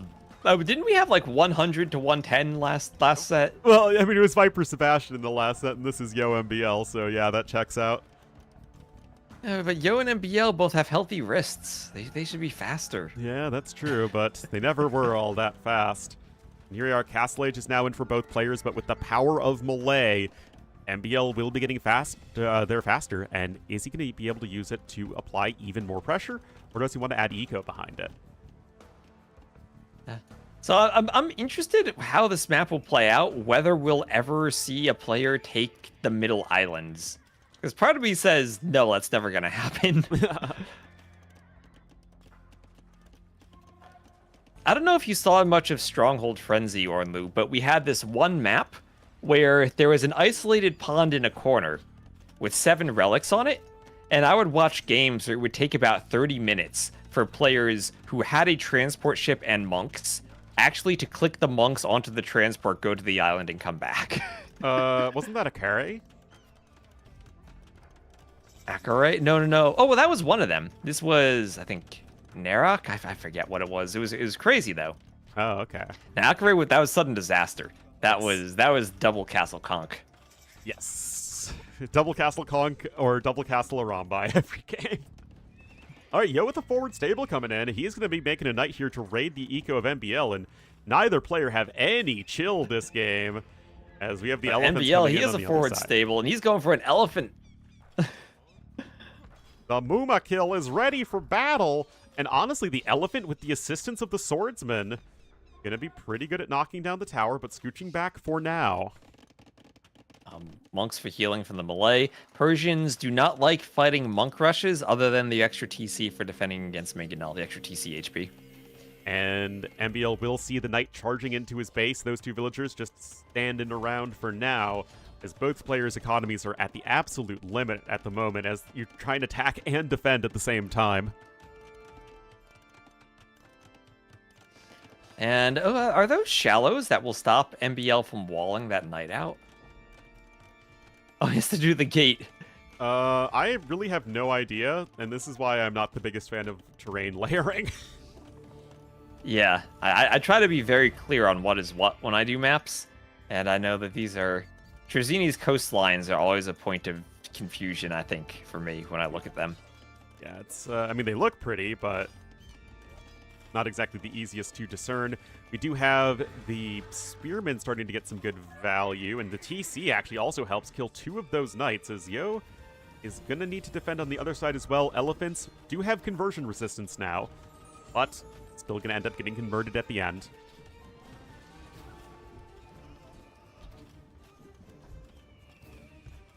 Ranchu's taking a lot of damage to the converted elephant.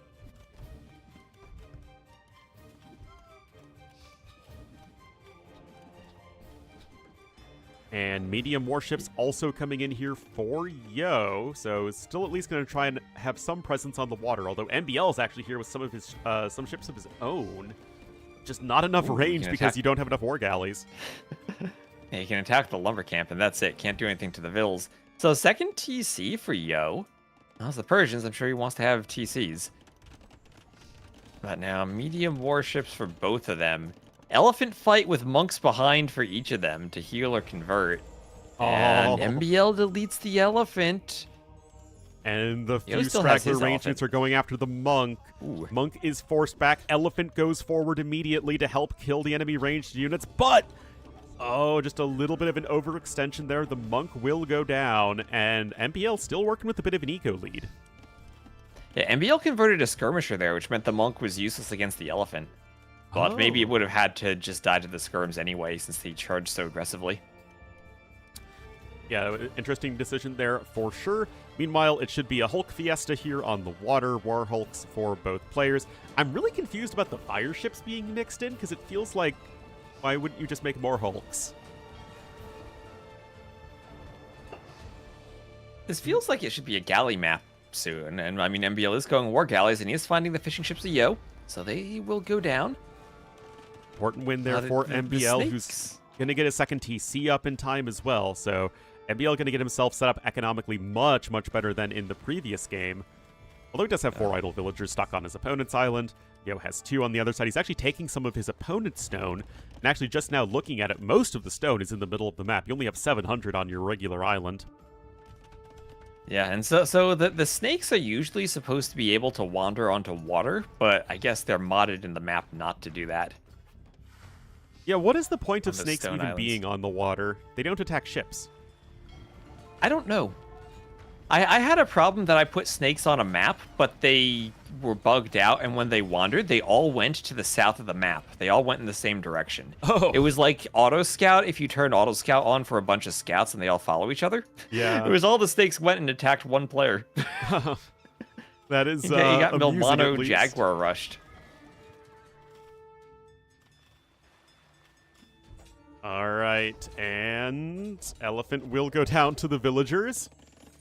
And the game is going to kind of reach an equilibrium, at least for now. Third TC actually on his But- opponent's island, though, from MBL. But if it goes late game and it's somewhat even, that should hugely favor the Malay on a water map. Oh, absolutely. Persians, no bracer, big problems. I mean, you still have fast fire ships, and I think you have all the upgrades. No shipwright. Yes, you do. Well, yeah, you don't have shipwright, but you do have, like, the fire ship-related upgrades. Malay, meanwhile, still have no heavy demo ship. They also don't have the last fire ship upgrade, incendiaries.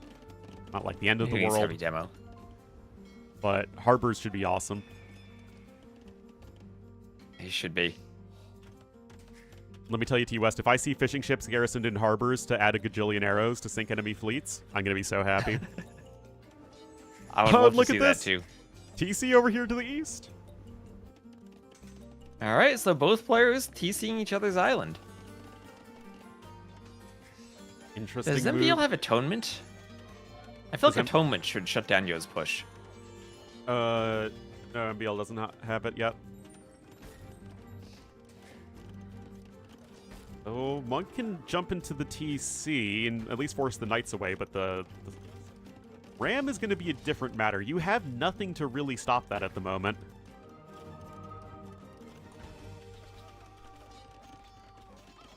Few straggler skirmisher is getting cleaned up as Yo is getting himself solidified economically here to the north. And MBL's actually losing a few more units to the tower, which now has 8 kills. Not half bad, although MBL still has the overall Vill lead.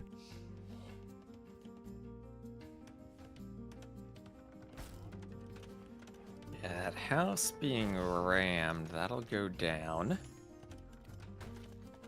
I like the Ram edition from Yo. I always love seeing Rams in a Monk Rush. Yeah, I mean, what are you going to do to stop it? The Spearmen can't do it. The Monks are just going to convert the Spearmen. Mangonel out here as well! Oh my goodness, gets one Monk Ooh. there for free. And this At the same janky time. push from Yo is looking scary. At the same time, Yo cleaning up several forward Vills from MBL. Lost the Knight to a conversion. MBL can lose forward Vil since he has a TC. So that was a good cleanup from Yo. The Vil count's now even at 73 all. And MBL really needs to think about defending this push. Well, And stopping it somehow. He destroys the ram. that is huge. Oh no. He used the repair hockey on the TC. Ooh, he has to hop in. Yep. This is... I've probably told you this before, Ornlu. Never repair the TC using the repair hockey. Always right-click it. If you use the repair hockey, then the Vils bunch up based on where you click, so they all get in the middle of the TC for mangonels. Yes, they do. That, I think, has literally always been the case. Yep. But here we are. MBL MBL taps calls out? GG? What? What? Huh? So he's down by 800 res collected. His TC is getting mangonelled. Goes up 59 to 46 KD, but I mean, he should be able to go monks and defend this push. Yeah. Score GG? I mean, it's a 5-vil lead for Yo, and Yo certainly is ahead in res collected, but I'm still thinking it's a water map in your melee. And no matter how far behind you are, if you get to an even late game, you should still win the water easily. And you still have some presence on the water, and if nothing else, you can delay the game as melee. I mean, the melee need to delay thing, it actually does apply in this situation. And let's see. So Yo got 7 conversions. I feel like MBL probably could have focused more on his defense with monks. Because your melee, who are a really good monk civ against Persians, who are a pretty bad monk civ, and you do atonement, maybe redemption, you're converting monks, converting mangonels. And then that should just stop the push from Yo. Maybe he goes light cav, but then you hop in the TC. And you should be able to stop a monk rush with this civ matchup. So something there felt weird from MBL, and maybe he just felt off that game? Maybe that's why he surrendered? Yeah, I have no idea, but you don't want to start your tournament going down 0-3, and that's what MBL is staring down the barrel of. Sebastian did in the last set, and he almost made the reverse sweep happen, but MBL's going to need to show some similar resilience here as we're going to be getting into Thames next. Okay, well, at least we got to see Stone Drift. Yeah, I have no problem with it. Yeah, seemed like a pretty basic Team Islands with a bit of extra stuff to it. Which is fine. It's Team Islands, but made to be less stalematey. Perfectly reasonable. Alright, T-West, I'm going to take a quick break. Be right back. Alright, enjoy your break, Ornlu. Now we can chat with Ornlu's chat.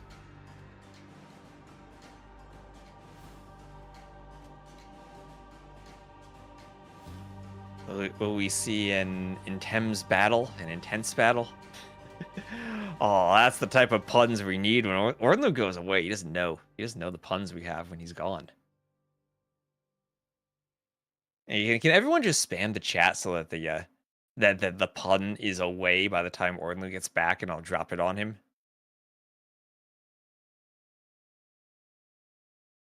I don't know if he's still listening. Maybe he has headphones on. Just like spam some taunts, like some Wololus, some 11s.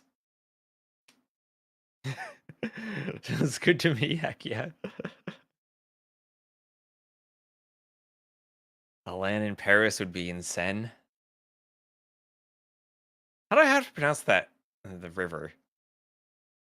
The German-speaking part of me wants to say Sina, but that's probably not the French way. Wololo Rogan. Oh my god, we have RedBull Wololo. Maybe we could have Monster Rogan. Like Sane? Oh, the Sane. Okay. Oh, that's a good one too. I like that. I like that.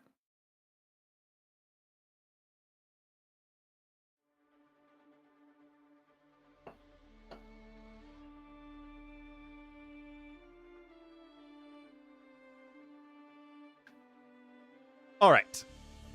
Come on, I wasn't gone that long. Sounded pretty spot on as I said it first. Okay, okay. We were just talking about the next land location. Oh, Antarctica. Oh, that would be a good one. We need a DLC for that. But we are in the game. Let me set my scoreboard up. Oh, the game is paused. I guess they need to set their scoreboard up too. And it is Vietnamese against Magyars, a Civ matchup we've seen today already, but on a very different map. Well, these are just two of the best civs for Empire Wars. Both civs are happy to skip the Dark Age. Both Vietnamese civs can are get those happy. eco upgrades cheap and easily. Magyars don't have to worry about not having a Dark Age eco bonus. Makes The sense. Vietnamese don't get to lame, though. Oh, I mean, the civ is so ridiculous that it can do any number of things. DLC Aliens versus Predators. Wasn't that like there's like a sheep versus wolf game mode on Voobly, like a custom scenario? Where there's like Yes. dinosaurs versus hunters or something. Jurassic mod. I remember Dave and Bullet Chin played that. Yes, I remember that. With the dinosaur running around and attacking everybody. Yeah. Never makes sense how Thames is pronounced. It's Lots of words don't make sense how they're pronounced in English, yeah. even if they're not names. Names are just worse. A lot of it evolved during the urbanization and industrial revolution in the 19th century. Like, I'm sure the Speaking of old which- word is Thames, but it became Thames over time. Yeah, speaking of which, this Royal Albert Hall we have on the map, that was made during the 1800s. Yeah. That 19th century industrialization period you were talking about. It sure was, and look at this. MBL as Vietnamese opening up with men-at-arms. Huh. We used to never see Oh. men-at-arms in Empire Wars unless you're Bulgarians, but now we see it all the time. Yeah, so the problem with men-at-arms is they're very expensive because you need to make 3 of them and do the upgrade immediately. And if you're against scouts, you also really need a spear rather quickly. So that precludes you from doing your eco upgrades. But they are very strong in the fight, and that's what we're seeing here, as the men-at-arms are taking out Yo's initial scouts, and those are Magyar scouts with forging. And Yo's had to pull Vils for that fight, so he's getting a good bit of idle time by those hares he'd been trying to hunt. Forward hares, forward gold. And the But now men-at-arms there still are alive. no more spearmen. Yo is getting an archery range, and this feels like it's fine for Yo. Another scout's going to be out here in a moment. He's got defender's advantage, and even grabbing the horse collar upgrade, too. I don't know. That didn't really feel that exciting to me for MBL for the amount of resources he invested into it. Look at this. And the skirms were not the right follow-up there because they can't help against the scouts. One spearman coming in. After, Yo, good reaction. yeah. So after the range goes up, then the spears are useful, but there's a timing there where you're trying to fight scouts, and you need archers for that. Oh, I think that's uphill maybe, but regardless, Yo is just going to clean this up at this point. Good, actually, focus fire there from MBL. There is a spearman back, and Yo needs to focus that one down. Yeah, he didn't, and that's one scout down. And the spear gets 2 pokes, so great spear from MBL.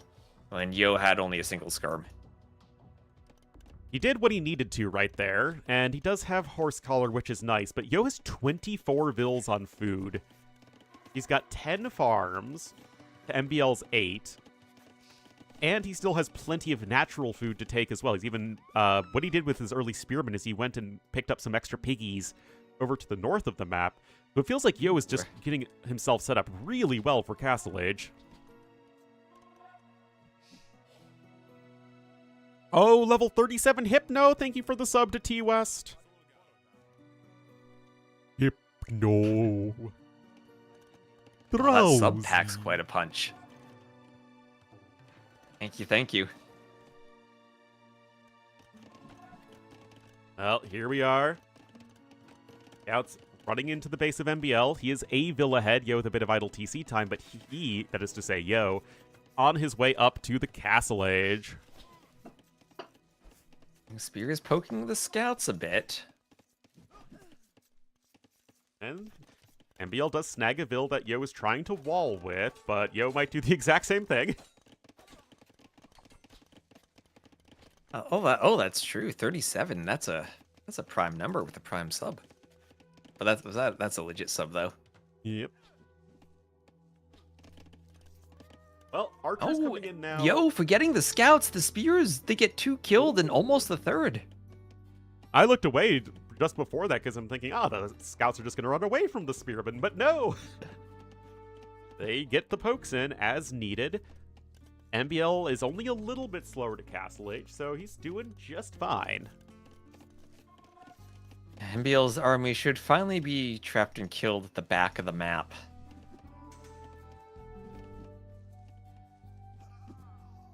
Did you remember that video, Ornlu, the how to trap and kill 10 war elephants video?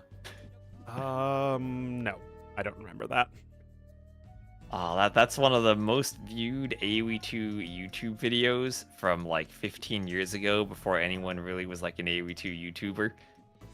There was 10 war elephants chase a cav archer into a scenario made cliffs, they get walled in. Oh, yes, I actually do remember that.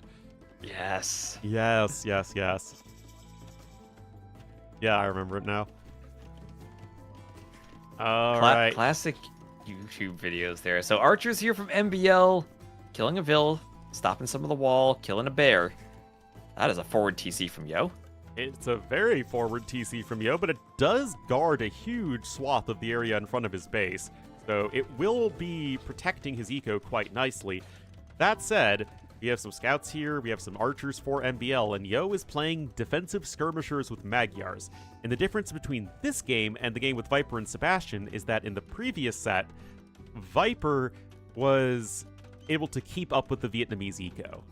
This time, I'm not too sure you can do that. Yeah, and also this is a different gold situation on the map, where you're basically playing Gold Rush and taking the gold in the south. And if Yo's able to do that, remember that game Sebastian Viper was Viper trying to hold on while Sebastian pushed early on? Here, if that same situation occurs, the hold is going to be while Yo takes all the gold, and he's going to have gold for Fire Lancers in the long run, Rat and Archers maybe, Elephants maybe. Much more of an eco advantage there. Yeah, and to be fair, MBL invested into the Siege Workshop when I thought he would add in another town center. So it is true that Yo's eco isn't going to be falling very far behind, and the Skirmishers, they're just going to walk across the map right now and start getting some value because Skirmishers are the best unit in AoE 2.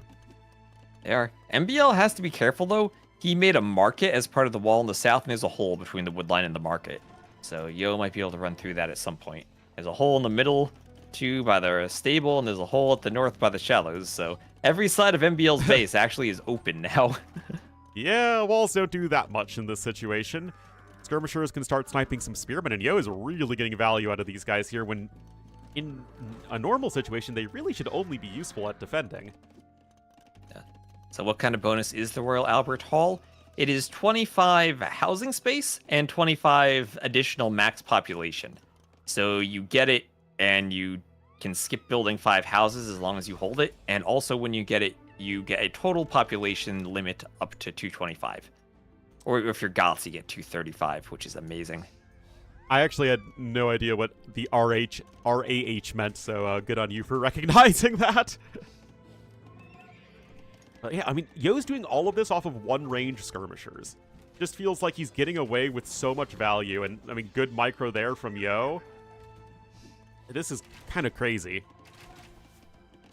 Yeah, and Yo up in TC numbers too. Is as you said, MBL had to invest into the workshop, and he's the civ that should have the better eco, and honestly, is the civ that should have the better skirms too. Yeah. And the Magyars are the civ that want light cav, right? But here, not able to make that work. And that said, MBL is doing a great job of idling Yo's eco right now. So MBL is 700 resources ahead at this point. Looks like he's also going to be building a third TC to the north, where there's a lot of extra food and wood to take on top of the Royal Albert Hall. And you don't really need to go to the south just yet, so especially playing that more mid-game centric style from both players, not really anything to worry about right now. All right. Lots of bushes in the north. Berry bushes, tree bushes, mixed in bright and dark colored bushes. There's lots of bushes.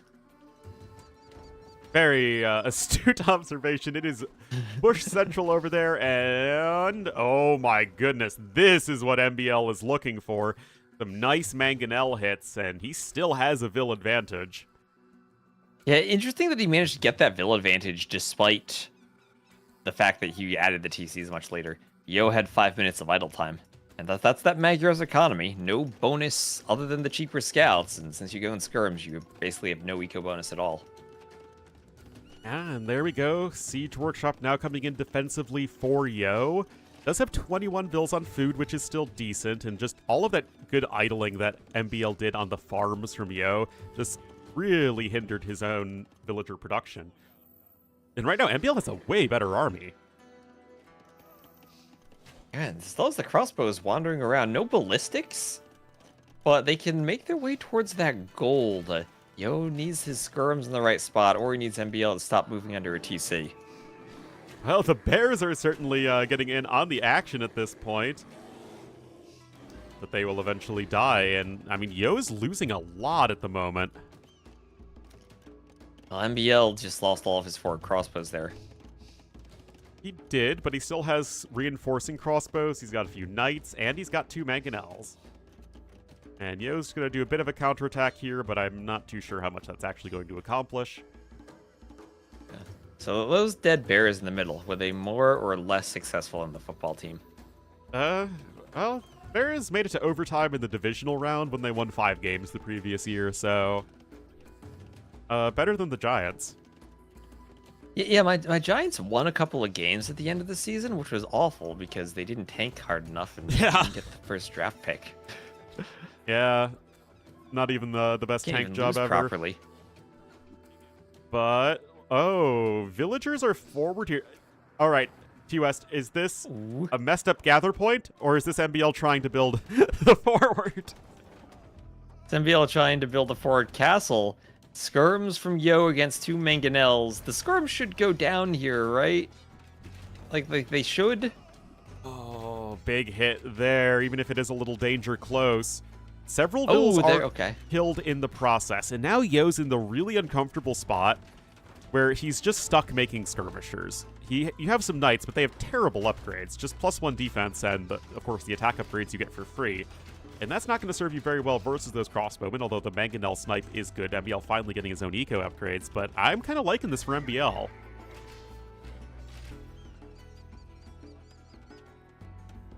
Alright, so those couple of mangonels for Yo will have to be used defensively now with that castle up. And, well, how much of a bonus do you think the 25 pop space will be now for MBL? You have to be careful because if the hall switches hands, you might suddenly find yourself housed. So far, so good for MBL. Also, the 5 relics are in the north, so going to the north means you can get the relics under your control. Yeah, there are advantages to both sides of the map there, so to say. But MBL has both of them, so he gets to have his cake and eat it too. Yo will likely be faster up to Imp, though, but it's like, into what? More skirmishers? Yes. Ornlu, are you questioning the skirmisher? Yeah, I mean, I know that's a foolish thing to do in general, but, like, without even a defensive castle? T-West will be at the event Puppy Saturation, and is not right now. I've not left Otherwise, yet. your setup in the Friday. crowd is really good.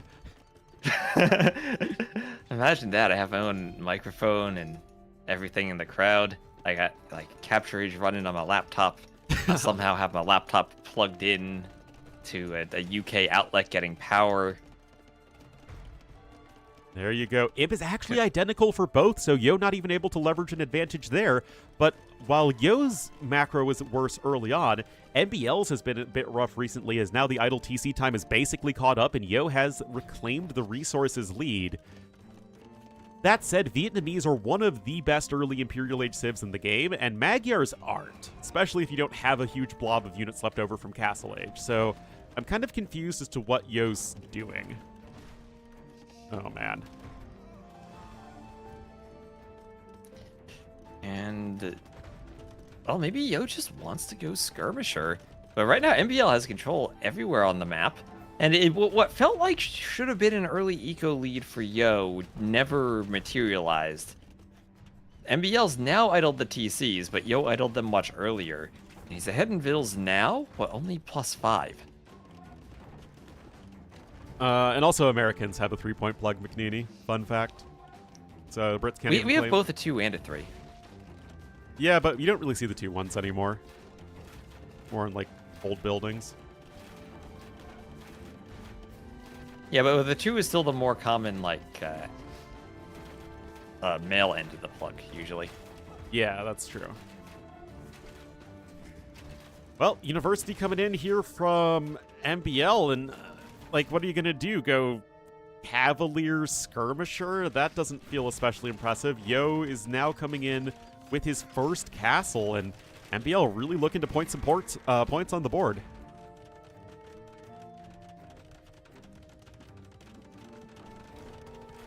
Plugs, what in BDSM are we talking about? We're talking about... Electrical plugs. I don't know what kind of plug you're talking about, Electrical Puppy plugs. Saturation. All I know is you should probably be banned from chess tournaments. Once again, the random skirmisher counterattack is doing more than it should. The skirms are... They kill Vills. They kill everything. Vills. They kill everything. They're literally So the perfect two unit. castles. 2 castles from MBL. And adding in some Trebs. As now we're getting ready for the Treb fight. This is where Yo still has the score lead.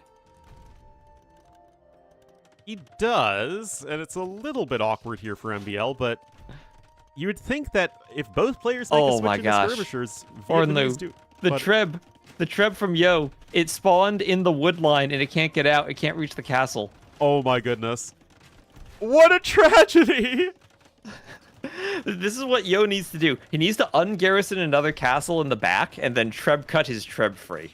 There you go. Or you could just chop it with villagers. That takes too long though. That's 100 wood. He has to Treb cut it free. Oh my goodness.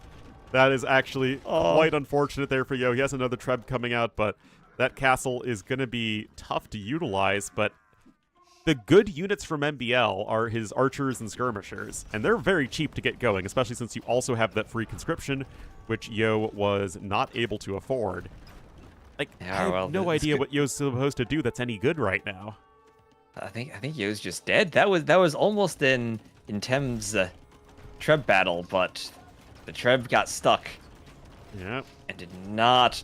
Oh, that was so painful.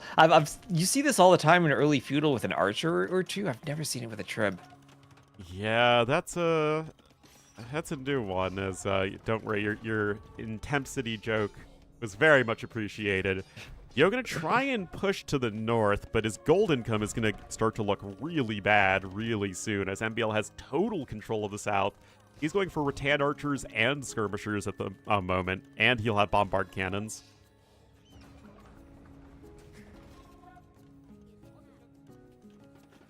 Just lose the just delete the castle to free the Treb, right? That's Yeah. what we should have done. No great loss. Random watchtower here from MBL as well. But I really have to question what Yo's plan was past early mid-game. Because going for skirms and booming initially was fine, but you need to make a transition to something else, and it feels like players really struggle to do that these days. Unless that transition is just more cheap ranged units, which is, like Vietnamese. Well, Yo's successfully trebbing MBL in the north. Maybe Yo can grab the Royal Albert Hall, grab the relics, and then have relic gold plus more trash units. But it feels like you need gold units to actually start to beat your opponent, because Rattan Archer numbers will slowly climb. You're mixing in Fire Lancers at this point as MBL. And it feels like he is... You know what might happen to pretty MBL? He's going to lose the Royal Albert Hall, and then lose all that housing space he had, and then he's going to be super housed. Well, he's still at 180 total, so even if he loses it, he'll only be briefly housed, and it's not like he's, 30 pop in the red.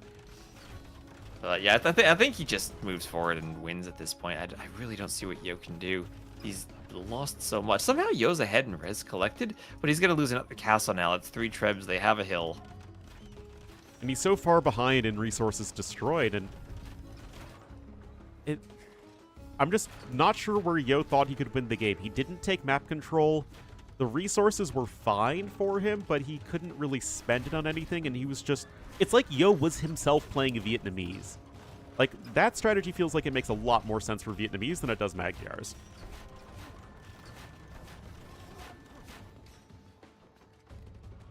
Sorry, yeah, but like Yo never was able to attack in that direction because he had to make skirmishers to defend. You have guard tower in. Yeah. And now MBL is doing Imp Skirm, and Imp Skirm should win the game now. Yo's not going to have Magyar Hussars. Has to go. At least his Hussars are cheap. But we have the gold units now from MBL. We have the Rattan Archers. We sure He's do. gotten to that gold composition, Rattan Archer cannon, that Sebastian wasn't able to get to in that game against Viper. Yeah, also mixing in some Fire Lancers. I still am not entirely sold on this unit now as, like, the end-all, be-all, but you're making it work here. Yo's not resigning quite yet, but MBL looking like he's at least not going to be getting swept, which is still going to be important for his overall chances in the group. Well, Yo, he's a fighter, right? He's a fighter. He's not going to go down. He sure is a fighter, but he has 35 on food to try and spam Light Cav with. Any amount of reinforcing Fire Lancers are going to make those units very useless. And MBL is still maintaining this push here at the front, so he's still pushing his opponent down. Yeah, and Yo has a bunch of vills that are going to run into the Fire Lancers in the north.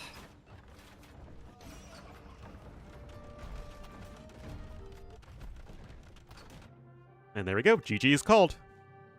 Yes. 86 skirms. We are sharing a chat. 37 Hussars, 14 Knights. Yo just never made any gold units. I mean, sometimes that works as the Vietnamese, right? But not here. Well, I mean, not as Yeah, Magyars. You against Vietnamese who just do that better. Yeah. And yeah, puppy saturation. We are sharing a chat. Fun fact, if 2 people share a chat and you're banned in one and a mod in the other, it works out that you can mod the chat. Did not know that one. That's fun. Anyway, that was MBL's #1 home civ and map, so certainly one that you would expect him to win. We'll have to see what's next. Alright, looking at maps. Yeah, Thames. And Vietnamese against Magyars. So, very different map than Crownwood for those civs to match up. Yeah, for sure. Crownwood, you have a lot more time and space to buy as the Magyars.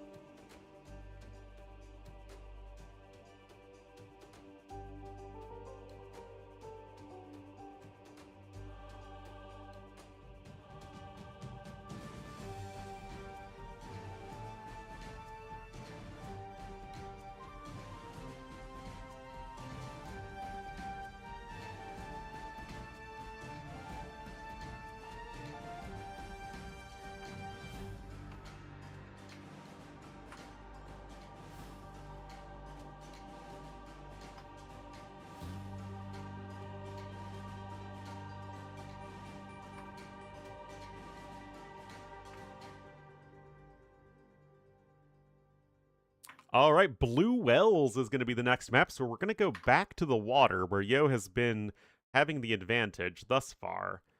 But MBL will have Japanese versus Yo's either Koreans or Byzantines. Interesting, like he'd go Byzantines on the Civ draft now.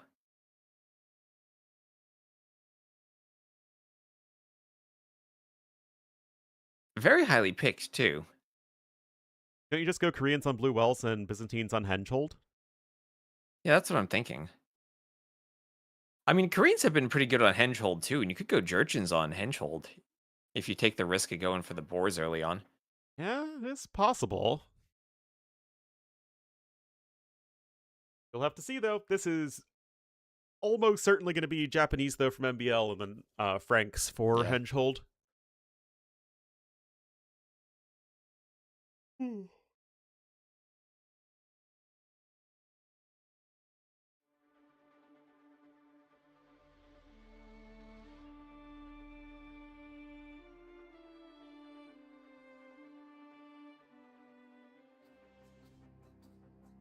Alrighty, interesting. The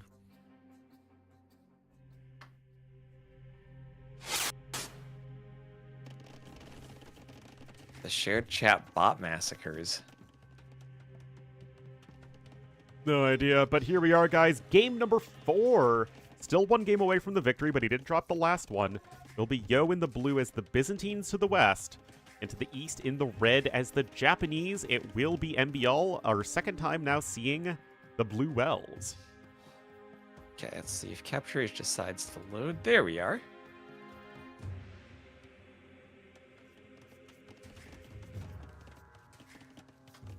Oh, it is going to be another Men-at-Arms opening. This is now the 3rd game in a row that MBL has opened Men-at-Arms. And it's actually going to be 4. I mean, makes sense. Makes sense as the Japanese. But you're also against... Oh, nice! Quick wall from Yo to trap the scout. And he'll be able to kill it with the villagers. Nice early win there, although you have to be very careful with that 12 HP scout. And the Men-at-Arms are coming in. Yo is opening with archers, though, and not skirmishers with Byzantines, so that is going to be important for him as well. But here come the swordsmen. The quick walls need to come in once again. But thus far, really good defense here from Yo. He's got DBA in already. Men-at-Arms not really finding their damage. Yep, 2 on one side, 1 on the other, and then oysters in the middle. And MBL will be docking the oysters in the middle. All right, so... Okay, he's a plan. He's got a plan here for the oysters in the dock. The issue is you don't really need much gold right now. In fact, you need very little gold, which is actually kind of awkward because that's what's going to be your fastest incoming resource. So if you add in fishing ships in the middle, like all that's going to do is bolster the gold income you don't really need. Here's a question, Ornlu. The Turks, do they gather more quickly from oysters with fishing ships or with villagers? No, just Japanese. Just Japanese and I guess Romans? Well, Romans gather from the... gather from oysters with villagers faster, but not with fishing ships. Not with fishing ships, yeah. All right, now we're going to see a switch over into the skirmishers for Mr. Yo. And thus far, still deflecting everything MBL's throwing at him. And galley for MBL. Going to kill Yo's scout almost. 4 HP. Up. Yo! Turns Yo. into the galley. Not valuing the life of his Okay. poor galley. He does have a dock at the back, as does MBL, so they're both adding in a fishing eco, so clearly both are very well prepped for this map. Yeah. Also, look at this darker snow terrain, which is going to use for this map. So it's not as blinding as the Well, white it's deep snow. snow, I think. Or strong snow, I believe. Oh, that's right, strong snow. Yeah, it is very noticeable, though. Yeah, there's strong snow, there's light snow, and then there's John snow. And then there's powder snow. Powder snow. Yeah. Like the skiing snow. Ah, okay. All right. Just A little bit more trading back and forth with the units. MBL does have an overall worker lead, more fishing ships, same villager count. And he's looking to click to Castle Age. Yeah, I mean, Yo's eco is so much better than MBL's, though. Look at all that gold he has. Well, like, what can he do with the gold, though? He doesn't have a market. And without a market, he doesn't have anything good to spend the gold on, which is what I was saying earlier. Yeah, and it's tricky to have so many fishing ships and so little food. Like, you really want to fish boom, but food is such a more useful resource at the moment than gold is. That said, Castle Age is on its way for MBL. He did sell his stone, used the market quite heavily, but this is still going to be at least a little bit of an advantage.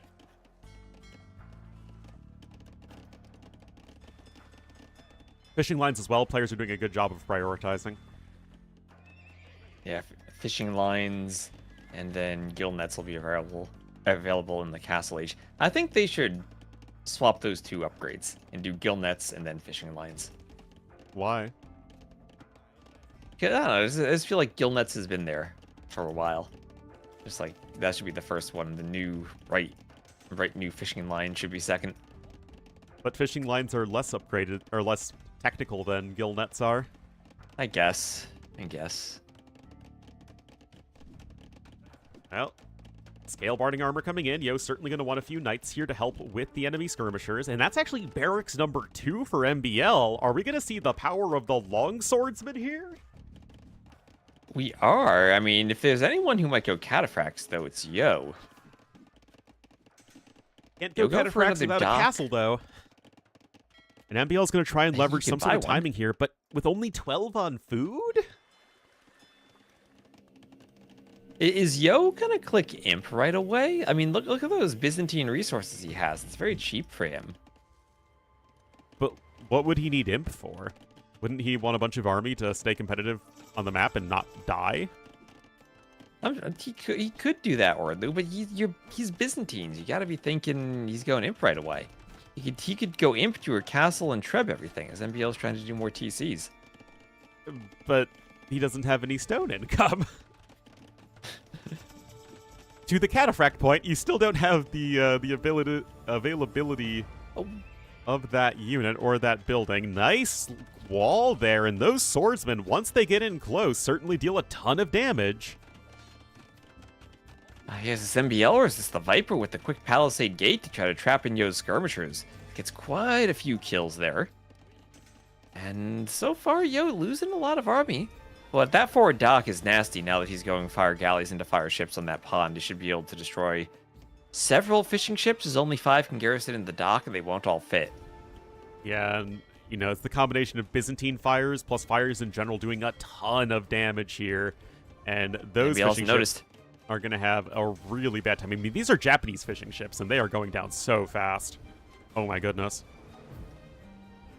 MBL, he has not noticed he's going to lose 8 Japanese fishing ships. He's got 3 left. He needs to garrison. At the same time, he's trying to fight in the middle with galleys, but losing to knights that are atop the shallows. And MBL lost all of his gold income. Where's MBL's gold income? Remember, you only have 2x2 gold in your base. MBL is mining that now. But that's not going to be as fast as the fishing ships are. He might even need to take the oysters in the middle, as he goes longswords. Yeah, I mean, you need some form of gold income. The camels and the poorly upgraded knights are going to die to the swordsmen, and you still have a good blob of skirmishers as well. But at this point, Yo just needs to figure out how to defend. He has his 3rd TC on the way. He still has 11 fishing ships of his own, no more than 5 in the pond, so they're all available to garrison as needed.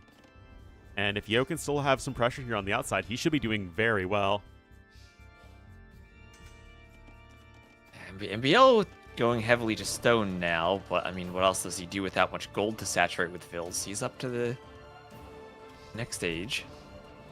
Or, I mean, I thought, doing medium warships, I mean. Up to the next very different tech age there. of warships. Up to the next age of warships, yes. And my mind went from upgrades all the warships to upgrades everything. Oh man, Imperial Age hates this one simple trick. Just click medium warships. Alright, knights there are going to be able to challenge the skirmishers. and Yo is still managing to just hang in there. That said, MBL is going to be on castle resources in just a moment. And yet, I still worry about his long-term economic prospects, even if he is ahead in resources right now. And MBL will have to rely on the oysters in the middle for gold. That's the Yo has all the rest of the map locked down. I guess he needs a forward castle at the front of the pond so that Yo can't simply push him off of gold now. Oh, he's going to tower instead of doing a castle on the. That doesn't feel right. Where is he building a tower? MBL towering where the fire ships are there on the it is. pond. That doesn't feel like it's going to be very successful. No. Maybe he's afraid there are too many skirms from Yo and he wouldn't be able to get a forward castle? I feel like you kind of need to, though. Just get one by your dock, use the war galleys to help protect you, get it sort of between the two ponds. I feel like that would be an excellent way for MBL to keep up with some pressure, but no, he's going to be going on the other side, and Yo's going to storm forward here with his skirmishers, but I don't think MBL's castle can be denied in this situation.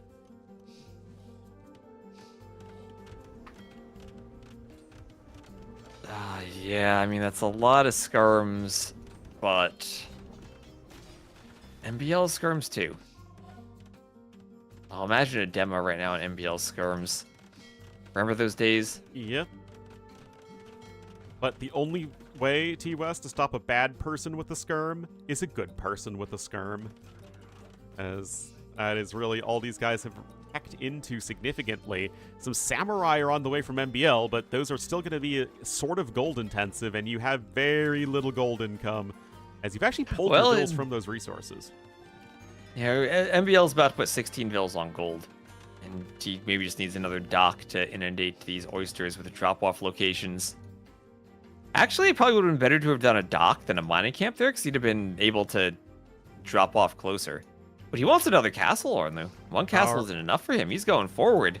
And he's got to put that right on Yo's face. And Yo knows he's Byzantines and has a cheaper Imperial Age, right, T-West? Right? Yep, university's up. University's up. He's just waiting for the university. He needs to put Imp in a TC somewhere. He's clicked it. Oh, Samurai do a ton of damage, though, and those Knights are very poorly upgraded. Uh-oh. Yeah, but I mean, Yo's up to Imp, and he's going to have a unit that packs quite a punch against the Samurai.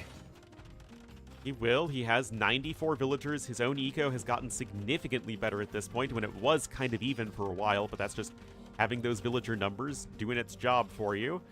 And with Imp on its way, I'm honestly not too sure what MBL can do. He's actually going to be dropping another castle here. Like, he can do all the castles he wants. Yo will just treb them down once he gets Imp. But you know what? We talked about map control for MBL earlier. If Yo wants gold control, he'll need to treb the castles, because that castle on the pond is where Yo is fishing now with the whales. And if he loses those whales, then he only has the southern pond, which is covered by another castle too. So Yo actually doesn't really have a gold spot. Only that top pond he took earlier. And, well, MBL's castle's going to go up. Kind of surprised Yo's just went for this castle here. I feel like he's going to lose some bill. I mean, he is going to lose some bills. That's so many arrows. The Samurai are chopping up the villagers, T-West, and okay, I guess the castle goes up. But now it feels like Yo is quite far away from cataphracts. Does he need cataphracts? I think he just needs trebs.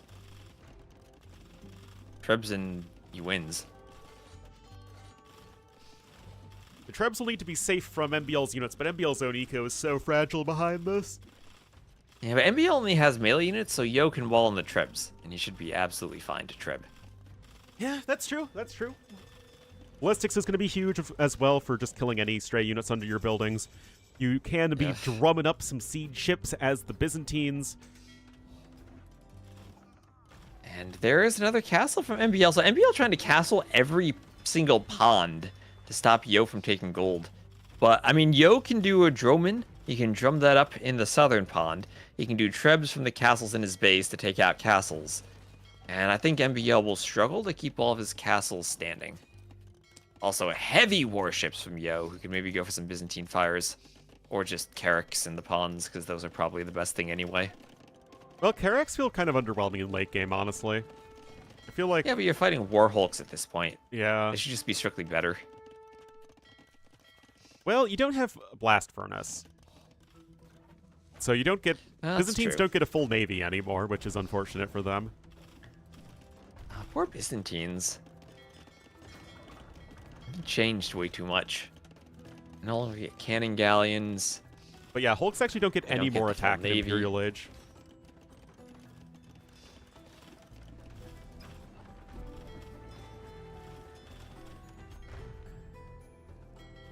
But your Drummonds do attack faster, so already going to be going to town there against the castle to the south. Treb's going against the castle in the middle. Treb's going against the castle in the north. And all but one of MBL's 4 castles are under pressure. Yeah, so MBL's going to lose 3 castles here, and then I think he's going to lose the set.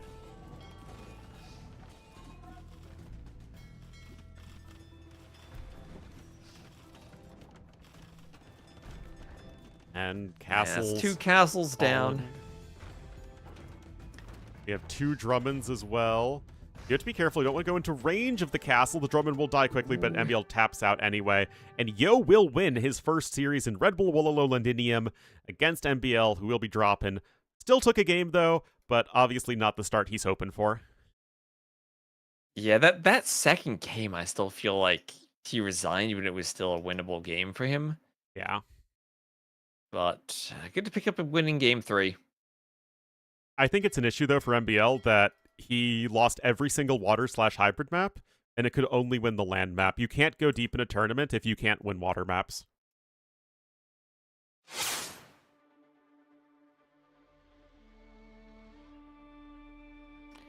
Anyway, I'm sure they will be interviewing Monsieur Plays them Yo. regardless. Yeah, it's a round robin system. He plays against everyone. I'm sure they will be. Oh, it's not a GSL style group, so it's a full round robin. I didn't know that. Yeah, full round robin.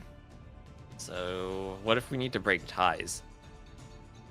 FFA King of the Hill?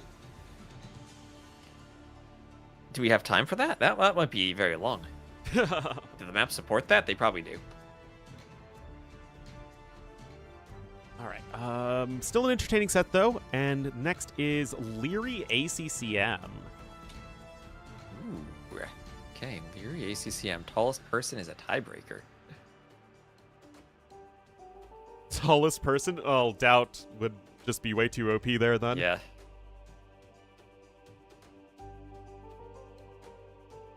What group is Liry ACCM? Is that group A or B? That is Group B.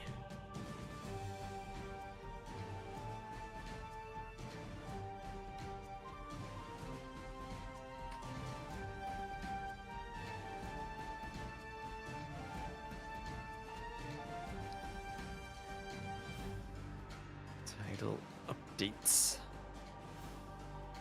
Oh, I just clipped something. I meant to clipped update the something. stream title, and I clipped it instead. Surely Samurai counter Cataphracts. Cataphracts counter Samurai every time I've seen that matchup. It's always been the case. It's one of those situations where Samurai are less bad than most infantry, but still bad. Yeah. Just in general, like one-on-one, the cav unit kind of wins against the infantry. And then you add in splash damage from the Cataphracts. Yeah. Here's the EO's interview. It should be, no matter the civilization or the strategy is so unusual, but that's MBL's play style, Yeah, there's only so much planning you can do. Yeah. Dave? I mean, Riley already talked about it, right? How do you even begin to prepare against a player like MBL? Yeah, the Everyone polar else in this bear. tournament feels kind of What is standard. that polar But bear? you've played against him so many times in the past, and it's Yeah, well, I'll always pause the one of my stream. favorite matchups. It's always is- crazy. I guess you Polar bear, just there's a have Canadian to flag on it. play yourself. Yeah, you see that, MBL right? is I have my stream This paused on it. creative Underneath Heartt's player banner or on the right, weird player, there's a polar bear. no matter how you put it, but Alright, I need to open your Polar stream. bear. there's no way you can predict his move. Oh. Like an AoE4 player, do maybe? your economy well and Yeah, that has to be an AoE4 play player. well. That's it. Okay. Did you incorporate the new maps? Was that part of your strategy coming in? Because you played Blue Wells, but and then there's 8 obviously AoE2 Stone players. Drift Whose was, banner's missing there? One's included behind as you. well. Oh wait, the AoE Was 4 that players on the bottom. Part then. of your Okay. strategy? Yeah, 'cause you see banking on Marine his Lord lack right of there. Preparation maybe coming into this Yeah, tournament. okay. And I think Whammo is the guy with the I polar picked bear. this map because they Okay, I have don't know who that water. is. And no, MBL's only weakness might be water. Yeah, He yo, doesn't absolutely has play the water pimp map that shirt. much. Mostly Arabia, right? Can you rank from 1 to 10 how surprised you were on the first game? Before do When we, he picked do we listen to the Saracens, and interview? I then need he an had audio source scouts. for the interview. 10. 10. I didn't expect that save. And scout opening is unexpected. And I think everyone can agree here. He put a lot of pressure on you, but you reacted very well. Are you feeling good mechanically, other than your strategy coming in, which really You hear that, worked? chat? Your mechanics, are they feeling good here? Are you comfortable? While they do this interview, I'm gonna go get some food. Can I get you anything while I'm up Alright. to you, I Wes? don't think both I'd of love another us coffee. are playing Alright. like really well in the first game, and there are some mistakes here and there, but I think his strategy is not that good against mine. And your chances going forward after you won this set, how big was this set for you in such a tough group? Big. And how confident do you feel going up against Hera and Hearttt? Big. I have no confidence against Hera or Hearttt. But it's good to have one win at least. And next round, I think I'm playing Hearttt, right? Well, I'm not sure. We'll have to check exactly the way. Yeah, it should be. It should be. You'll play him So, at some point. Yes, yes. Yeah, I think Hearttt is gonna be tough. Hera, never mind. Who cares? Never mind. Okay, it's a bye, but in the opposite direction. Yeah. Well, Mr. Yo, congratulations on the win. A great start to your RedBull Wololo Londinium. You must be really pleased. 3-1 over MBL. Thanks so much for joining us. Best of luck in the future. Thank you. We're going to head it over now to our casters once again. They've got some highlights to share with us from what we've just seen in this set between Mr. Yo and MBL. Yeah, Mr. Yo's transparency as good as ever there. That was awesome. Yeah, he looked visibly relieved that he got the win here. Back to what we said. Do you find it interesting as we get to the highlights for the series? Do you find it interesting that he lacks so much confidence against Hearttt in a LAN?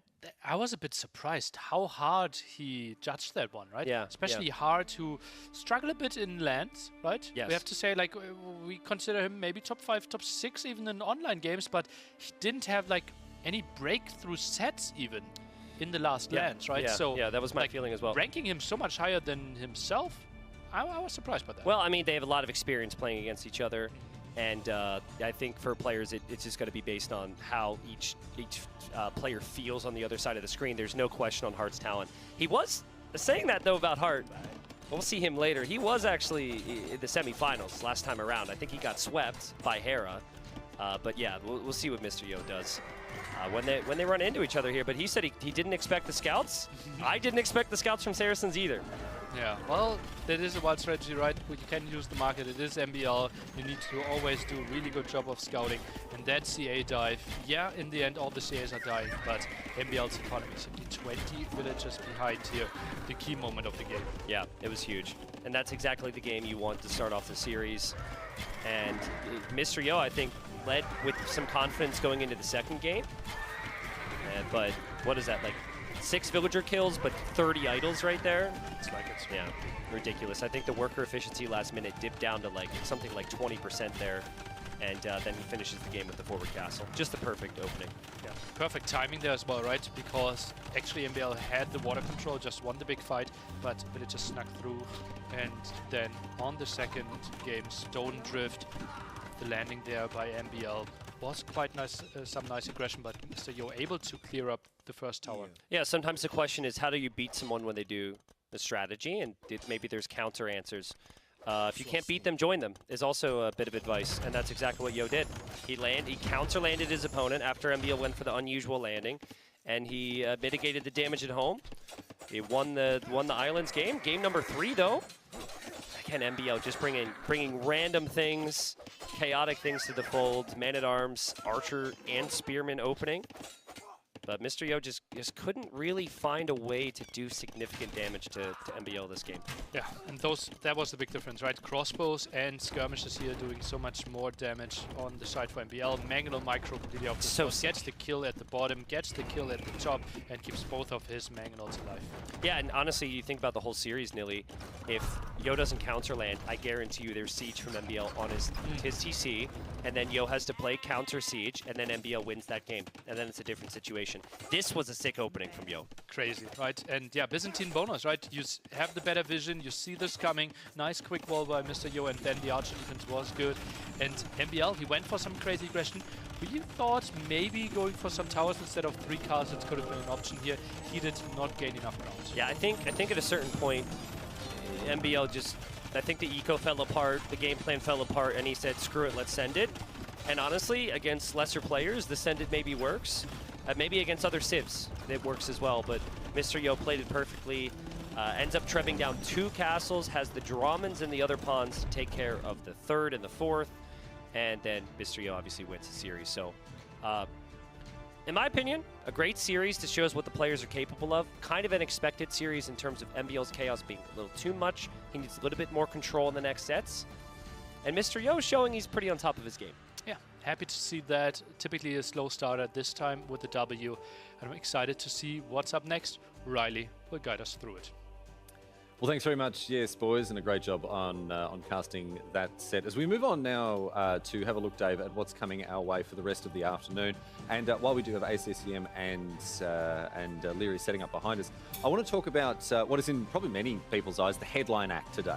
Like coming up later today, we've got Hera versus Hearttt. Hera, undisputedly the best player going around at this point. It was interesting to hear what Mr. Yo was saying about both of these players. You know, sort of being quite honest in thinking that Hera was going to be something of an insurmountable task. But Yo also noting that Hearttt is also a very formidable opponent. What are your thoughts on Hearttt coming into this tournament? Well, Hearttt has developed so much over the last few years, right? There was a time where it was basically Mr. Yo being the favorite going into a set against Hearttt, and now you heard how nervous he was matching up against him. Hearttt struggles against 2 players. He struggles against Liry, and he struggles against I Hera. return. Did I miss anything Arguably the thrilling? 2 best players in the world. Well, there's no they're argument there. I mean, interviewing basic consensus. It's 2 best. And Hearttt is just such a monster when it comes to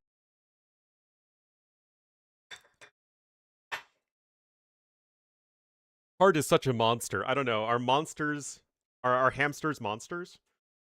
Not in RedBull. Uh-huh.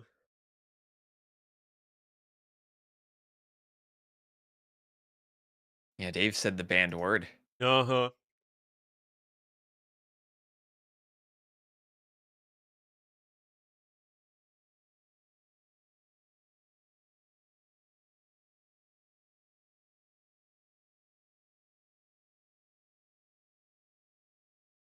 He got swept 3-0 by Lewis. Maybe Lewis belongs there. That checks out.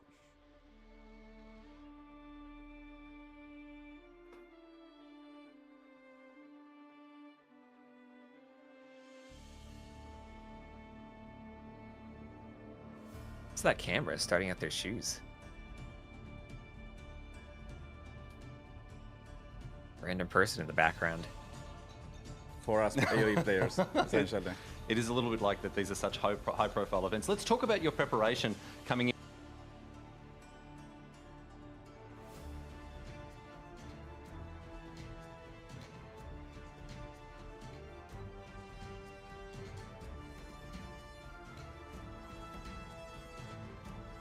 Yeah, it was pretty good actually. And maybe develop some. You're aware, secrets transfer hamster? I know to I the, do. to We'll the see. table. We'll see. Maybe, but maybe. in round number 1, there's not going to be any secrets because it's you playing against your teammate Hera. Hera is undoubtedly the best player in the world at the moment. What does it mean for you to be facing him in the first round? This is the first match you'll be playing. Yeah, I mean, I'm quite used to it by now. I literally always face in round 1 in every single tournament, I think. So Okay.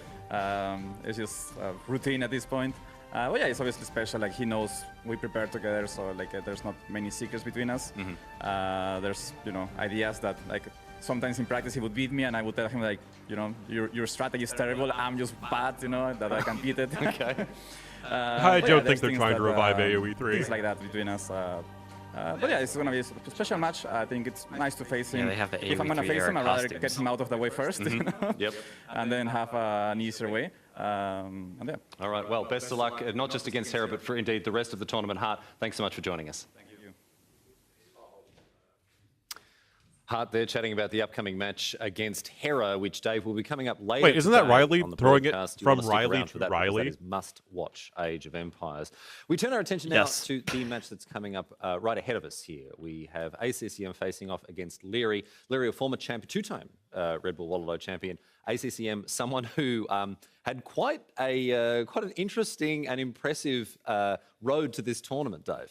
I think unprecedented is the word, right? You saw him on the ladder, and I believe he had 38 Doesn't Dave get a wins hat? in a row. It got to the point where Hera and Liry would spend their entire evening just trying to snipe ACCM on the ladder. And then when they finally got him, they lost. They couldn't stop them. So ACCM at the absolute peak of his game right now. And, you know, he keeps, I make fun of him because he keeps getting older. He's older than me. And he keeps getting better. Yeah. Which is like a fine not wine. the way that graph It's usually not how it works should at go. all. Yeah, right? How old is ACCM? Well, the games after all this he's time, super maybe. impressive. The preparation is off the charts with this guy, and I think it's a really tough customer for Liry. But you Yeah. think Red Bull a would huge have the amount of budget momentum not to behind produce AI ACCM. swap, but He's in great here nick, we but are.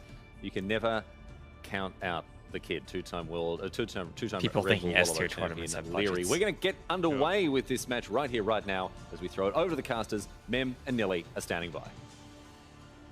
And because if you check about those statistics, I'm gonna you close see the interview ACCM, now. right, Nelly? And then he was the one who played the least. So he was saving energy. He's getting older like this. Look at the... I think we have the drafts. Yes, we do, and it looks like we might be starting on Locky Ness. Like, oh, another Loch Ness. How's everyone playing Loch Ness? I wish I could tell ya. Anything crazy with the Sibs? We have Tatars and Ethiopians, one of which is possibly going to get played by Liry. Let's see this. Replace the drafts from the previous one with these drafts. Liry with the most hamster picks possible. Stonefront and Vulpine. Oh boy. Every time I have these drafts, I gotta move them around.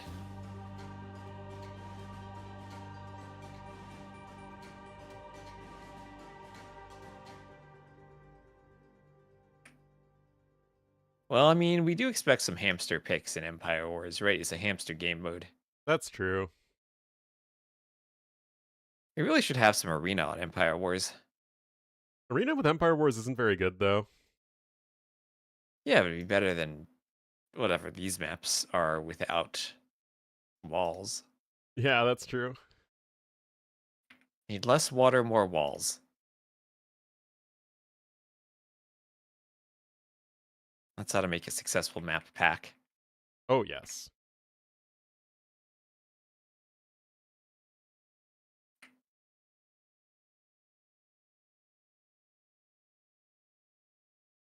So, we're finally going to get a Dorothea quarry.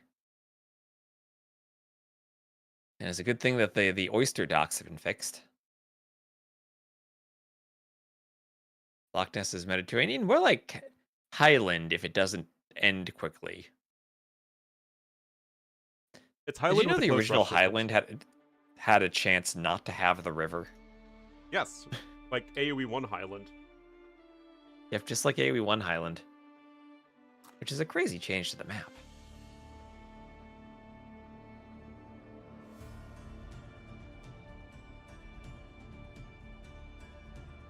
Also, gotta love Liry banning the 3 new Sibs still. Yeah, really. So what are we thinking? I'm just looking at Twitch viewership right now for this. Red Bull's at 3,000. That feels like really low for them. But T90's at 4,500. 4.5k, yeah. But like in total, that's just like a little over 10k on Twitch, which feels super low. Maybe people are watching on YouTube more these days. Yeah, maybe. And Dorothea Quarry has nothing to do with TTL Quarry.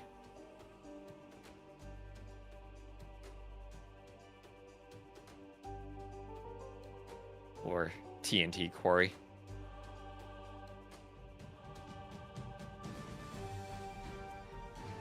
Where are the Trade Workshop ones from the early Red Bull? Well, that's what the Royal Albert Hall is this time. Or that's what Vulpine is. We have the Tower of London. Yeah, true.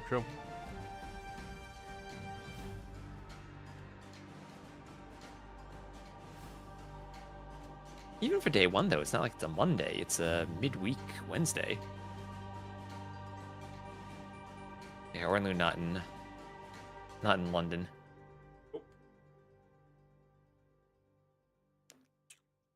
And as we've established, T West is in London, in the crowd, with his setup.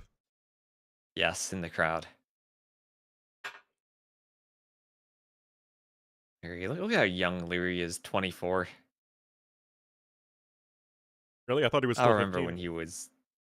I remember when he was 16. Yep. Yeah, Liry's a pretty tall player. Oh, If you were to break ties by height at Red Bull, I think Liry would be winning.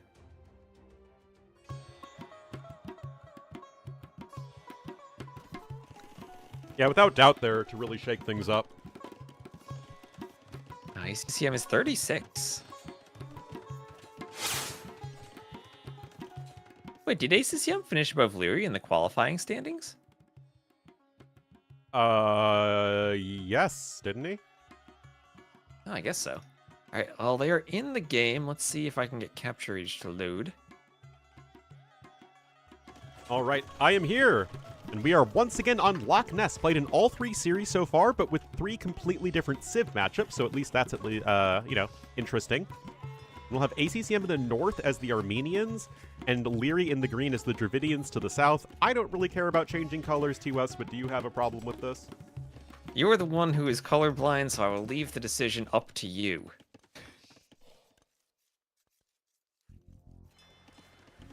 I like my cyan. Yeah, that's true. All right. Look at this. Very different approaches. So Liry has a dock and an archery range, and ACCM full wall double dock. I mean, if you want to play water in this Civ matchup, what happens if this goes like late game water? You have Cilician Fleet, but demos suck now, so that loses some of its oomph. And then you have Therissidae, which probably... How do they do? Do they win against all 3 ships now that are not demos? No, they're awful against fire ships still. Okay. So but you need Armenians to go don't like get fast fire ships. Therissidae, Carrick. Oh, you're right. So it's just full Therissidae then from Liry, and he should win, right? They're also pretty annoying to micro against Hulks, to be honest. Yeah. And up, Wolf chasing a spear from ACCM. Wolf will help the archers get a kill, then try to eat the archers, but the archers will kill it. So ACCM, he's going full defense mode. He wants a tower on the gold right by his wood line. He's moving from the other wood line with the mule cart. He's going to a straggler tree with the mule cart. And we'll be playing this full water mode. Hulks, galleys, fighting Liry on the water. But really, it's more of an order of operations difference, because Liry, with the range, applying pressure there, but he still has plenty of actual naval units here as well, and he's getting a ton of damage in with his 2 fire ships plus galleys. And yeah, ACCM and can't it afford still to make feels... anything. Yeah, and it feels like on this map, galley is the winning play more often than not in feudal. From everything I've seen so far, it feels like on Empire Wars, unless you're in a super close pond like in Blue Wells, simply getting a good mass of galleys with fletching, which Liry has fletching, wins you feudal. And Liry will clean everything. Well, this game feels kind of over, honestly. Liry up to the castle age? What the heck? Yeah. Yeah, this feels completely over. Yeah. Is this going to be another tournament where Liry stomps everybody and then he gets to the finals and then slips on a banana peel against Hera? Probably. It feels like Empire Wars is a setting that should heavily favor Hera and Liry too. Yeah.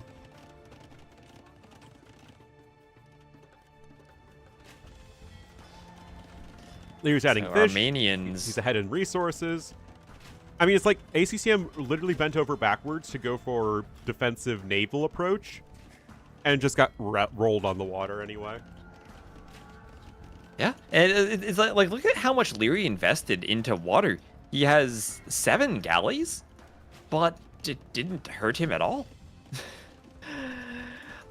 Do Dravidians? Here's a question: do Dravidians start with 200 wood extra on Empire Wars? Yes. Yes. Okay. They're top, so they top get tier that for that reason. Yeah, and then they get the docks. So then they'll And the get archery range, right? He an was able to extra- apply pressure on land and water at the same time. Yeah, so by going double docks, it's essentially an extra 250 wood that Liry has right off the bat. Yeah, from the housing space as well.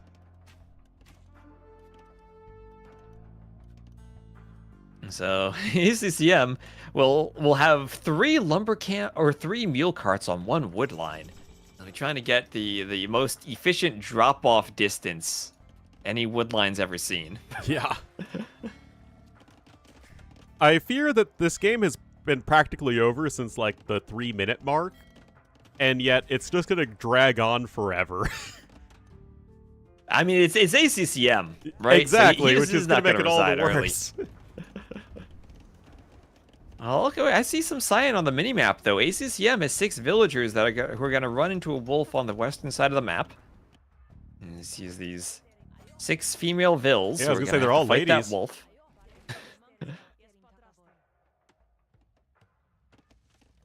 I mean, I get it, right? Like, And they- ACCM knows he's in a horrible spot. Liry already has guild nets, man. Like, he is just cruising. Here's the church, and Yeah. Liry's going to have a 3 TC boob. He's going to be fully walled. And literally everything has gone right for Liry. Yeah, this is just... You know, Hera's the best player in the world right now, but Liry makes AoE 2 look easy in a way that, like, we haven't seen since Viper's heyday. It's just crazy. Yeah. I mean, it's a bit very different than Viper, because Viper would do something incredibly messy and make it look easy. Liry does something incredibly clean and makes it look easy. Mm-hmm. Both are super tough to do. It's just different skill sets and different ways of expressing it.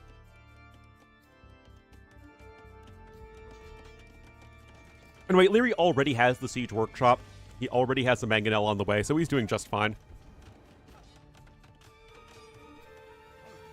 Now, there's another church, and ACCM had better hope that churches are even stronger than I think they are. Because I mean, after they are got quite nerfed, silly, but... I think they're not that crazy. Well, what the most crazy thing about them, though, is their build time. Is that you really can't stop them from being constructed. I mean, it's just the struggle of balancing something that has to function as both a defense and a monastery.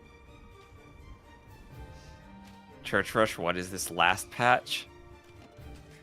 It's current patch. ACCM also has 2 TCs, but he's completely taken off of the water. How many docks does Liry want? He wants to fish everywhere.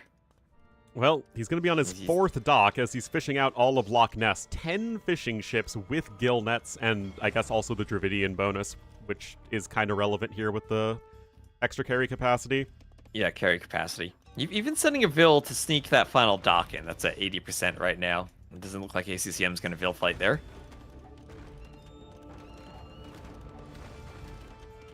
Okay, and we have the chat so we can see the score. I can move the score. Where do you keep your It's chat? supposed to be... Oh, do you keep it above the in-game score? Yeah. Oh, I keep the chat beneath the score. Oh. That's because the other day I was casting Rage Forest with a 4v4 and I had to put the chat in it, or the score in a different spot, and I forgot to change it back. Thank you. Ah, I'm yes. surprised no one said that yet. Well, chat's never as responsive as you'd like.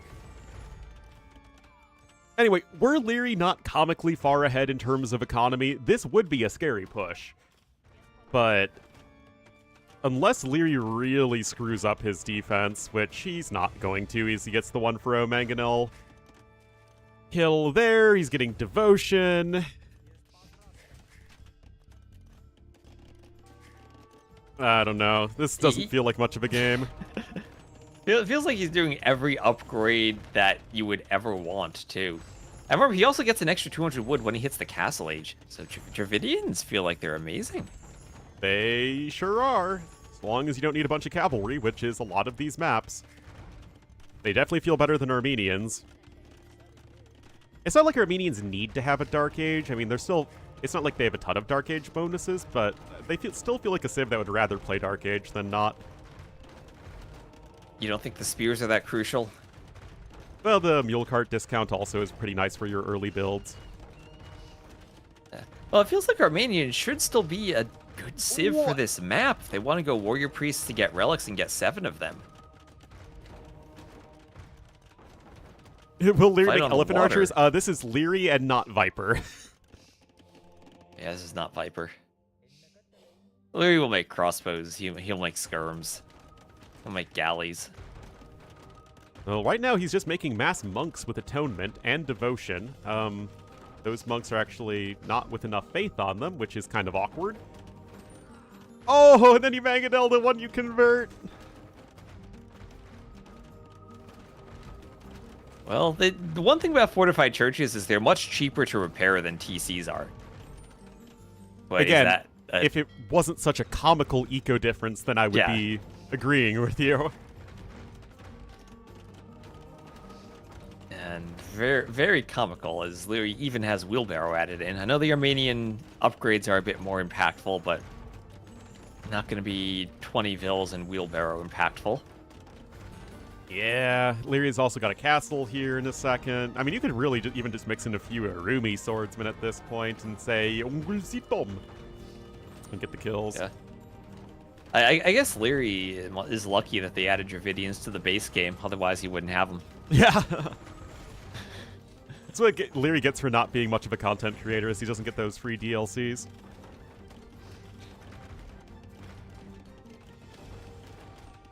Oh, that's the first really good hit for ACCM. I do think it's way too late, though. Yeah, Liry's getting a castle up. And then he'll have a Rumi swordsman. He's not going to make any of those. Nah, it's not really a Liry unit. But you know what ACCM could do? He could sell his wood and click imp.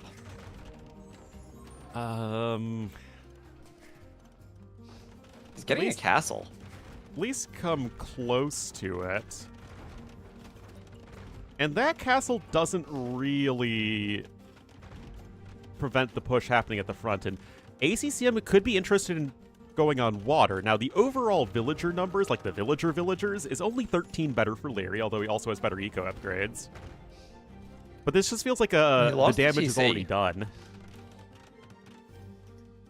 Yeah, it feels like we're just waiting for ACCM to hope this works.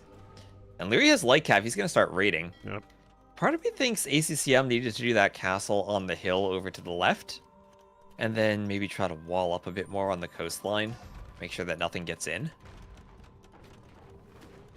Well, the light cav are here with devotion. The monks are going to be very ineffective against them.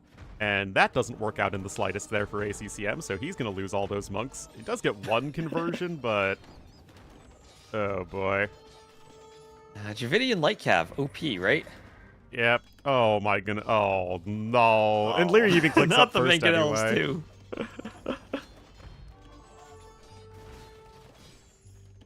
Jeez. Okay. Again, this game has basically been over since minute 3, guys.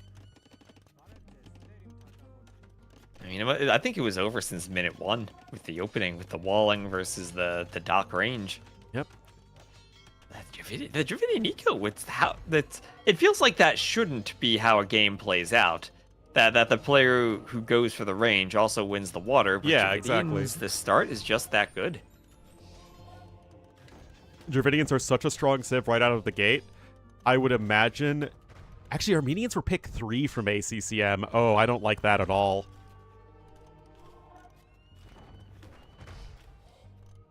Dravidians pick 2, but like that makes sense.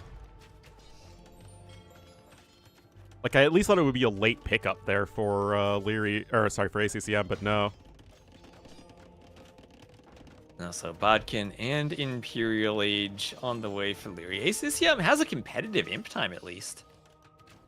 Yes, but he doesn't have a competitive economy, and that's kind of been the entire issue of this game.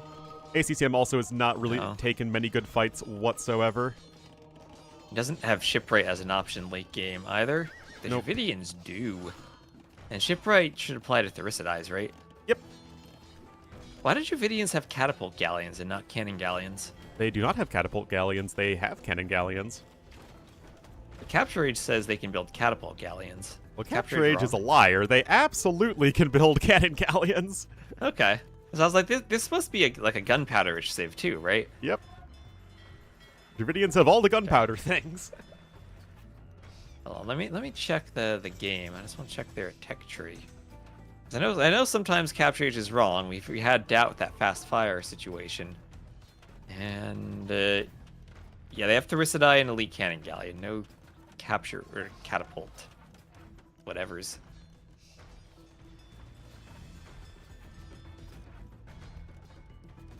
Oh, So he's Liry going for cleaning Silesian everything. Fleet demos to West. Yes, Dravidians are the only civ with a full naval tech tree at the moment. Except for Siege Engineers for their Cannon Galleons, but they're the closest Oh, thing. that matters though. Siege Engineers is important. Yeah, I mean, it's important, but Dravidians are still the closest of any civ to a full naval tech tree. So demo ship, Silesian fleet, you'll need heavy demo, and we will get to see how useless heavy demos are in the current patch, maybe? I suppose there's a way ACCM could go Silesian fleet heavy demos, somehow win the water, and then hold on to somehow get a score lead from having one water and win a score victory in 75 minutes? But he doesn't have the resources for any of that. Yeah, that's Fast Fire was a DE issue, you're right. Well, he's clicking heavy demo now. He has Silesian fleet. He has one demo, two demos in his docks. These would need to be the best demos of all time. Very best that no one ever was. Which civs? Spanish, I think, just missed the last fire ship upgrade. They also missed Siege Engineers, but they have the faster firing Cannon Galleons to make up for it. Yeah, Spanish cannon galleons are one of the best water ships. in the game. Byzantines just missed Blast Furnace for their Carrots. their Don't hulks. they miss the second fire? Oh yeah, they tech do. They missed the too? second fire upgrade as well. Yeah, that's silly. They shouldn't miss that. There's one civ that should have all the fire Yeah. techs. It's the Byzantines. Oh my goodness. Okay, here come the demos. Here come the demos for the Treb. They will destroy your Treb in a fire. Wow. He got something. He got something. He's ACCM. He's not going to give up early. You know, he's got more Vills. This time accompanied by some composite bowmen going forward. Oh boy. He also has some random stuff here on the other side. Liry does have skirmishers, though. He's going to mix in some hand cannoneers. Dravidians are going to have the better late-game army anyway. Okay, here's a problem for Liry. His skirmishers are standing atop his castle foundation, so he can't build the castle in the east. This is the first thing that has gone wrong for him already. Yeah.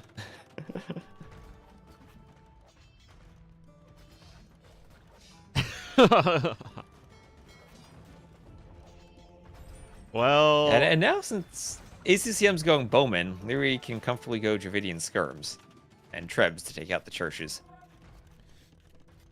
but the Armenian castle can be right next to the Georgians' castle, the ruined Georgians' castle. Be like, brother, what happened to thee? Yeah, why is there a Georgian's castle I in don't Loch know. Ness? Because there isn't Oh, a model for a Faradir's in ruined this Celt castle. Faradir's, that finishes before the castle goes down. Oh my goodness, it's fully operational battle ferrets.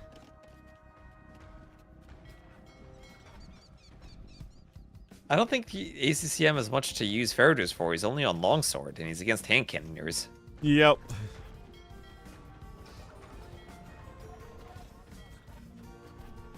Well, at least the Yo MBL game on this map was kind of interesting.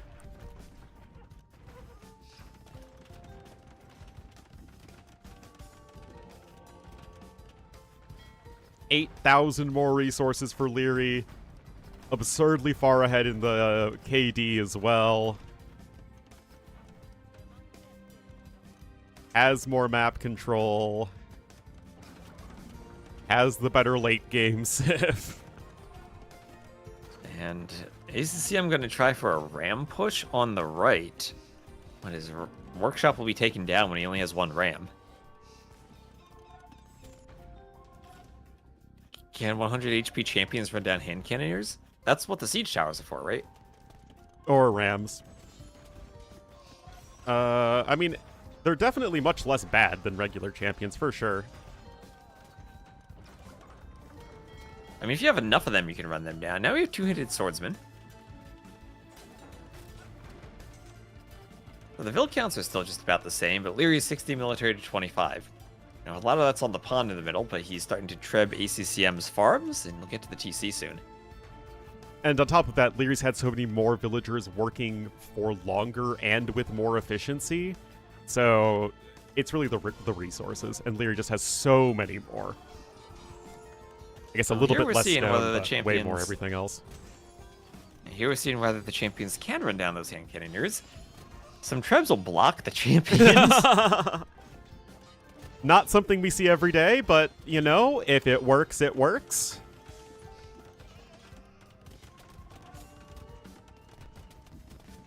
What is the train time? Champions should train faster than hand cannoneers, right?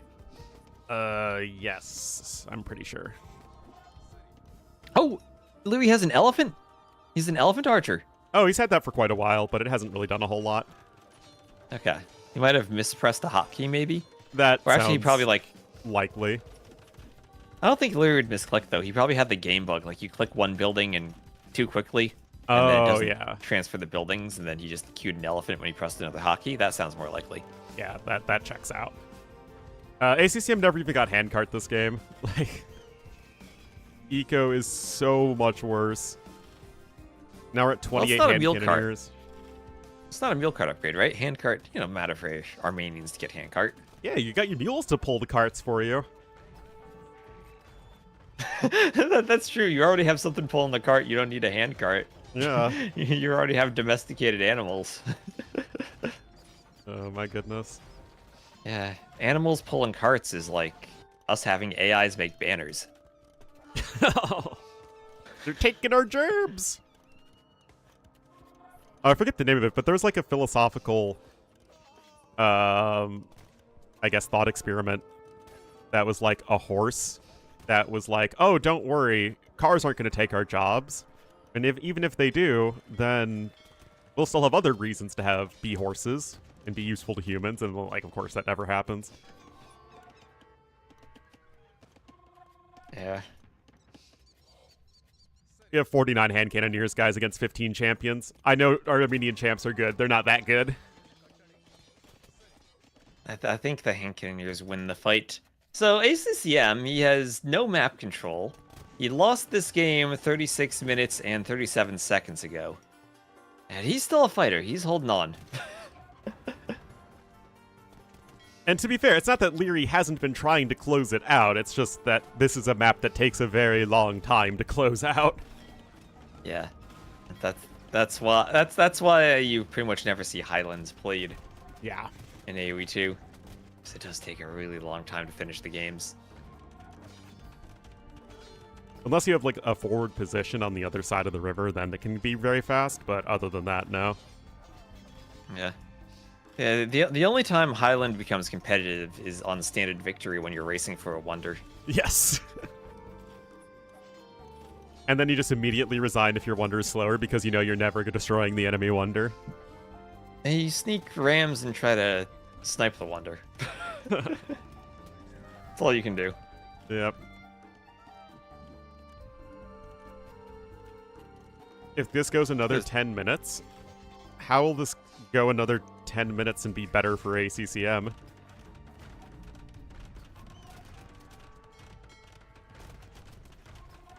I mean, Liry has such a huge score lead. He's up by 4K now. He can just kind of wait for the score lead even. He doesn't need to push to finish it.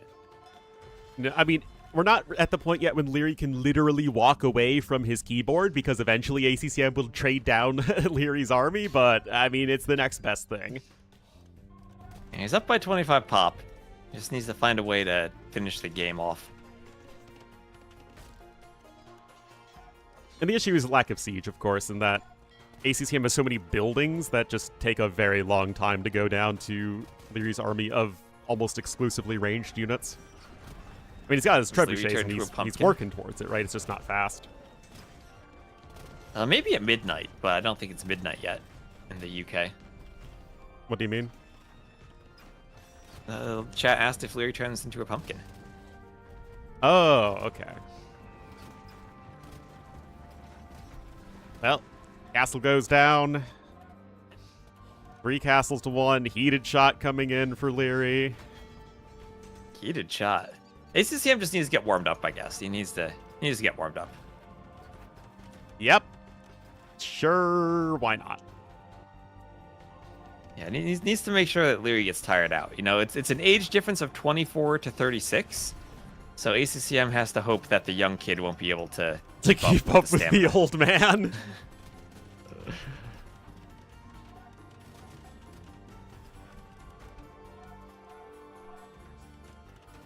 Look at all these fortified churches on the shoreline. It's almost like being able to spam out a defensive structure for only wood means that games take forever to finish. Yep. Yeah, around 75 minutes. Just after 75 minutes, the clock runs out. So we actually have a very long time to go in this game until the score. Yeah, we're a little over halfway. Yep. It's just, feels like this is taking forever because the game was literally decided within 3 minutes. When Liry had a 6-0 KD and was faster up to Castle Age. Well, you know who has more skirms right now? ACCM, 34-16. And I know they're Dravidian skirms for Liry, but numbers, Ornlu. Numbers could mean maybe ACCM, as he's fully upgrading them now, might be able to come back with skirmishers. Let's not doubt the skirmisher.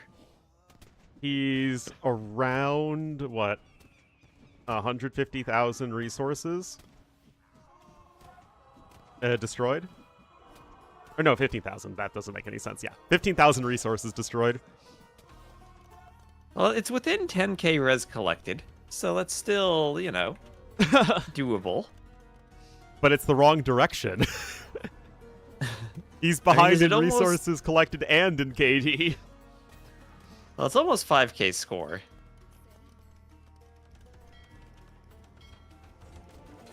Is Liry doing? I mean, Liry's just kind of mixing the various ranged units here. And here we'll have clinker construction for Liry. See, he still needs to do techs, Ornlu. Oh, yes. He hasn't done all the techs yet. Flex the might of the Dravidian tech tree right there.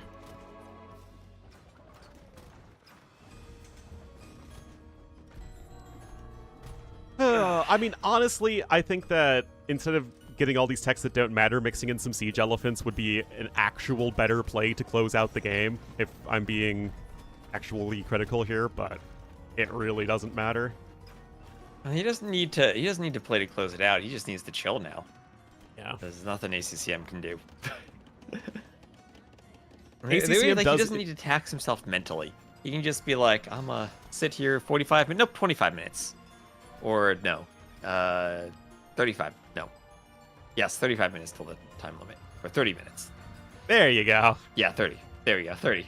The 5 threw me off. 30 minutes until the time limit. Oh, no. Why is Liry Treb destroying a mule cart. Did you see that only one shot? It sure does. Why is Liry not pushing? Because he doesn't need to. Well, because there are fortified churches everywhere. It takes a long time to destroy fortified churches. Yeah, remember, Liry doesn't Especially have anything that's good against buildings except his trebuchets and cannon galleons. And, I mean, they're doing work. Liry's not idling them or anything like that. It's just, it's very slow to push through all of this garbage from ACCM. Yeah. This is the time when Liry needs to be, like, pulling cables from ACCM's PC just to end the game quickly.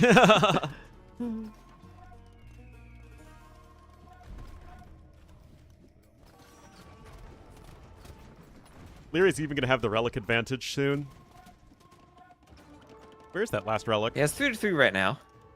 Yes, so soon, if Where- Liry grabs the relics from that fortified church, ACCM might be on point to run them, though. He might run them and try to hold. There was a relic in the forward fortified church of ACCM because that was his first one. What happened to it? Whiteron, this is Ornlu. This is Ornlu. Remember Genghis Khan 1, he's that wolf you kill. Yep. Yeah, watch out, Ornlu, they're coming for you from the chat. Well, who doesn't want the gift of flaming arrows? I'll see. Both these players have chemistry, so they both are gifted with flaming arrows. And I mean, Liry's even more flaming because he has heated shot too. Oh, double the flames. Oh, we got Carvel Hull. Oh, what does that do? It's the extra movement speed. It's the one after Clinker construction. Okay, yeah. Why did the techs have the same effect? Why not make them different? Well, it's like a Castle Age and Imperial Age one. Yeah, but I mean, we had masonry and architecture, but I think those were the only two techs that did the same thing in both ages, right? I guess the blacksmith techs. Yeah, the blacksmith techs all did that.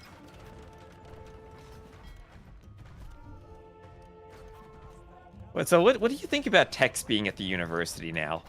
The university just really feels like it. so loaded. I think it's honestly kind of It feels overwhelming. weird. It feels weird that there's so much at the university now, as ACCM wants flaming arrows doubly too, as he's doing heated shot. Oh boy. Feels like the university has too much in it now that doesn't apply to land maps when you build it for a land map. It's almost like there should be a separate university for water maps that has heated shot plus the new dock techs, but Yeah. Or does heated shot still apply against camels? no, it hasn't since like 2010. Okay, so 50 minutes now. We're closing in on that ending time.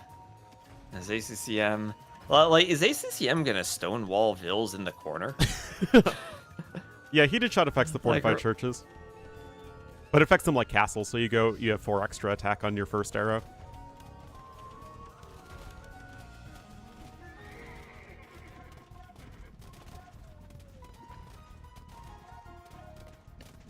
Yeah, the still bottom have row is Dorothea already all Quarry, so Navy this- stuff. Except for heated shot, this but is again, not the heated shot only- isn't a naval upgrade so much as a naval defense upgrade. Yeah, it affects the towers. It doesn't affect the dock stuff specifically. Like the other text they put in the university, there we go, he calls the GG. And we'll be on to hopefully a better map next game. Let's just everybody collectively forget that this map happened, and Liry just, for his excellent performance recently, gets to be 1-0. Yeah, it's like double elimination. Yeah, Only exactly. The double elimination is the player and the map.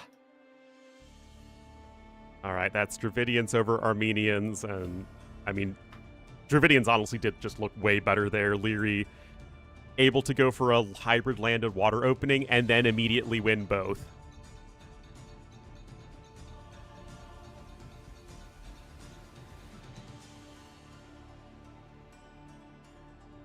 The only monster map? There are no monster maps in Red Bull.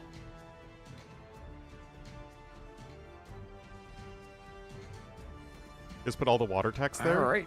Because then people wouldn't know how to get any water techs.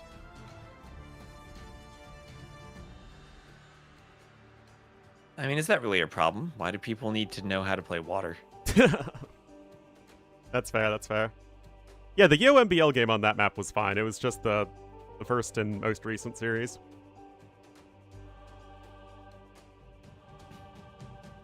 Now, we saw a couple interesting games on that map in the qualifiers, but really not as many here. Yeah. At least so far.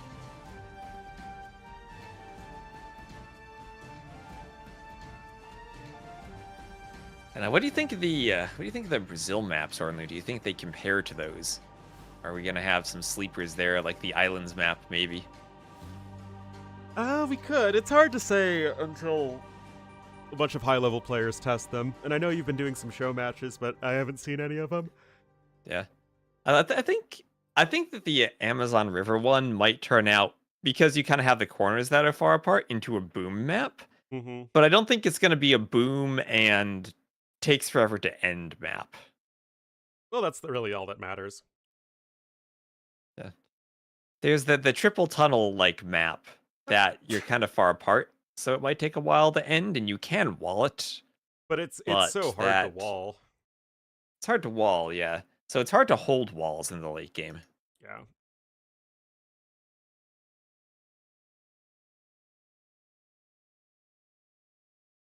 Well, what do we think of the Maya as such an early pick for ACCM? Haven't really seen them in Empire Wars too much, but he is certainly pretty well tuned with the civs from all those ladder games he played. Maybe just with Koreans more than anything, though. Yes, ACCM is the master of Korean's mirrors.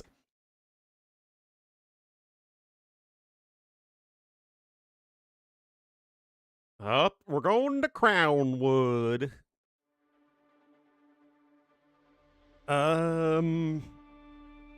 I mean, I guess Liry can just go Magyars here. That's totally fine. ACCM, maybe just go Mayans or Persians? I'm not sure. I mean, where does he use Turks? You used Turks on Stonefront to take control of the middle of the map? Maybe. Skirmishers are the best units. Maya have good skirm, stands to reason. Did I script any of these maps? Nope, I did not script these maps. None of these are mine. Why is Sherwood Forest not a map in this tournament? The real question, why is Sherwood Heroes not a map in this tournament? Yeah, that's the real map. And hello, Madros. What is it like? Is it really AoE without Friar Tuck and Robin Hood? It is not. And the Sheriff of Nottingham? Sheriff of Nottingham.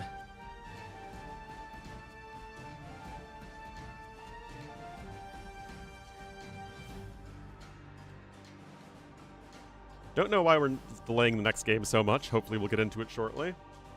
We just needed a break after that long game. Oh, yeah. Well, I'm going to take the opportunity to bring my food dishes down then. Oh, okay. Ornlu, you don't have a stack of dishes like a gamer? Just No, on the because side. my room smells like food. Fair enough.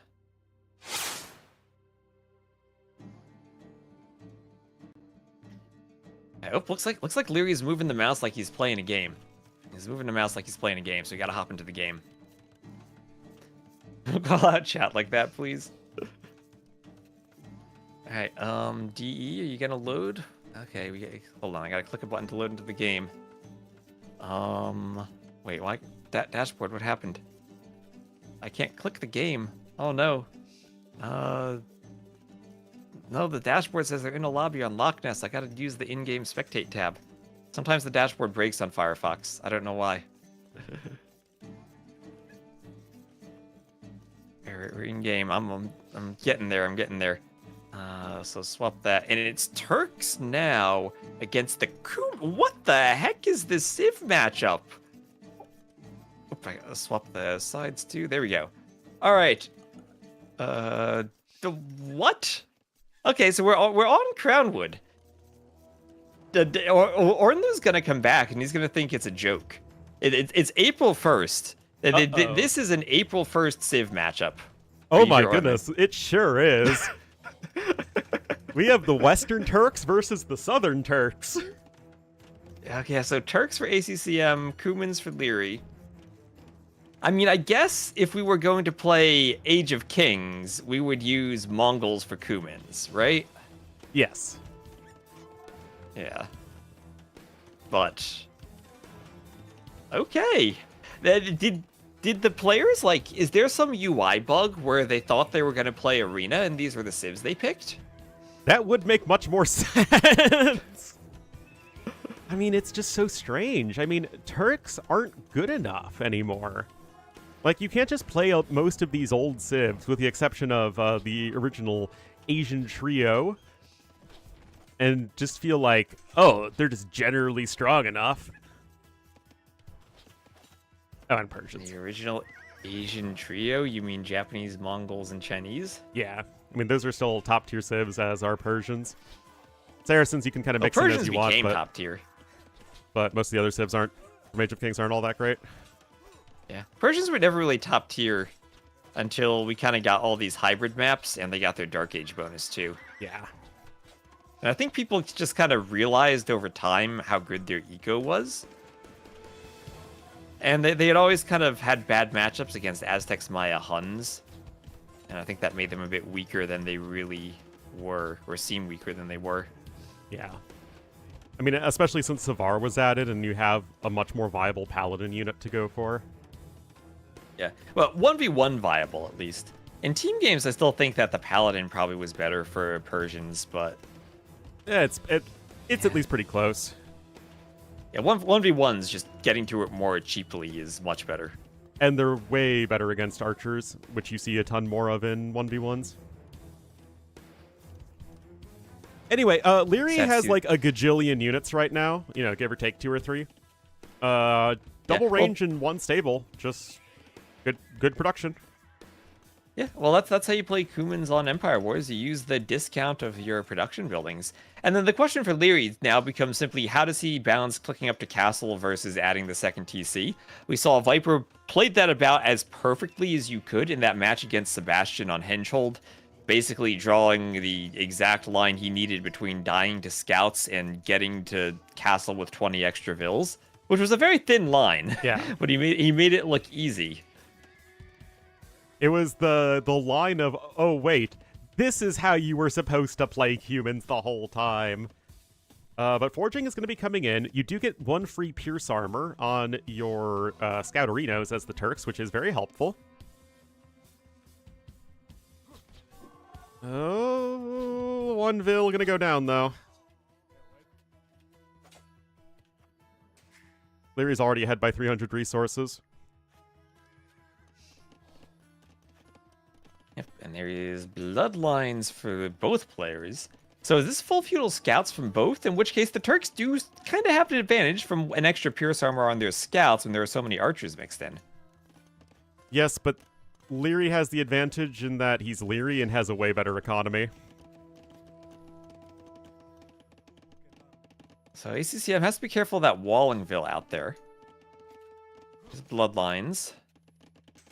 Or both. Still only 1 TC from Liry. Oh, this should be beautiful from Liry. Oh, that was not the fight ACCM wanted. Well, actually, the Spearmen aren't really doing anything. No, they are.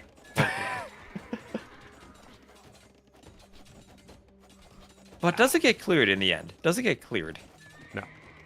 Yes, maybe. Almost. Almost. Yes, it does. Yes, it does. Never in any doubt. Never in any Turks grass OP. doubt. But look at Liry just clicks up to Castle Age anyway, despite making how many more units than his opponent? Well, Res Collected are still similar, and he doesn't have a second TC. But now we're going to hit the weird part of Turks in a 1v1 on an open map, where they don't get Elite Skirmisher. And that always leads to the question of how do you play the Castle Age without the unit that everyone wants to make in the Castle Age? You make the other unit that everyone wants to make in Castle Age, the Cav Archer. True. I mean, they don't have any bonus for the Cav Archers early on, though. They get fully upgraded Cav Archers and a unique tech that adds more HP. But they have to commit to that. It's a big commitment, and you don't really have an eco bonus at that stage, but if Liry's going to lose this game, which is still totally possible, it will be off the back of humans being an awful civ from here on out. Yeah. And we have seen how important late game cav raids are on this map, and Turks getting the free Hussar upgrade plus the extra Pierce Armor could be an extremely good unit. But we also recognize the Turks, with only Spearmen and Feudal Skirms, not the best long-term trash war outside of those Hussars. And humans themselves actually have very good Hussar spam with Step Husbandry and the faster movement speed, and cheap stables to drop everywhere. So that's actually That's one true. of those situations where humans are actually still quite competitive. Yeah, that's true. When you get to the late game stages, Hussar versus Hussar, the Pierce Armor doesn't help the Turks, so you're still favoring the Kumans there. And humans also have fully upgraded Halbs that they can mix in too. But as Liry's up to the Castle Age, what is he not? Ornlu, he's not walled in the south, as ACCM's archers will get in and kill a Vil. They will do that, and the total resources are still totally competitive here for ACCM.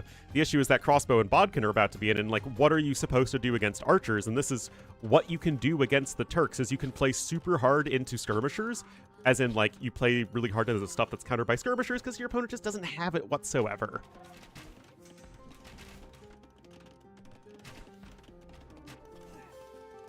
And look at this, T-West. This archer counterattack is actually perfect from ACCM. Holy cow. Yeah, this is beautiful. ACCM thought Liry thought he'd be walled and could go for a free forward siege workshop. But not gonna happen now, as ACCM will have the free light cav upgrade for defensive light cav, and he's also going to eject the archers before doing crossbow, but that's fine. He has the numbers and he has the light cav. Liry might get in, though. Liry is absolutely going to get in, and you have no Bodkin. And that feels like a massive mistake, actually. I do like sniping the reinforcements, but... Yeah. And eventually Liry will have the knight numbers to clean the crossbows from ACCM, and he'll probably do that now, as ACCM will need to clean a good group of crossbows that got into his base. Oh, he He thinks has he a lot has of Bodkin. farms. Oh, wait, he cancels it? He has to know he doesn't have Bodkin. Ballistics! Come on, dude! No Bodkin. I mean, ballistics is crucial, but I would say the range from Bodkin is probably more important. Yeah. And he should be clicking Bodkin. Liry has double the army value right now. He's not Does super... ACCM think that house is a mill? It's looking like... like, I mean, it's not like one of those situations where the mill looks like a house. I mean, they look completely It's not one of the different. African civs. What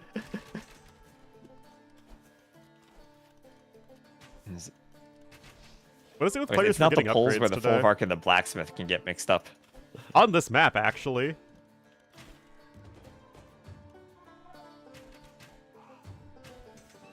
T90's channel, but realized, yeah. Everyone's just hosting the event 2s there. And Jordan, apparently.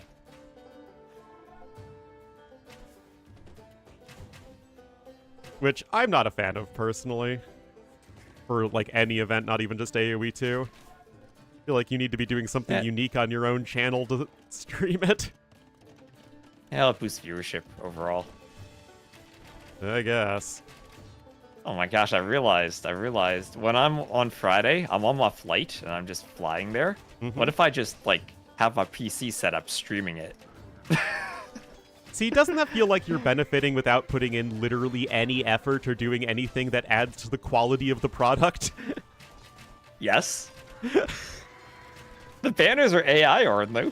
You know, it just doesn't feel right ethically, you know?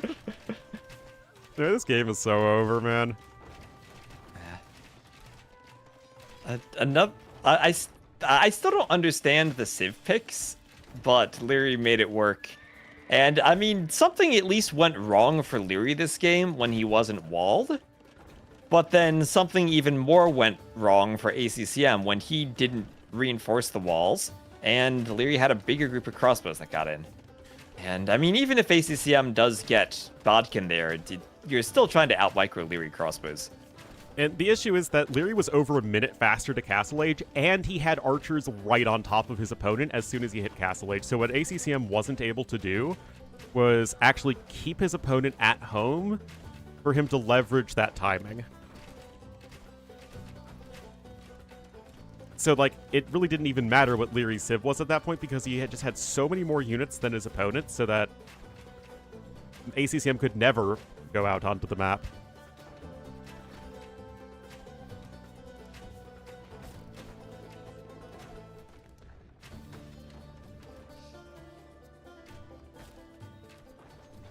I mean, the exact same could be said about ACCM. Nothing of that ACCM did is unique to Turks. The Turks. I mean, it feels like the Turks pick is simply you're hoping that the scout line helps you on the map. But not you the run case into here. such the obvious situation that you're so bad against crossbowman timings.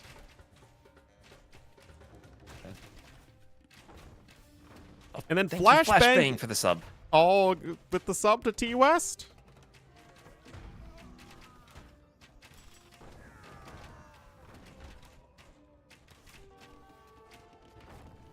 Oh, Letta ambushing you in the woods with archers.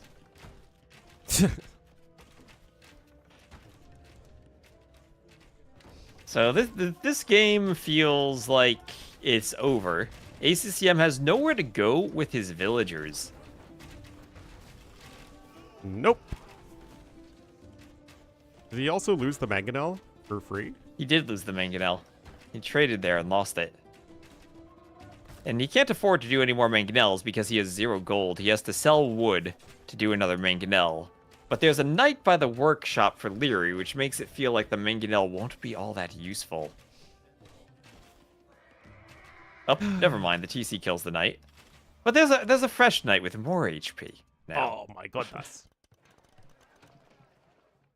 Liry's eco balance is honestly not great, but it doesn't matter because he's just taking basically nothing but good fights.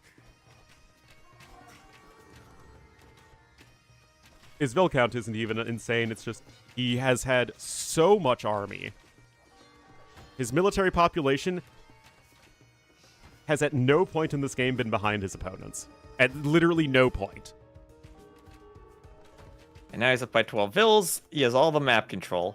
And he has crowned himself King of Crownwood as he goes up 2-0 over ACCM in a set that has not been competitive so far. This is Liry beasting like a complete and utter madman, like a monster.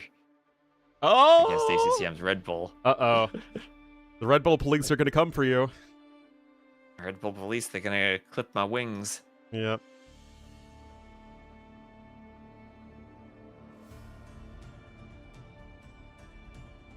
Humans 100% win rate? Exactly.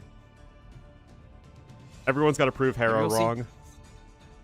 Yeah, maybe we'll see Dorothy or Quarry next. Oh, didn't Hera say, like, Kumans are not good?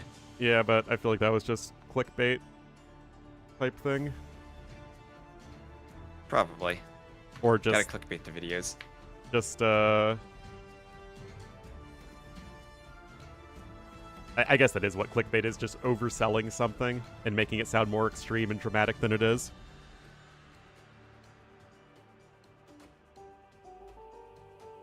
Then second and third?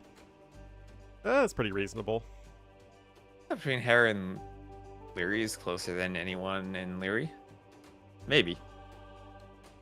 Feels like the two of them have pulled ahead. Yeah. And Yo is kind of stagnated. Well, the issue is that all the other is- players in the top 5 to 6 are getting older. I mean, so are Hera and Yeah. Liry, but they were much younger to start with. They're younger to start with. They're still youngins in their 20s.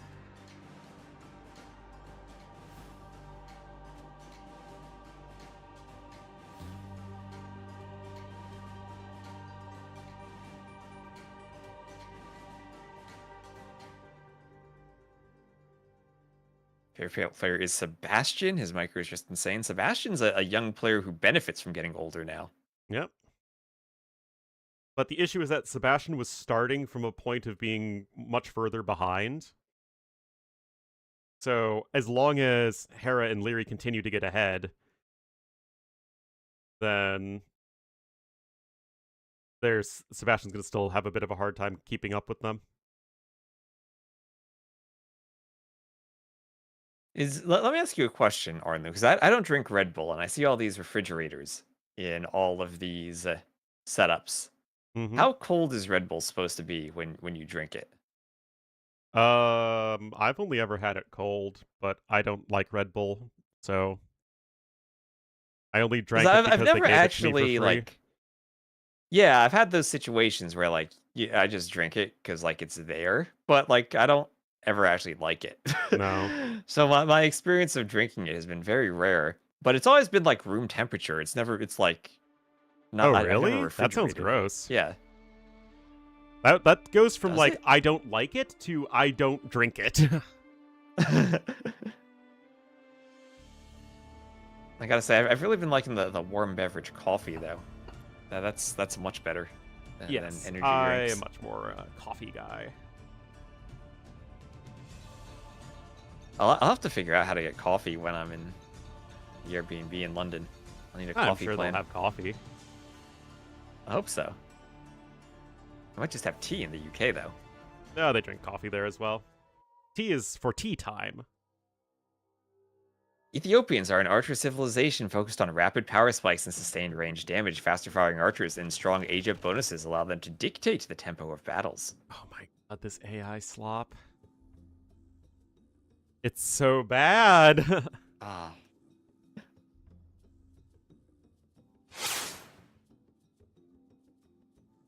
Looks like there is an immediate pause. No, they gotta make sure that production can load into the game. You know, it takes a while sometimes. Liry also changed his colors, so people might stop complaining about the colors that are invisible. Yep. Invisible? Poorly visible? Confusing? The same? Who knows? Who cares? This doesn't feel like it's going to be much of a series. And honestly, at this rate, it doesn't even feel like there's going to be much of a tournament if it's once again Hera and Liry rolling everybody. Oh, yeah, literally bug map. The map was bugged. The map was bugged. Liry had merely 26 vills. Well, maybe that's what ACCM needs to win the map. Well, ACCM is also short one, actually, right? Because he should have 30 vills? No, it should be 29 vills. Or 31 vills he's supposed to have. No, it's supposed to have... These Bengalis. Do you get the 2 vills from Bengalis in Empire Yes. Wars? Oh. Well, 26 versus 29, I guess they're both lacking vills then, but that's -3 versus -2 then. Yeah. No. Let's just redo it. Okay, we'll redo that. Never happened. That's what I need to make sure doesn't happen for the Brazil maps. Well, that should be much easier. I'm sure it's easier to script 9-vil start maps than Empire Wars. Liry picked green. Well, we're back to normal now. We have the 29 to 31 villagers. We are good to go. As Liry going to be the green Ethiopians to the north, dominant performance so far, and ACCM, the cyan Bengalis to the south.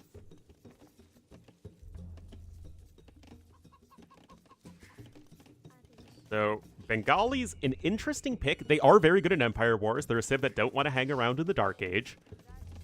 Ethiopians, though, also much better in this format because you start with an extra 100 food and gold.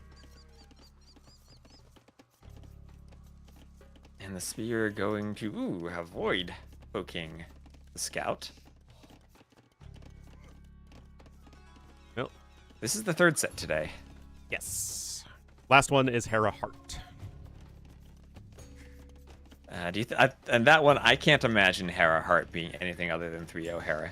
Yeah, I don't think so.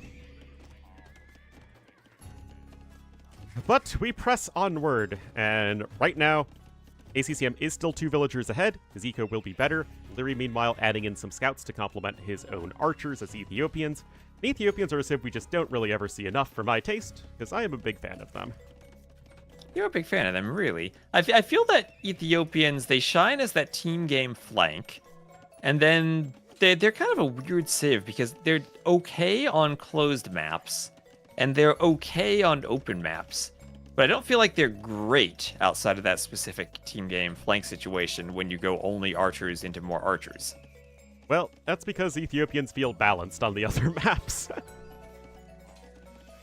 Scout enough. Cavalry is here. The archers have fletching, though, and are also Ethiopians. So Liry with some excellent micro and Scout Cavalry usage. Oh, no. Yeah, No Liry way with this ends Ethiopian this archers fast, is pretty right? scary. Well, it's 4 minutes into the game. I mean, ACCM lost the fight, but it's not over yet, right? This isn't as over as the other maps were at this point. Literally, the game 1 was over at this point, effectively. I had an idea for a civ bonus if villagers have attack bonus against cav units. You know what? That would actually be a pretty good civ bonus. Yeah. That'd be much better than the recent civ bonuses. Yeah, I like that one. Yeah, no like problem maybe with that. +1 per age. Yep.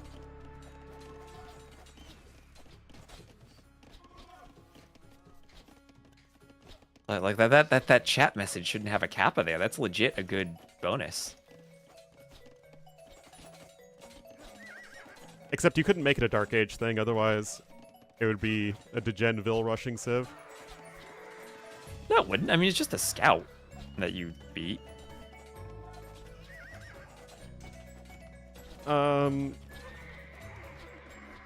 So convince me ACCM isn't dead right now. Well.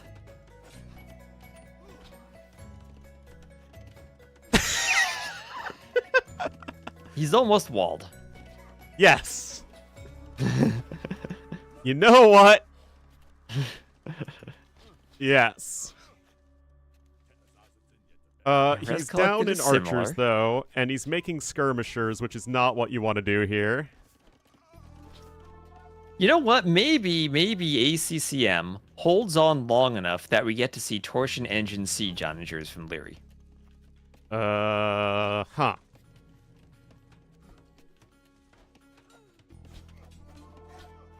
Well, the issue is that Liry's army is way better in an actual fight here. And that's exactly what we're seeing. Well, ACCM, you know what he started? He started making skirmishers, and we all know skirms are the best unit in the game. But they actually don't work out It's the here. defender's advantage. The defender's advantage could keep him alive a little while longer. But it's not a good Long-range fight. I mean, skirms. look at the KD. I know you're never dead if you're going double range skirms. Liry's just going to click up the Castle Age before too long.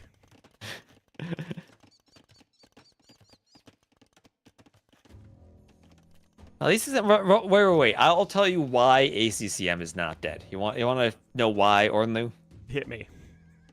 Because he is Bengalis. And I've seen enough Bengalis games where Phosphoro is in a far worse situation than ACCM. And he still goes Rothos and wins. So I'm going to say he's not dead. Alrighty, well, Liry's up on his way to Castle Age. Is there usually this significant a timing difference with Castle Age? Usually it's the other way, but it's fine. It's fine. As long as he gets the Rothos, he'll be fine. I don't see how he gets to Rothos. He has 2 tiles of stone in his base, and then another 3 he could mine. Uh-huh.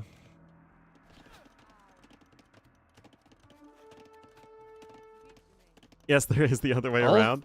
Well, like, that's the thing, is, like, Liry just had the better army the whole time, so it was just a matter of him eventually taking the fight and having the completely uninterrupted eco behind it. He's trying to make fetch happen. I don't even know what fetch is. Have you never seen Mean Girls? No. One of the characters keeps on trying to say, like, something cool is fetch. And then they're like, stop trying to make fetch happen. It's not going to happen. Ah, okay. I get it.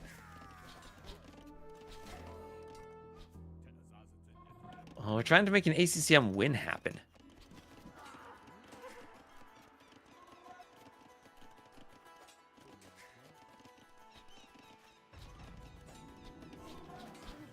Yeah, Ornlu has good impressions. They have to match the quality of his MS Paint artwork. Yeah, exactly. Of the plastics. I don't know. What do you? What does the world come to when people can generate AI stuff instead of using MS Paint? Yeah, it's really just a lack of class right there. Liry's doing the exact same thing as in the last game, where he's just so far ahead from Feudal Age that he's just like, I'll forward Siege Workshop kill you. He's literally not even full walled. Yeah. You know what you should do, Ornlu? You should make player banners in MS Paint. I wouldn't feel dirty about it like I do with the AI-assisted banners that we have now. Oh, ACCM, he had skirms, but he's losing them to crossbows and scouts. And now the scouts can just run through, because the TC is not fully walled, and scouts won't care about TC fire. They'll just get through. Too many farms for the slam gates to work. And now Liry can hunt for vills with scouts that have forging. Interesting that in 2 of the games, Liry won with civs that just have early extra resources, and he got a huge lead just from the first minute of the game. ACCM up to the castle age. There's a TC for Liry over on the right. And I wonder how Heartt's going to do after the Vitality boot camp. If maybe all that practice from Liry and Hera paid off for him. That's certainly quite possible. The issue is, to get far in the tournament, you need to get past Liry and Hera. So I wonder how well that practice helps Heartt understand better maybe facing Hera and Liry. I mean, I fully expect him, as I said earlier, 3-0 sweep to Hera, but maybe everyone else in the group he can do well against.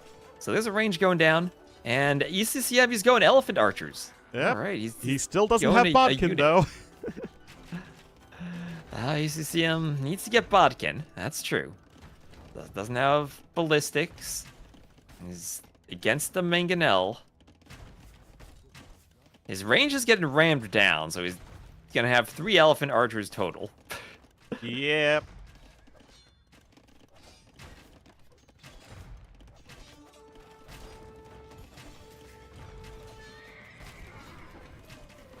Elephant Archers, they're winning against the Scout and the Knights in the back. You gotta believe, Ornlu. You gotta believe. Think about this from ACCM's point of view. It's only 1k score, and he's used to playing from 5k score down.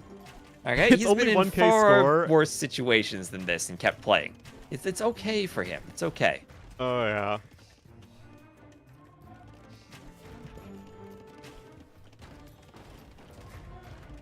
Well, the issue is, like, the strategic aspect of AoE doesn't really matter here. And I think that's what can be a little disheartening. Is it's just, everything is done more efficiently. Yeah. And like, this is kind of why we, or at least I personally, and I think you probably have the same opinion, don't really enjoy Empire Wars as a game mode. Yeah. Because the games can end like this. One player micros crossbows earlier, it snowballs, and then it's over. I mean, you can totally get that in RM too, but it's really more about the average quality of games.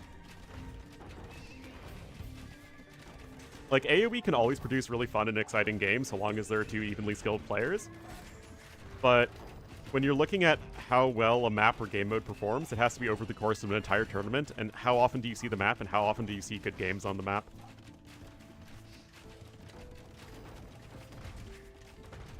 Yeah, and we get into the point with the Civ bans too, where you might not necessarily see the absolute best civs for the maps like we'd seen during the qualifier, and that leads to maybe a more defensive playstyle. So we're not going to see like the aggressive Burgundians Flemish militia on Loch Ness or all the Koreans Fire Lancers. We're going to have a bit more conservative wall up boom civs. Yep. And I think that can also lead to a different style of game where you've won the game and it takes a long time to end. Now, in particular, this is ACCM, right? So that's always well, I mean, most players would have resigned long ago at this point, to be fair. So, there's a 3 HP knight in the middle of Liry's base. ACCM might be able to snipe 1 HP farms. Oh, man. Is it an inherent Empire War or a map issue? I think it's fundamental to Empire Wars, but there can also be maps that support or mitigate that. That's why I really like 4v4 BF, because there is so much different strategy and randomness involved, and you get something different every time. That's why I generally like 4v4 BF, except with the pond fish booming, because that's literally the same thing every time, no matter what civ you are. Fish booming's the fun part. No, it's not. Maybe Liry? Nah, there's a GG. Well, that was one of the most one-sided sets I've seen in a very long time. So 70 to 41 KD for Liry. Better eco for Liry. Faster castle age for Liry. More vills for Liry. And more Liry than ACCM that set. I think it's fair to say that was very one-sided. Yep. If that Liry shows up against Hera, but the thing is, Liry doesn't show up like that against Hera.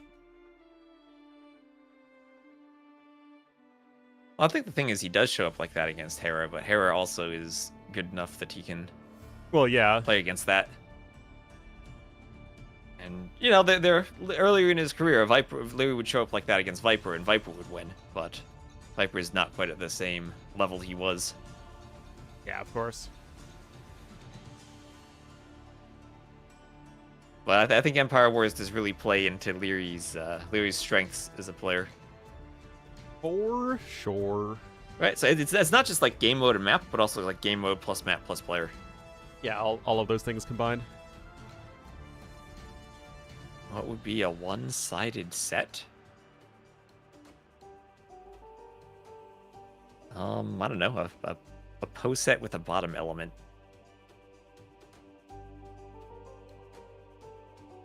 Can take a map from Hera. I mean, I'm not that interested whether or not Liry can take maps from Hera. Liry can absolutely take maps from Hera. It's just, can Liry eliminate Hera from a tournament? Does ACCM book a flight home? Nope, it is round robin, so he has more rounds to robin. Lots of Robins to round. Another player who should have picked Teutons? I don't think Teutons... Remember when Viper picked Teutons and won in Empire Wars? Yep. Back I don't when think that would ever Teutons were happen viable these days. for anything other than a tower rush.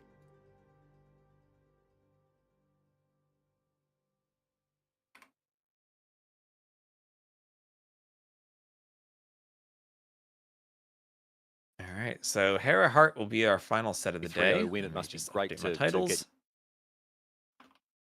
get... T90 looks so dejected. What the heck? He's probably sad after the ACCM set. Yeah. He's like, yay, let's watch some Age of Empires. Then he saw that set. Yep.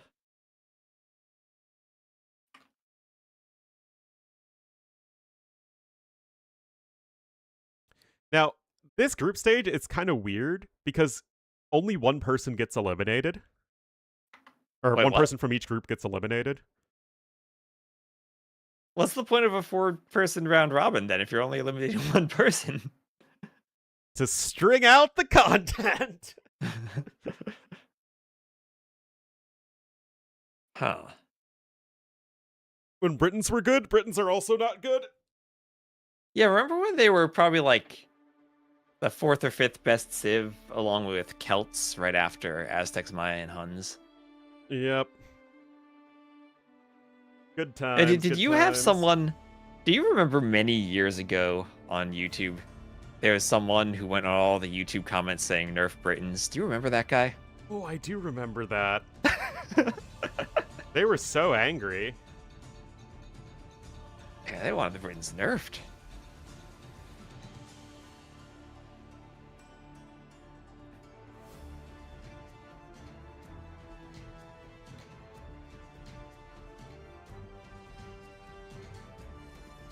Let's see, do we have drafts for this final set?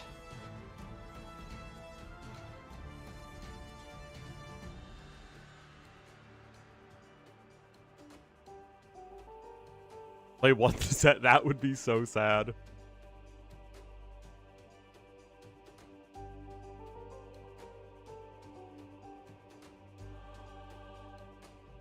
Lose heart. I mean, unless you're at like the very tippy top level, you can lose to anything. I mean, even at the tippy top level, you can lose to anything in any situation. So let's see what we got here. Oh, Oh, did no, I don't see we? drafts yet. Oh, yeah, I do. Do we have the drafts? Yep, they're in the game channel thing. Oh, guess what map we don't have? Oh, no Loch Ness? No Loch Ness. Are you sure we're allowed to cast it? Ooh, that's true. It's true.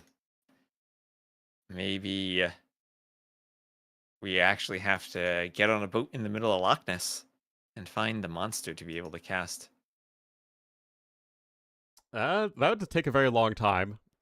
I'm pretty sure Loch Ness is not something that is easily explored because it's gigantic and deep. If it's so deep, how can we cross the middle on the shallows? That's a great point, actually.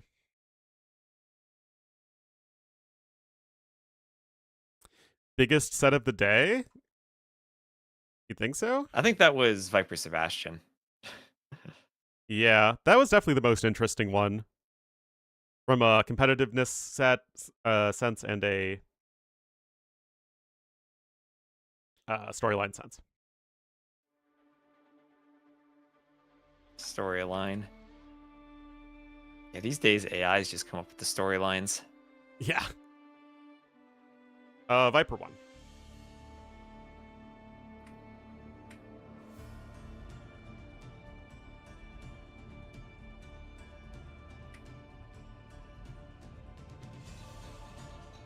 All right, Ornlu. So what do you think of this draft here? We're gonna start with Thames.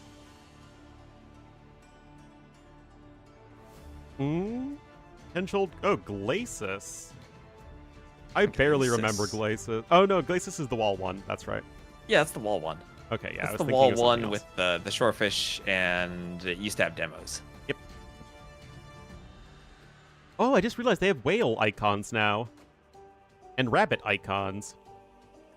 On the maps? Yeah. They're really tiny, but they're there. Alright. Alright, Ornlu, I'm gonna go grab some water because I'm out of water. So hold down the water fort for is us. good. Gotta stay hydrated. Water's for quitters. Something like that. Are old? Well, I just noticed them.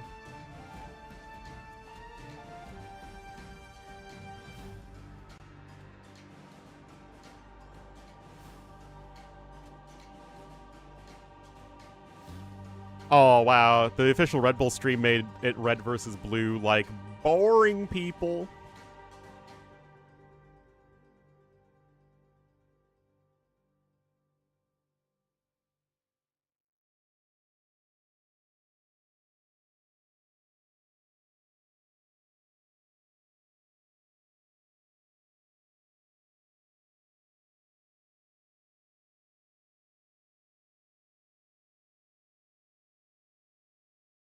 RVB. One of my closest friends loved red versus blue. Let's see if it says on Wikipedia. It does not say on Wikipedia, so we can consult the handbook.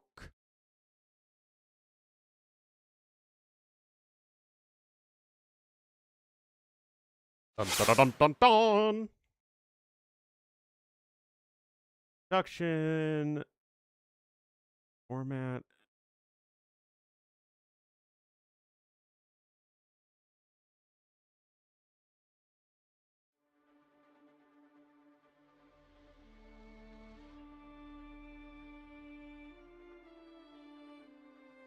Lowest at the end of the group stage is eliminated.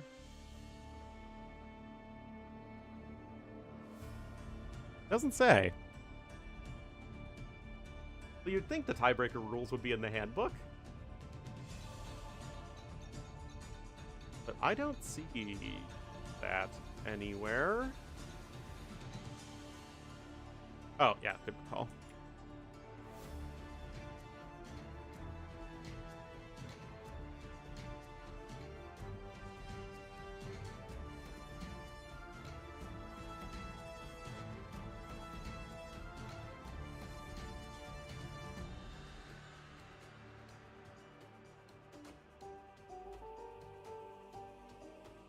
Nope. We'll have. Oh my.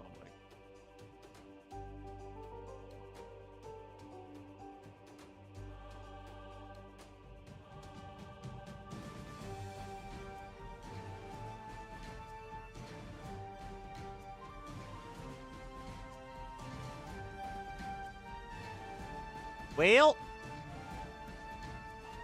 What are they talking about now? Spectacle. Yeah, I mean, we've done quite a few of them now, and every time I'm surprised with a few things, whether it be a new hat or a new coat, beautiful red or coat, a new color, you know, or a new venue, and obviously things will be ever changing as we make our way to Royal Albert Hall. So it's been a great time in London so far.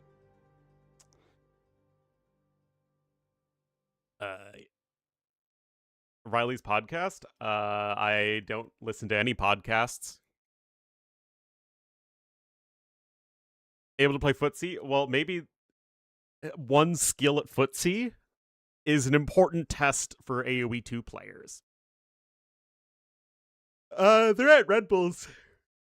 Like, RedBull has a venue in London.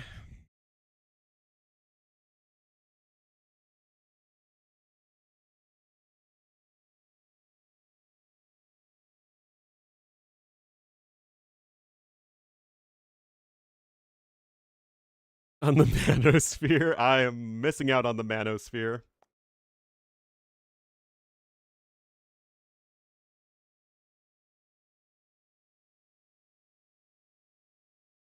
Now they're doing a flashback video from the last Red Bull.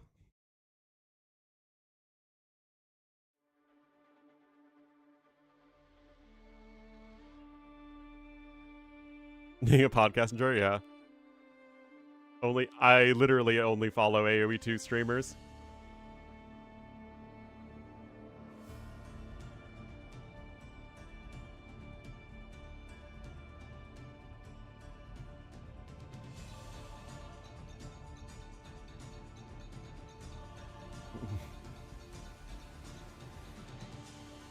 Short nap.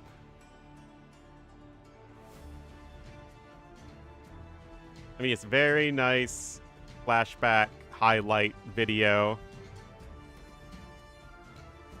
Isn't about communism?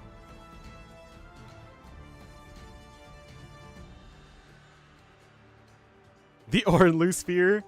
Well, I did see a Reddit post saying that they had been Ornlu pilled by my casting in TTL, which that was a new one.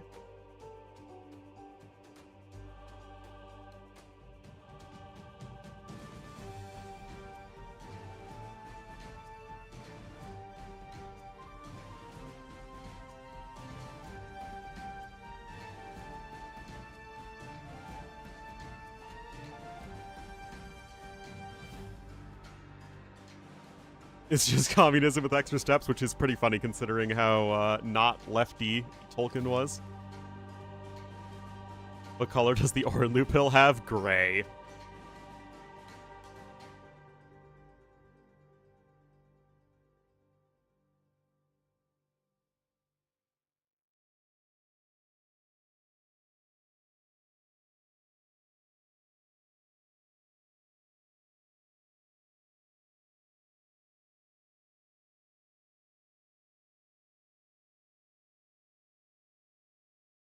What are we still talking about? Going to be a rebound, right? Which is not always the case. The matchup here has not looked good for Hearttt, and I think a lot of that is because they know each other so well. All right, is Ornlu still around? I'm still around, waiting for something interesting to happen. Is nothing interesting happening on the stream that they put together? Nah, they're just waffling. They're waffling. They're buying some time? I guess. I mean, last series was quite short. And then level 37 Hypno, thank you for the sub to me. Ornlu with the Prime sub. Thank you, Coming thank you. Prime time. Prime time.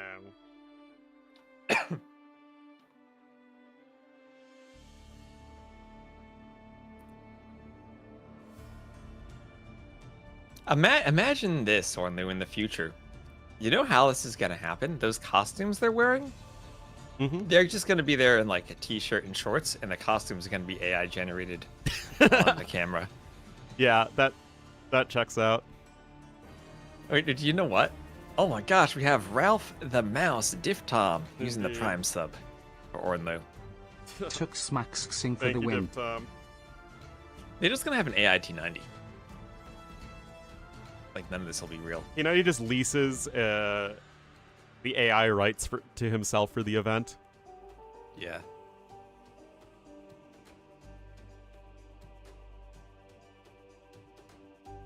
That's the way to run a YouTube channel these days. You just sell your voice rights to a company who just puts it on the videos and produces them for you. And it's just AI generated. AI Hera versus AI Liry in the finals. Seems fair.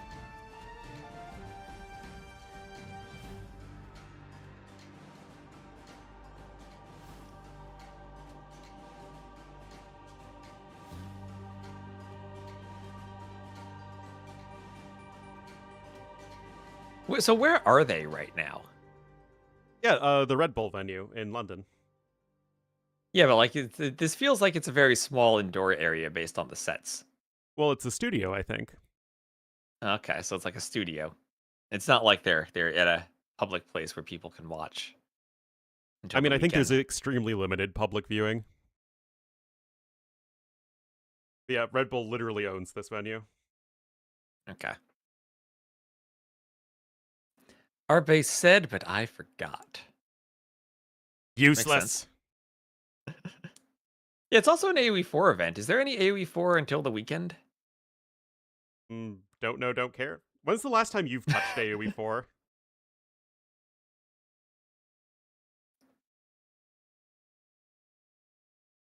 Because I think mine was January 2021. Would have been when it came out. Let's see. I can check on Steam, right? It's in my library. It's not even there. Wait, where the heck is it? Oh, sorry, I don't see 2022. it on my Steam. Steam. January 7th, 2022. What's the name of the game? Wait, I legit don't see it in my Steam library. Age of Empires 4. I have the anniversary edition. I don't. It's not in my Steam library. Wait, I have an Apex Legends. I've played 99 minutes of Apex Legends. Ornlu, I don't have Age of Empires 4 in my Steam library. Wait, that makes no sense. I played it before. It should be in my library. Oh my goodness.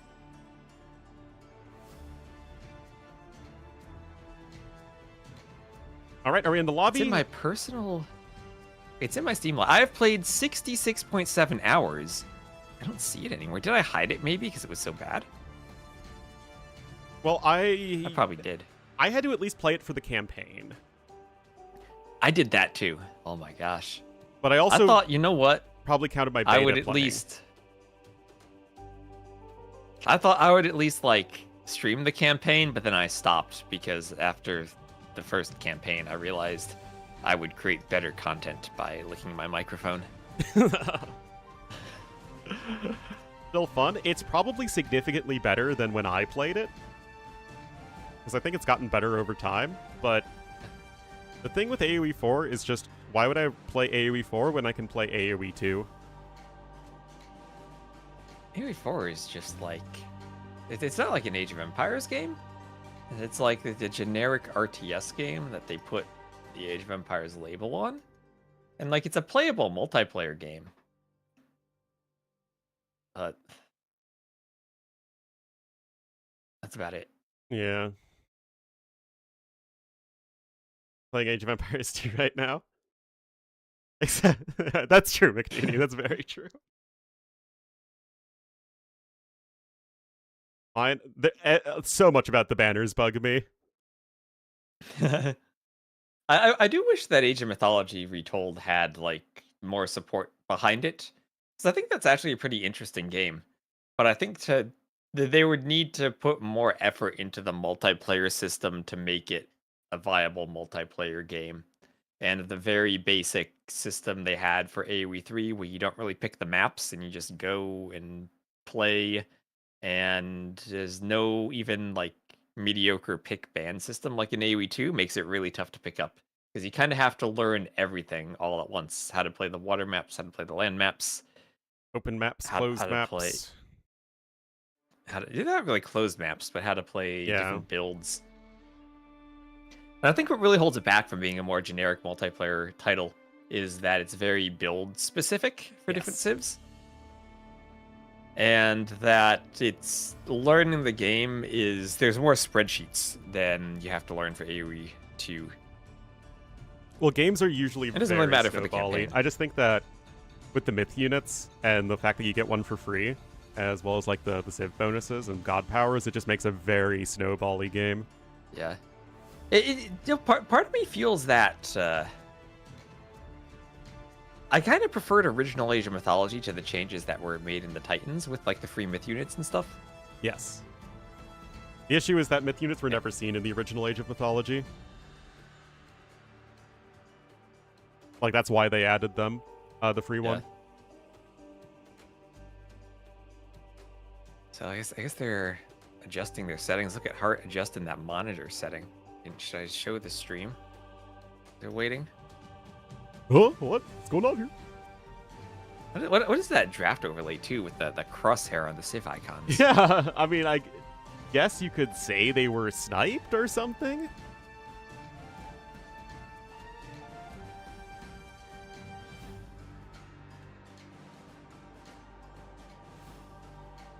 Well, we all know Hera's a screen cheater. Yeah, Hera's gonna. What you gotta do, you go to the room, you put a mirror on the other side of the room, just put it behind the, your opponent so you can see their screen. Yeah, but then you have to read the screen backwards. That's a skill. That's true. You need like a system of mirrors that bounce off each other until you can see it the right way. Oh, yes. I don't know if that mathematically works out. That's more your specialty. Reject modernity. AoE 1 Alpha is the last OG AoE game, Dawn of Man. Actually, legit. AoE 1, the original AoE 1, is the best way to play Age of Empires 1. Well, isn't that why they do it in... how they do it in Vietnam still? I have no idea. All the AoE 1 tournaments are in Vietnamese, so I've never been able to read them. Well, that is a bit of an issue, isn't it? Maybe these days AI will translate properly. It just does everything.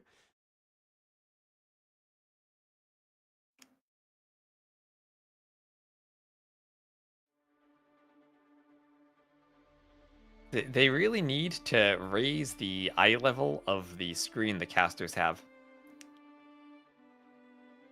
I mean, you've done events. You know it's always, like, pretty low and you're always looking down. Not always. Not always.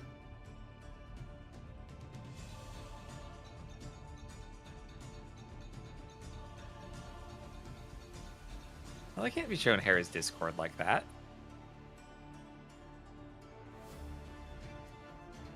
Well, Hera's in a lobby.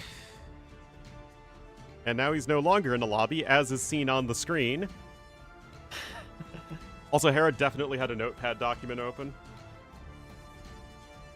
Yeah, what do you think about the updates to Notepad in Windows 11? Well, like, it always creates a separate tab. It's like, so Yeah. extra. Notepad doesn't Just need like- to be extra.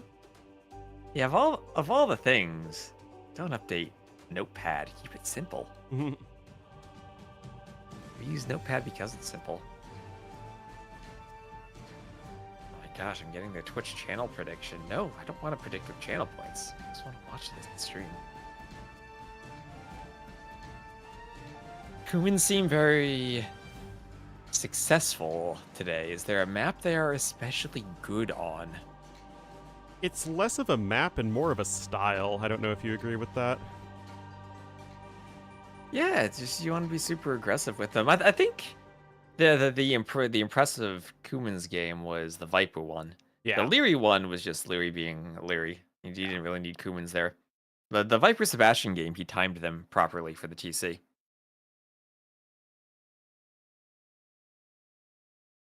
Oh, is Hera's animal a lion? Yes. Why? I think that has to do with his Palestinian heritage and the symbol of the Arabian lion. Oh, okay. Oh, here we go. The Khitans are a cavalry and siege siege civilization? Built built around a unique pasture-based economy. I just get Oh so my angry God. every time I see clearly AI-generated content. The God, thing Father, is, do there's you- no like Do I look like I have value in it.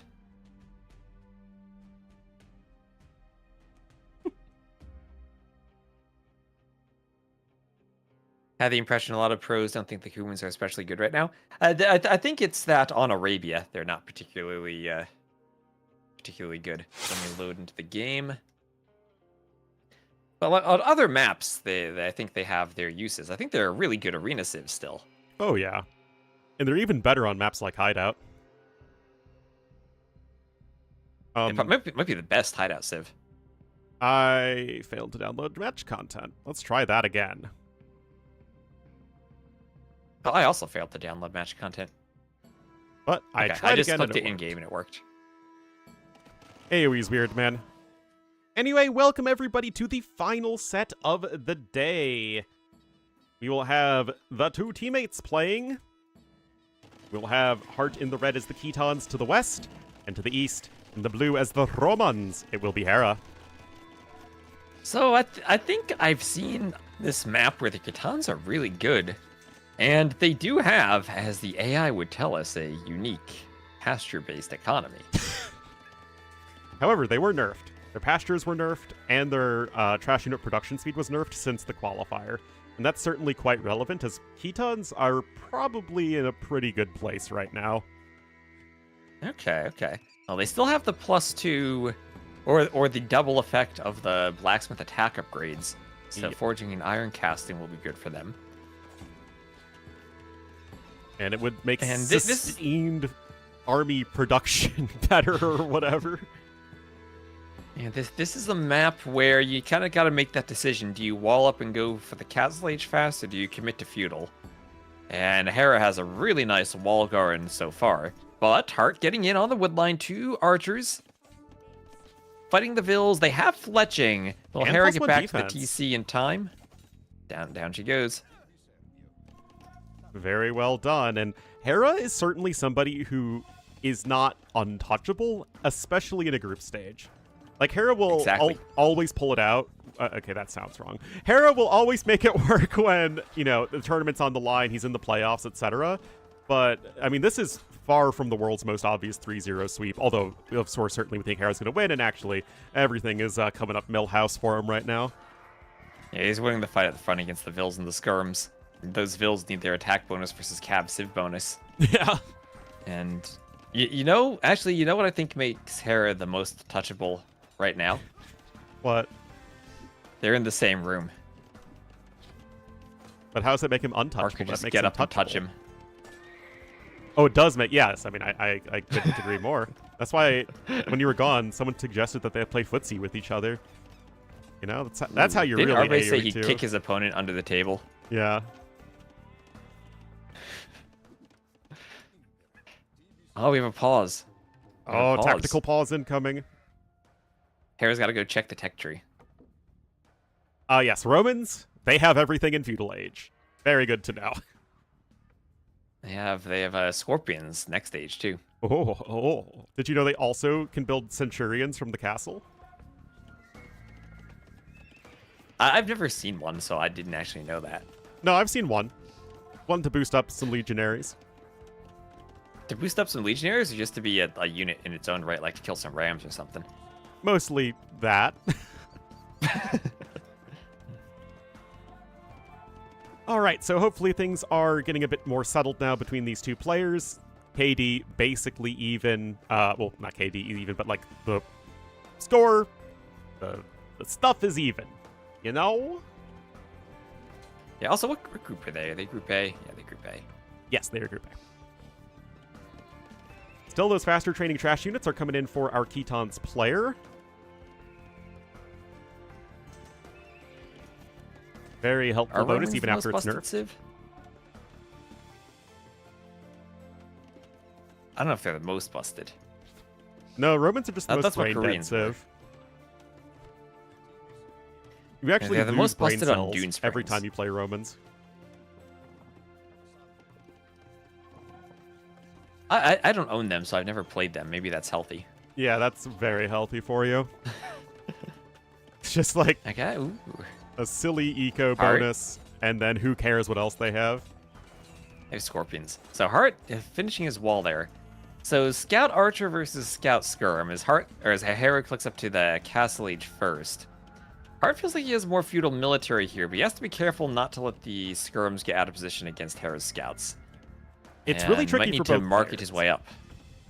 Because Heartt also has the more diverse army, and that he also has the spearmen there, which makes it tough for Hera to engage. However, because Hera's going to be up to Castle Age faster, and both of these civs have similarly amazing economies, by the way, I really feel like Hera's going to be quite happy with this. Yeah, he lost a bill. It's not the best. Whatever. Move on, get to Castle Age. He can still do whatever. And Hera he has one spear in the north scouting for pigs, and he'll get some extra food back to his TC by picking up the pigs. Someone did that earlier today in one of the earlier sets, and I really liked it. I think it was Yo.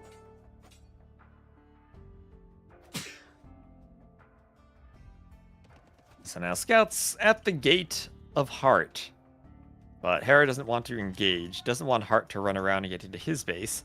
So Hera didn't actually wall fully to the edge of the map or all the way to the shallows, just partially walled so far so scouts could run in. Part of his wall still is a palisade. But his scouts will be fighting against Heartt, and Heartt doesn't have the numbers to keep running around. Heartt has to pull back. Is Heartt up, but 90 seconds later than Hera. Roman's eco great even compared to the Khitans. And that's saying something. But food collected still a little bit better for Heartt. No, I actually think Khitans are probably a perfectly fine civ now. Okay. Yeah, Romans, I think, legit, outside of, like, fortified churches, situationally, have the best eco bonus. Well, I think that's the thing with Romans and their eco, is that it's so not situational. Like, there's no way to not use it so long as your bills are working.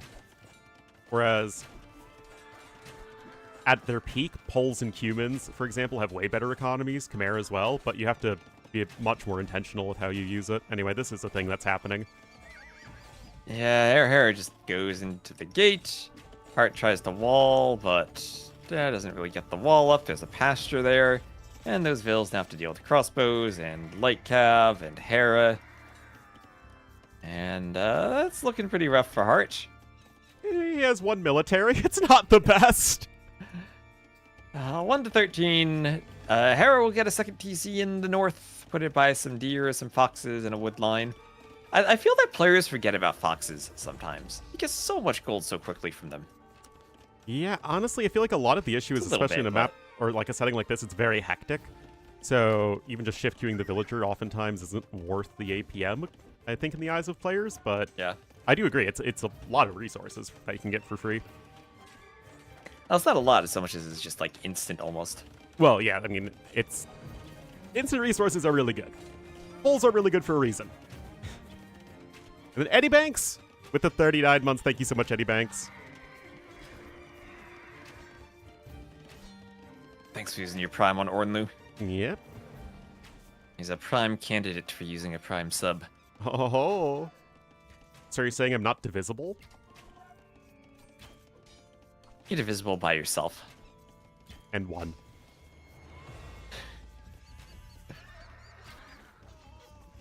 Well, so long as I'm divisible by 0. Well, that depends on what system you use. In floating point numbers, everything is divisible by 0. You just get infinity. I'm not There's also a It's negative not 0. divisible by 6 or 7. Oh my goodness. Guys, this game is super over. This looks exactly like the Liry games, by the way. It does. That's what I was saying. The Hera and Liry are going to look this dominant against Heartt and ACCM at their level. Like Viper, Yo, maybe someone else might put up a fight against the two of them, but especially in Empire Wars, I think their two playstyles are just amplified. Yeah. They are strategically sound and good players, but they don't need to be because they're so mechanically ahead of everybody else right now. And it's just, you know, it's going to be rough for anyone who's trying to compete with them. Yeah, Viper's gonna need, even if he improves his 7 out of 10 strategy to 10 out of 10, he's still gonna have a rough time. Oh yeah, I mean obviously I think and ACCM are both insane players. Yeah, I think Liry has certainly improved a lot relative to everyone else in the past year. Because remember last RedBull, Viper beat Liry. Yes. In Empire Wars, of all game modes.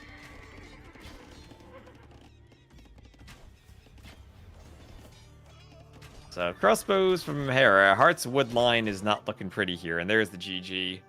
Did Hera use a single civ bonus other than the Roman Eco? He went scouts and archers into knights and crossbows. Nope.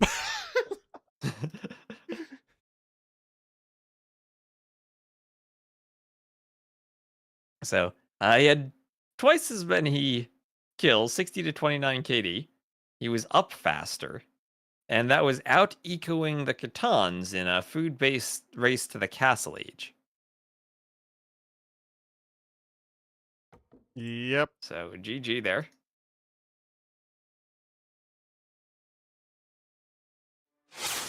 Is Viper good enough to get to the finals? I think it depends on his bracket. Oh. I mean, is there a way Liry and Hera end up on the same side of the bracket? Yeah. And Viper's on the other side? Then yes. If Liry and Hera are on the same side of the bracket, then we will almost certainly get a Viper-Hera finals, I think. I think Viper has a good matchup against everyone else. Well, I mean, Yo can be kind of hit or miss, but... Yeah. I mean, I would say my favorite finals would be Viper Yo. Yes. Does 0 out of 0 give NAN? Maybe it does. Probably does. Let me check. Sometimes different languages do that differently. Check node. 0 out of 0 is NAN there. That was the number 1 Civ pick for Hera and the number 2 Civ pick for Hearttt.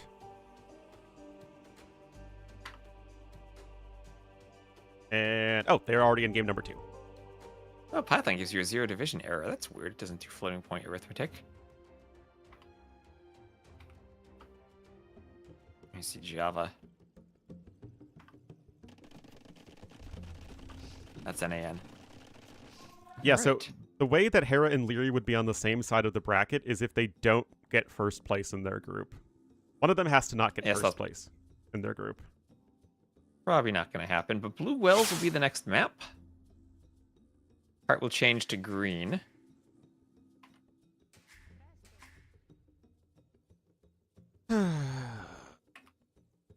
These pauses will probably get much less frequent throughout the event, guys. It's just a matter of you get more acclimated, you get all the stuff, all the kinks worked out. Yeah. Well, it might also be the production team needing to load in. They're telling the players to pause. I don't know what exactly the issue is. So immediately, so this is Blue Wells. There are whales that somehow made it into the ponds of inundation. And oysters and shallows in the middle. It'll be a range opening from Hera as the Ethiopians and a range from Heartt as the Italians. Hera putting his starting range right underneath the TC, so he doesn't play a game of deathmatch where the scout snipes off the range immediately. You know what we need, Ornlu? A deathmatch tournament. Yeah, I'm fine with an occasional deathmatch tournament. I really do wish they reduced the amount of stone on deathmatch, though. I think that would make deathmatch so much better. Like starting stone or just stone on the map? I think stone on the map is fine, but I think like you cut the starting stone in half and it actually just makes deathmatch so much better. You don't want to just do the market right away and sell the stone? Hey, race to the market? Yeah, I just feel like it slows games down so much. I think maybe we should try like Empire Wars Deathmatch. Like you start with a castle and 3 TCs. Oh. That would be interesting. And then maybe like 27 vills. Like 9 per TC. Like already working on stuff, and then like you just you play a game with a lot of resources. You add stuff, you get to 200 pop in like 1 minute. Let's see, can we alt tab into the game and see the pause? Nope, there's no chat in the game. Well, Italians feel like a civ more focused to this map by far. Ethiopians are just Hera is gonna go archers and hope that archers win. And against Hera Hearttt matchup, I would probably agree with him. I don't mind either pick at all. Italians are still going to be very well-rounded. Even that extra archer armor can be quite helpful, especially in the small-scale skirmishes we see early on. Hearttt immediately getting housed, though, so not ideal. Happens to the best of us. RedBull. Yeah, RedBull is only Empire Wars. Yes, always has been. Always has been. Ornlu with the meme. Oh, it's all Empire, like the astronaut shooting the other astronaut. Yeah. Which doesn't make any sense, because how on earth is a firearm supposed to work without oxygen? Not on Earth, Ornlu. Yeah.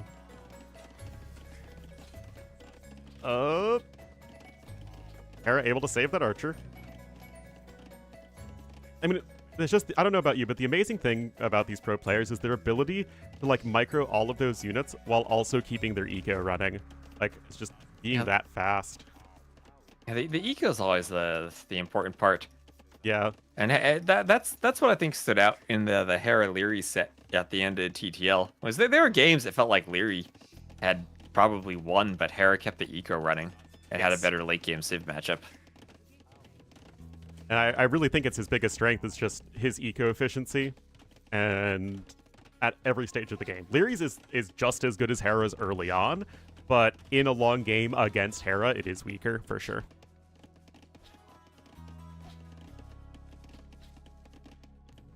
Okay, with low HP Vil, Hera saves it. Well, what's also impressive about Hera and Liry is how much they have 0 deaths or 0 eco deaths. Yeah.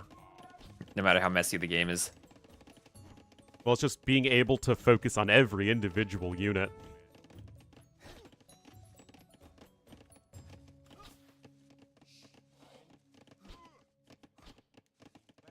Nevertheless, nothing too crazy happening so far, except for the fact that Hearttt actually has more fishing ships as he has docked the back, and Hera has not. Oh, that's interesting. Whenever I see Hera play this type of map, I saw him play a lot of El Dorado, and I think it was an earlier TTL, we had the version with the water on the outside, and he would always dock. Yeah. He would always dock and just kind of subtly take a fishing ship win on the outside. Oh, Ornlu. Yep. Look on the edge of the map. Look on the edge of the map. There are fish that are off the edge. Oh. How is that possible? Because they're so fish are placed. They're a 2x2 unit, yes. And the right corner is considered their main tile. So when you tell fish to like avoid the shore, the tile that avoids it is the right tile.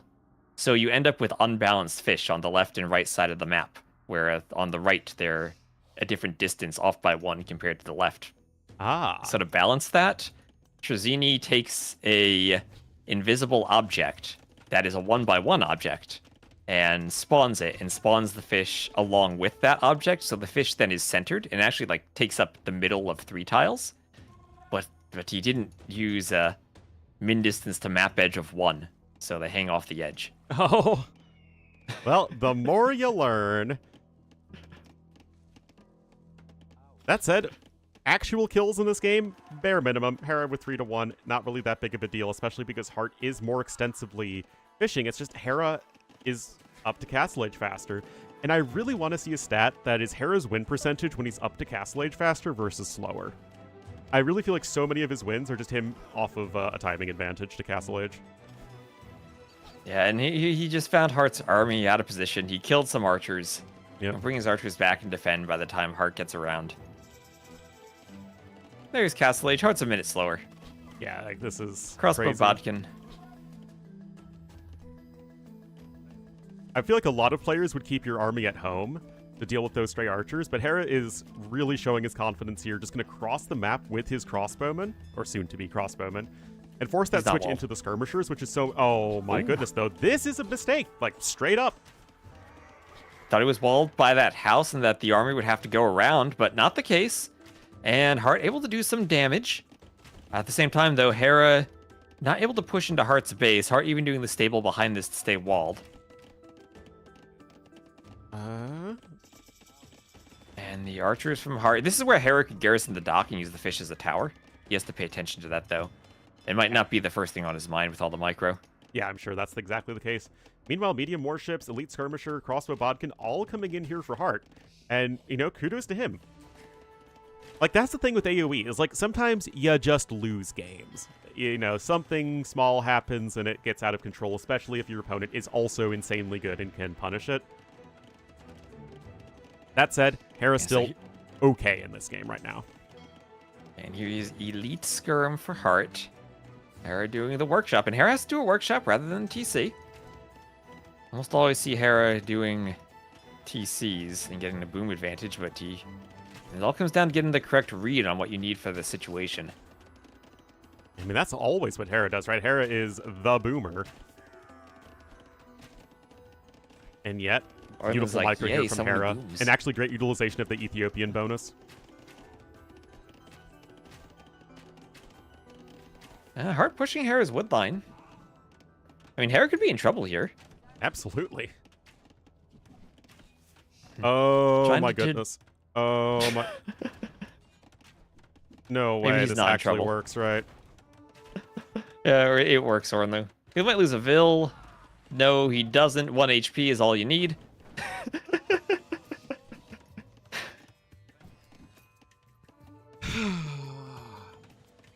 The Mangonel stopped shooting. Why did it stop shooting? I don't know. The Skirms have 4 HP. Up. Well, meanwhile, Hera's probably microing on the front where he has a big group of crossbows.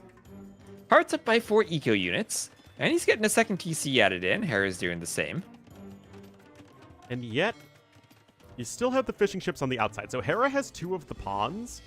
So his gold income is going to be quite good. But so long as you have enough gold going right now, Heartt's food income should overall be a bit better, although Hera's farming. So that does help him out a fair bit. Yeah, and it's always tricky to get that balance correct when you need to make a transition, and you don't have as many farms added in. Heartt on only 2 farms. He's trying to find more lumber camps for the villas. Your woodlines are very, very small and scraggly on this map. And Hera is going for a forward dock, but the Dockville might run into an Arctic wolf. She'll win the fight, though, as she does have Loom. I hear it makes your villagers harder to kill. It does. But that dock could certainly be great at applying some pressure. He's going to have medium warships in as well. Both players with so many vills on wood right now. Not many on food or gold. And right now, this is awful for Heartt's gold income, as he's just felt the need to switch over into the skirmishers, which I get it, right? You don't want to challenge Ethiopian archers, although I think Italians actually do just fine in that matchup with their armor. Because they have the extra Pierce armor. Yeah. I think it's a Right. pretty even one. Maybe Or Italians could Mangonels. be an interesting team game flank civ now with that bonus. I mean, they were already very good, but that's going to make them even better. Yeah, they were good, but they weren't up there with, like, Britain, Maya, Ethiopians. Yeah. Now I think Vietnamese are up there too. Yeah, definitely. Maybe Especially because Wiska? Imp Skirm's just a team bonus that's crazy, too. I don't know. You think Muiska are good enough on flank? I have no idea. Great micro there from Heartt, by the way. Yeah, and if he's gonna come back and hold, right, because he still has the eco lead, he needs to take good Mangonel trades. That's the type of thing that can make a game go 50-50 too, Mangonel trades. Well, we say he has the eco lead, but Hera's actually ahead in resources, which is pretty crazy, collected. honestly. But part of that's having Bowsaw.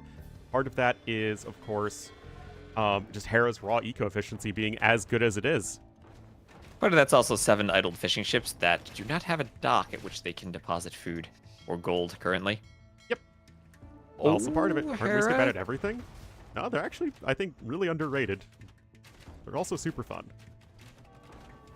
Microing archers. Archers take a Mangonel hit. But Hera has 4 Mangonels. No Repairville, but 4 Mangonels. Does Heartt have army anywhere? He has 2 crossbows, mixed in with a few skirms that are forward. Yeah, Actually picking off Vills, though.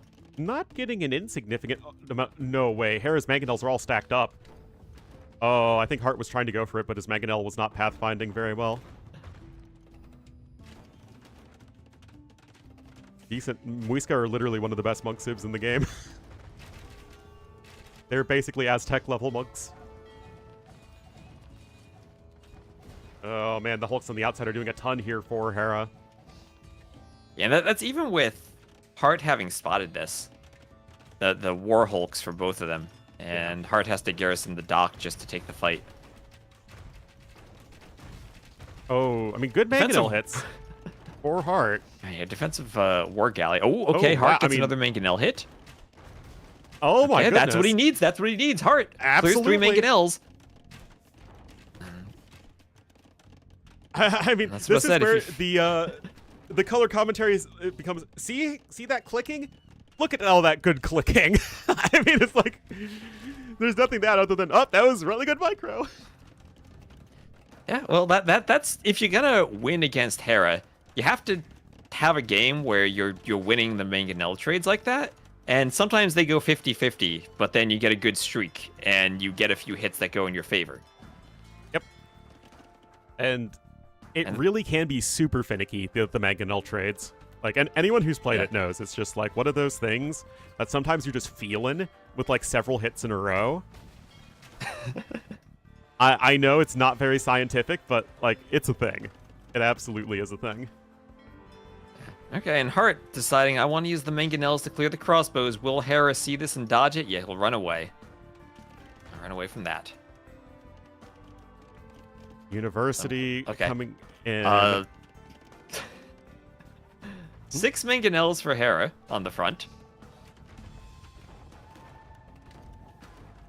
Another one lost for free. Gets 1. Like, Heartt's just straight up winning the mangonel wars. Oh, he got the crossbows too on the side. He got a good hit on the crossbows. I mean, it's so tough for both of these players, right? Having to focus in different areas at once, but Heartt's doing a better job of that right now. Oh my gosh, if only he had a demo for those mangonels now. Nah, the demo wouldn't kill them. The demo just does like 5 damage to them. That's true. He has one queued up, but he's housed right now. He's housed. Yeah, oh. And he can't build the house because he had the wall behind it. Oh, no. Yeah, he's trying to keep Hera away, but it's going to take too long to train the demo. Oh! He gets the crossbows with the mangonel on the Wow. western quarter. He gets the crossbows.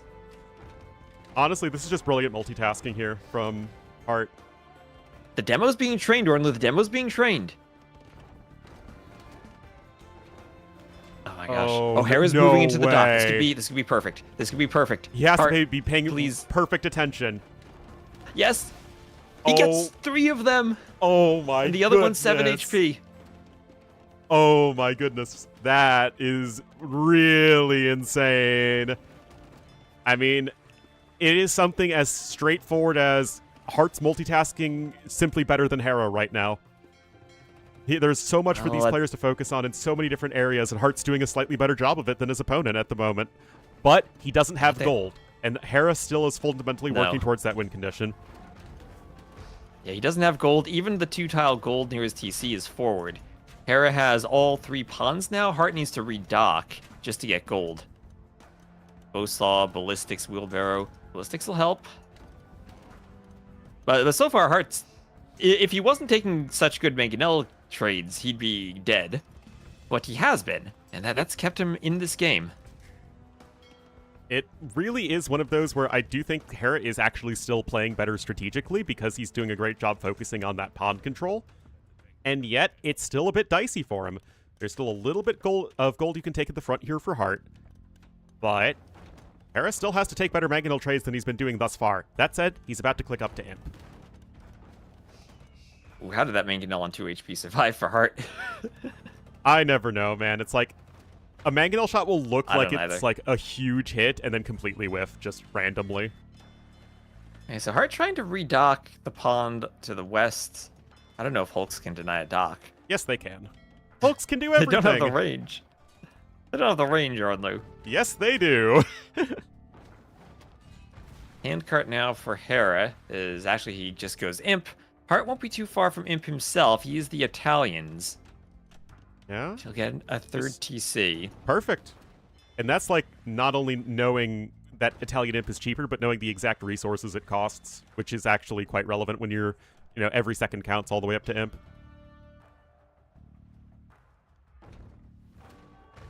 But Hera's opened up now a good eco lead. That early third TC helped him out. Oh my gosh, the Hulk massacred the Mangonel. I mean, they do 12 damage a hit and have a very fast reload time. I mean, they deal 12 damage and attack as fast as a Japanese swordsman against something that has no armor. Okay, well, Hearttt just lost the Mangonel to the crossbows. At the same time, he's getting a nice raid, killing a few vills from Hera. Hera trying to do a demo, but ungarrisons it from the dock. And Hearttt is back on gold here to the southeast, and of course that is Hera? absolutely critical. Only gets one skirm at the demo. Also, guys, this is where we as casters very much appreciate not having to just watch the clean feed and can just cast the game ourselves, because there's so many different things happening. In the middle, I don't know how Hearttt got only one single Mangonel there. That was right in the middle of Hera's 3 Mangonels, but doesn't get it. Well, Hearttt does get one more Mangonel, but can you win a game off in exclusively Mangonel hits? Not when Imp comes in. Heartt's trying to.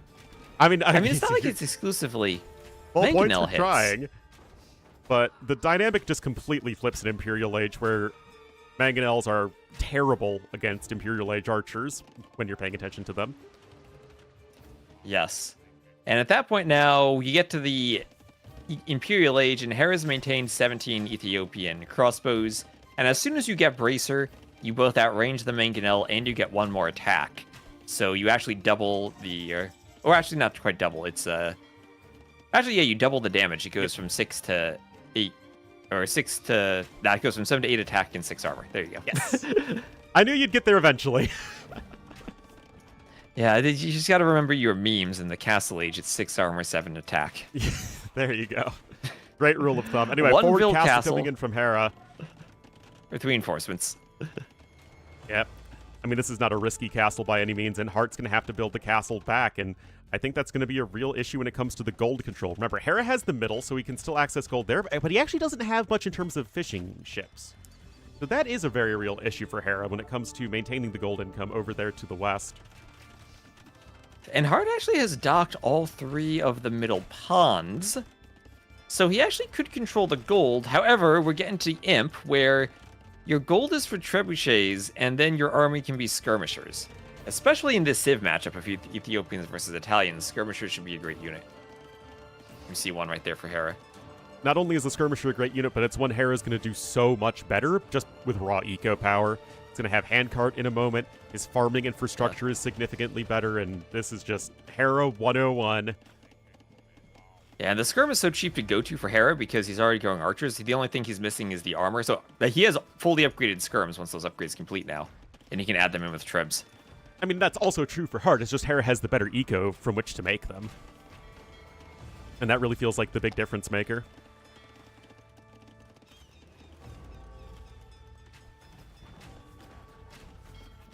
This is so silly. Here's a thought, Ornlu. Here's a thought. All right, give me Demos, if they're in their current state, should be trained super quickly. I would rather have demos that are better and trained slower. So you can't just, like, turn on the panic demo. Yeah, but that's what I'm thinking. That's the only time they'd be useful now. At least make them panic demos useful. Yeah. But, like, I'd rather just have something closer to the old demo. Like, I do think demos were overpowered and needed to be nerfed. I just think they were nerfed too much. Oh, I don't think so. I think they were perfect before. I do not think late-game heavy demo ships were fun or balanced. I feel like I never saw late-game heavy demo ships. Oh, you need to see more games then, especially with current water balance. I still saw a war galley or galleon. The issue is, like, you couldn't push past docks because the demos would blow up everything. There was no way to dodge them. Anyway, Hera, 47 Vils on gold because of that middle control.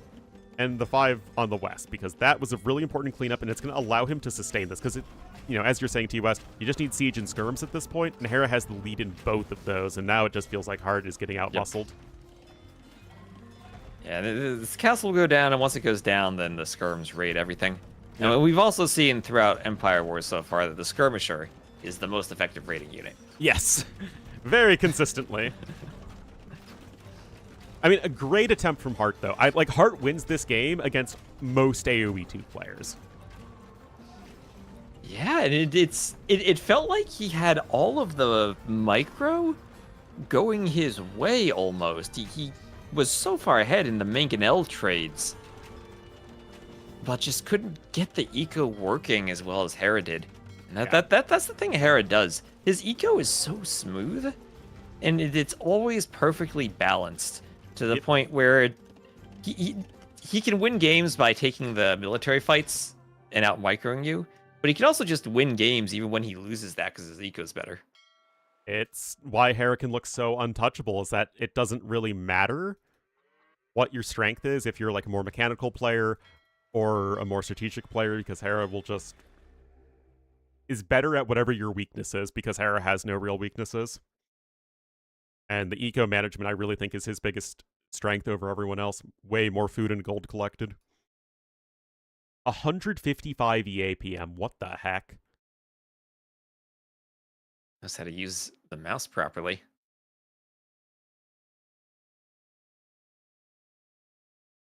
So, I mean, that felt like a really well-played game from Hearttt. Like, the first game was just kind of Titanic. Yeah. That one felt like he did a great job. And just no matter what he did, Hera was finding ways to come back even when he was behind. Well, I mean, finding the ways to come back is he had way more units he could train because his eco was so much better. Yes, more than 2 clicks a second. Exactly. Clicks and key presses. Clicks and key presses.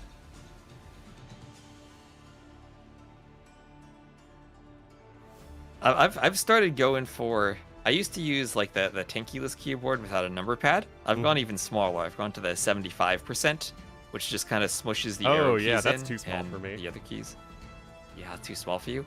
I'm thinking of going down to the 60% that doesn't have function keys, doesn't even have like page up, page down, just as the normal keys. Like it ends at backspace, no arrow keys. Just more desk space for the mouse and just less wasted space. I actually have a pretty tiny mouse pad. It's maybe 8 by 12 inches.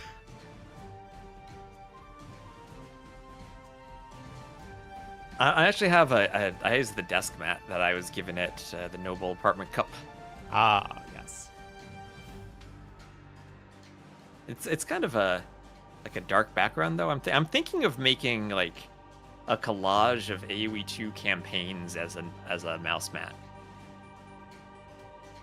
Like get some like bits of the campaigns and mush them together, like Constantinople or Paris, or like the Lepanto Wonder by the shoreline, and like make like all of them on one graphic. Yeah, that sounds fun. So we'll be Hengehold and another pause. Bengalis, and Franks. I wonder if they're told to pause so that the production can load in. I would imagine that's the case. It helps me load in. Do you know what would help mitigate that issue, T-West? If it wasn't Empire Wars. Yes. And you didn't need to see the first few seconds. Trappedville for Hearttt. Where's the Trappedville? Up in the woodline, Oh, weird. I don't know how Drazini's putting the vills on the woodlines like that, but that is a weird bug. Interesting. It's like an invisible object on the tree, but I don't know why they wouldn't just avoid the trees. I don't know. The hermit villager, exactly.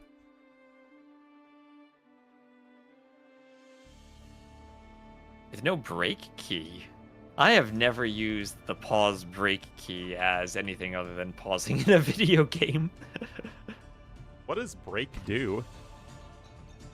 I don't even know. You know, it would be very useful to have break instead of Control-C to stop a program that's running, because Control-C doubles as copy. And I know I have sometimes stopped programs because I've attempted to copy. That would make sense. It stops code that's running. I don't know what the difference is between pause and break, though. They're the same key. Yeah, like if you have an infinite loop of code, you want to stop the loop from being infinity.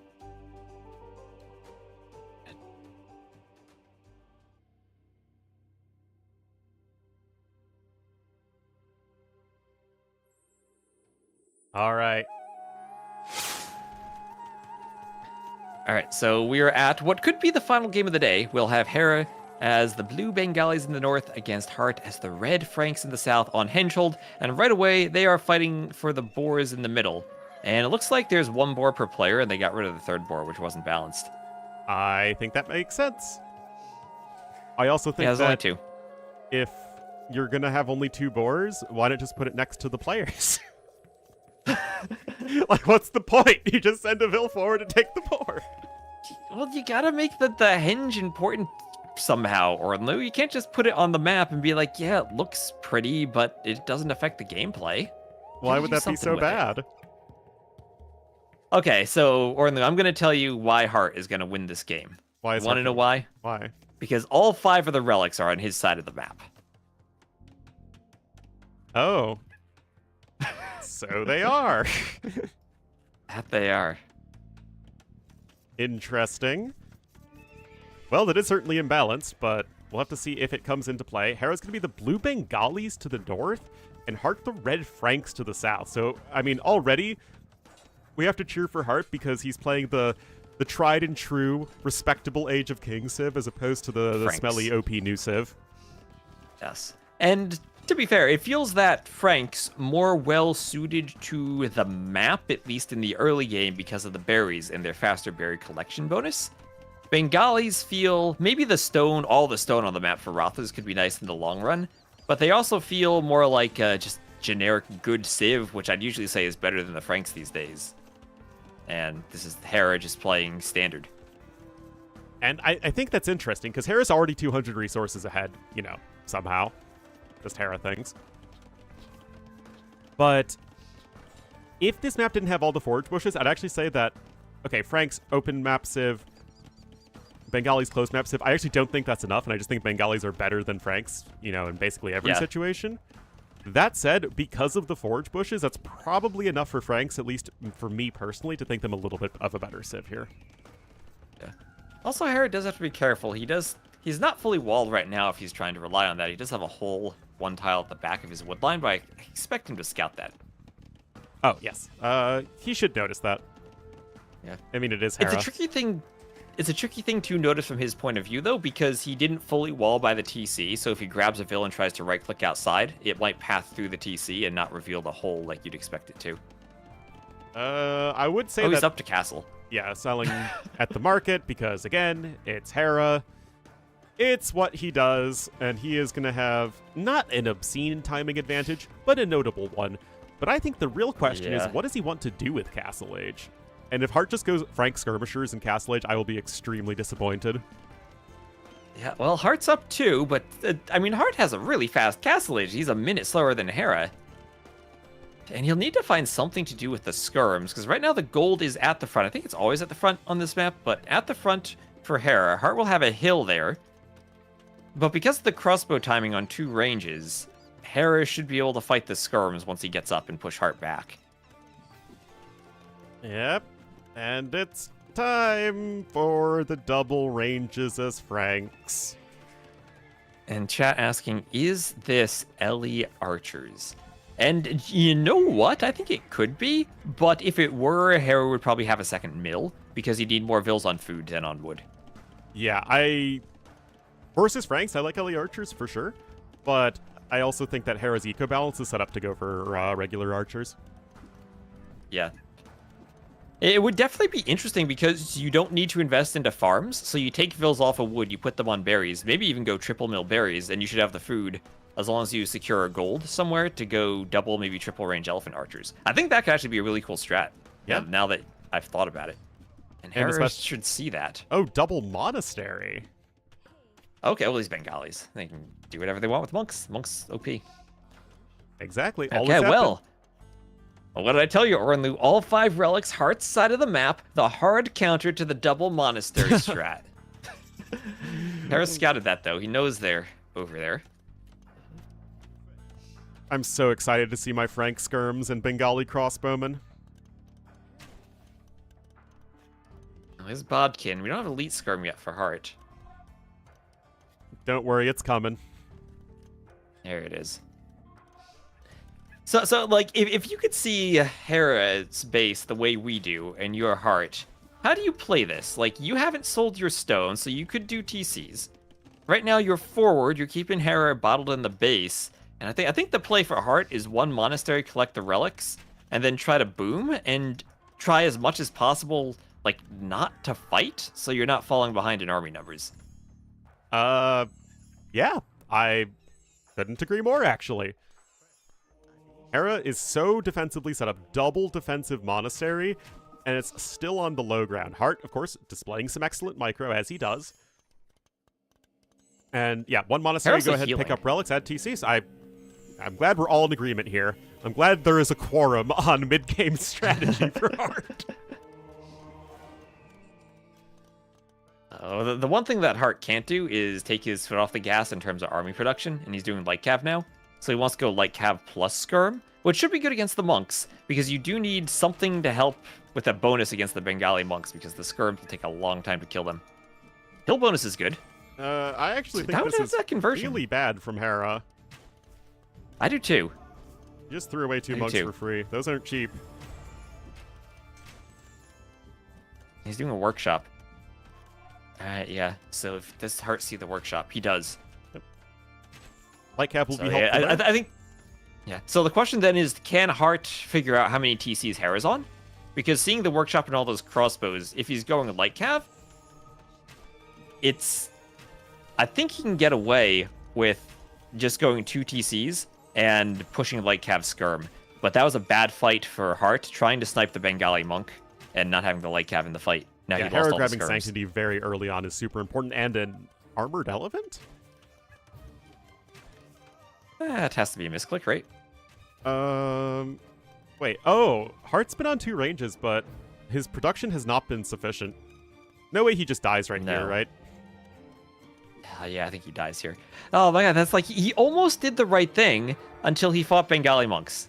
And he lost everything.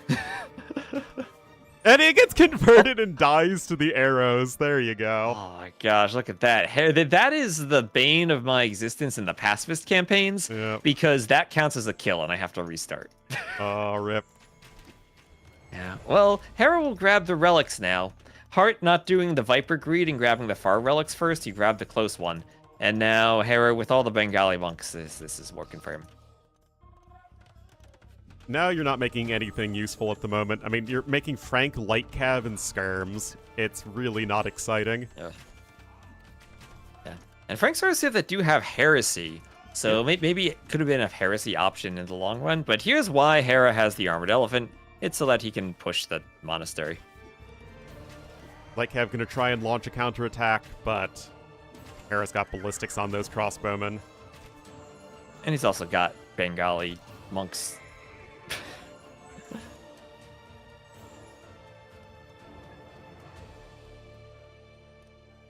El said workaround? Is there a workaround to King Sancho's tournament?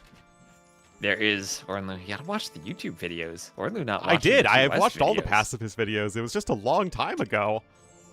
No, this was a video I posted recently. Oh. You can escape. Oh. King Sancho. It is there is a straggler tree and a tower that happened to be positioned on the exact precise tiles that you need to escape. Oh. Oh my goodness. Well, in comes the armored elephant. Hera still has more relics anyway, despite the bad map gen. He's got a second TC, Heartt's adding a third TC, but Hera's making good units and Heartt is not making good units. Well, it's not that Heartt's making the wrong units, it's just that the fights he took were so bad that he doesn't have numbers to fight Hera's army anymore. Well, yeah, I mean, when your army numbers are even, Hera has such a more valuable and useful army. Heartt, if he's going to be going for Lightcap Skirm, needs to have a huge numbers advantage, but he's behind by 1,000 resources, which I don't even understand how that's possible in the first place. But like, literally, this should be the other way around, and Heartt should have a big numbers advantage. That's conventional AoE 2 wisdom. Yeah. When I was saying at the start, Heartt needs to keep production up and not fight, he fought. And he fought Bengali monks. Up there's a forward castle from Hera, and that should end the game, right? Yepper. Just wait 1,000 years for one tree to be cut. Actually, in AoE 2 time, I think it's more than 1,000 years. Yeah. How much is 2 hours in AoE 2 time? In years. Here we go. Alright. Oh, GG incoming soon? Oh, no, Hera's like, I'll build this castle even more forward. Why not? And he'll probably grab the relic soon, too. Oh, there goes the tower.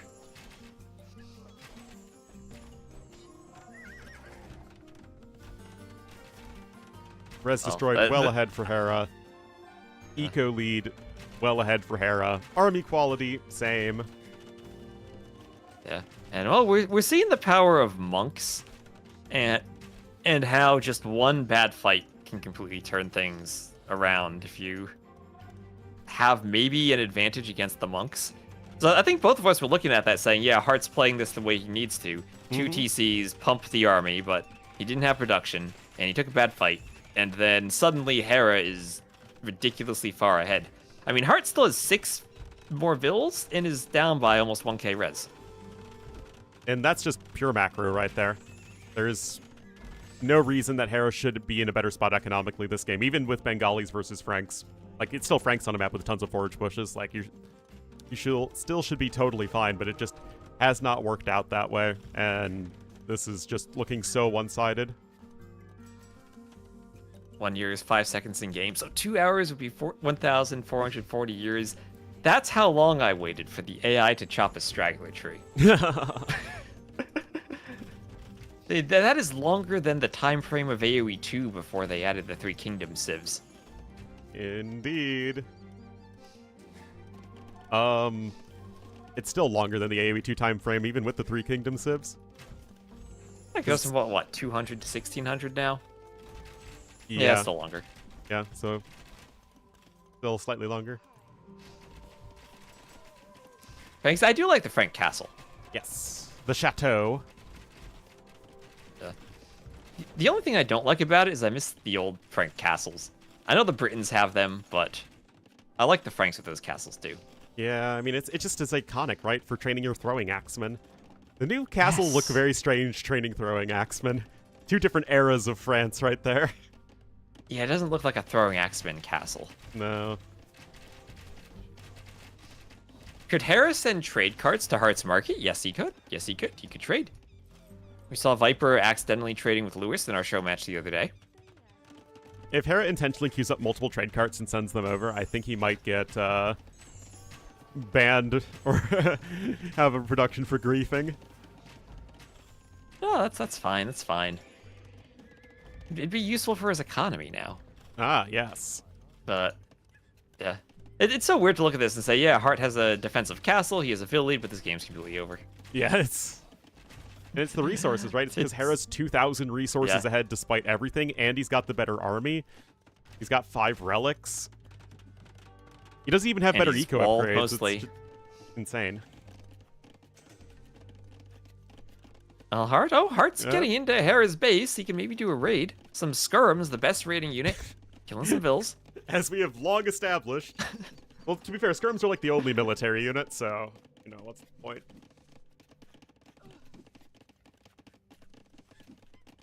Oh, he has a better eco KD when he kills 1 more vill. And Hera's up to Imp.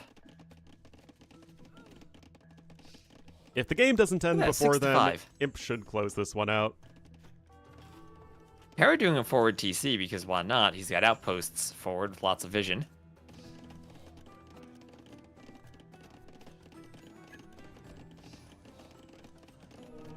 And 20 crossbows. The skirms in his It just deletes all the skirms. That's, I guess, maybe the takeaway from this for Hearttt is that skirms do not beat Bengali monks when they have sanctity and heal each other. All that Hera is missing is a Byzantine ally. Oh, yes. Then it would be all ogre. But this just goes to show, I feel like, the difference in like a Civ these days. If you don't have good trash units and monks and cav archers, you have nothing going for you as a Civ. Like, Franks want to make knights and infantry and gunpowder. But like, that's just not good enough. Knights used to be good. Remember that? Well, I mean, Frank Knights are still fine. Like, you get free bloodlines. Fine. Yeah, but that's... Compare that to, like, Magyars who save more by getting foraging and iron casting. That's true.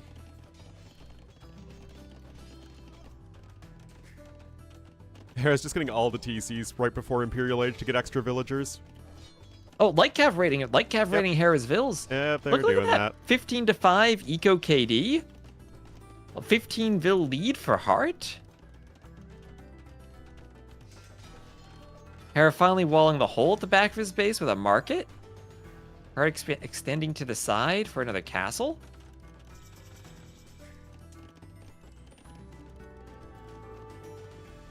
See, bearded axe. Oh, light cav fighting the monks. Do they win this fight? I think they do, or no, I think they do. Oh my goodness. Maybe Hearttt the getting turns a bit of are momentum. tabling. You want to fight. And Hera is... I don't understand how Hera somehow gains villagers while he's being raided, because he's up to 106 despite light cav killing vills in his eco so far. Well, he got a But bunch when that it just came seems in. to happen with him. He literally has 6 TCs. He gets 12 villagers for hitting Imperial Age. Oh, that's true. That's true. Bengalis. Does Hera even come in parts? Hera is one solid unit. All connected. Inseparable. Well, Trebuchet is coming on out. You still have your monks. Heartt's going to try and switch over into the knights, but he just doesn't have the eco to do so. Yeah, and he has Frank Skirms. Congratulations. Your military unit of the day is the Frank Skirmisher. He has less than half the gold collected of his opponent. Yep. And the only thing Frank Skirms gain in Imp is chemistry. They do not have either of the blacksmith techs that would affect them. And of course don't have Imp Skirm. So, not much of a point going Imp if it's just to make Frank Skirms. Another castle is being attempted, but the thing is, you're going to be falling very far behind in the Treb War. I mean, it's not like Hera's eco is insane to transition into anything other than archers. It's just that archers are going to win him the game.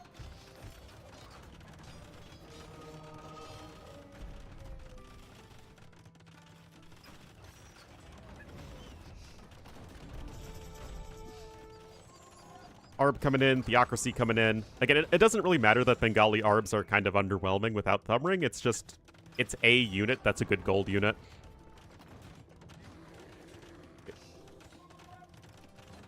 And at least it's cheaper for Hearttt to repair this castle. That's something he is going for him. Needs more Vils against 2 Trebs, but cheaper, at least. Yeah, but it's still going to go down due to the aforementioned lack of villagers. Archers coming around on the right side. Hera's all over the left side.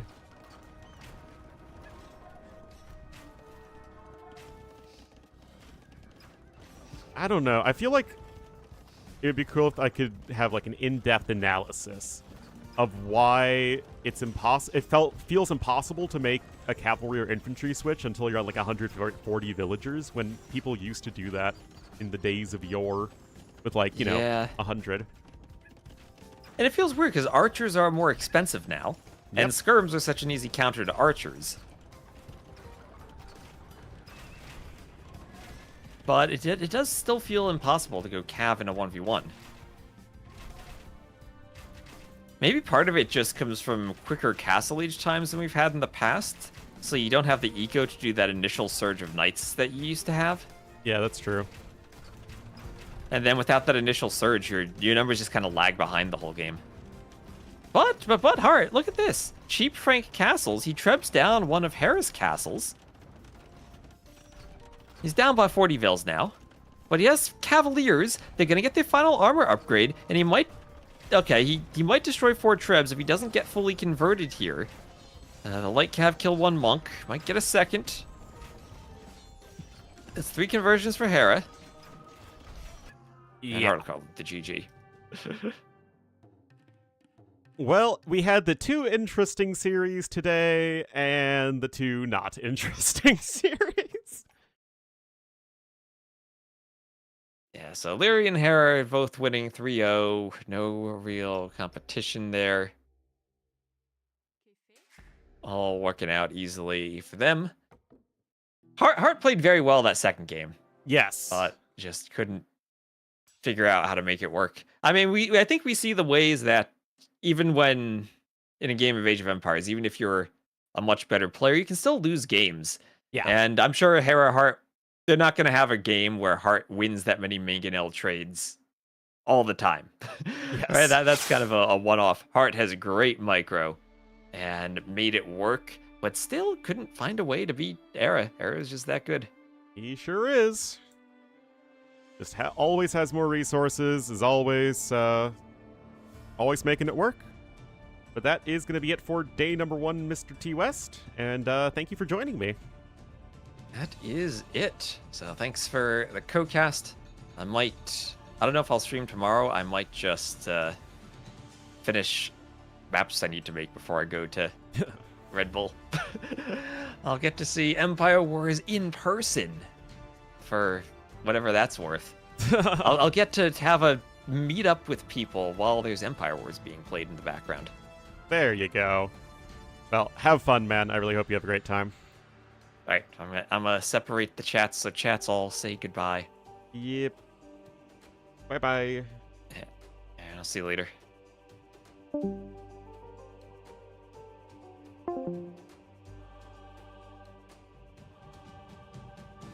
All right, guys. Thank you so much to everybody who did join me on this little long journey.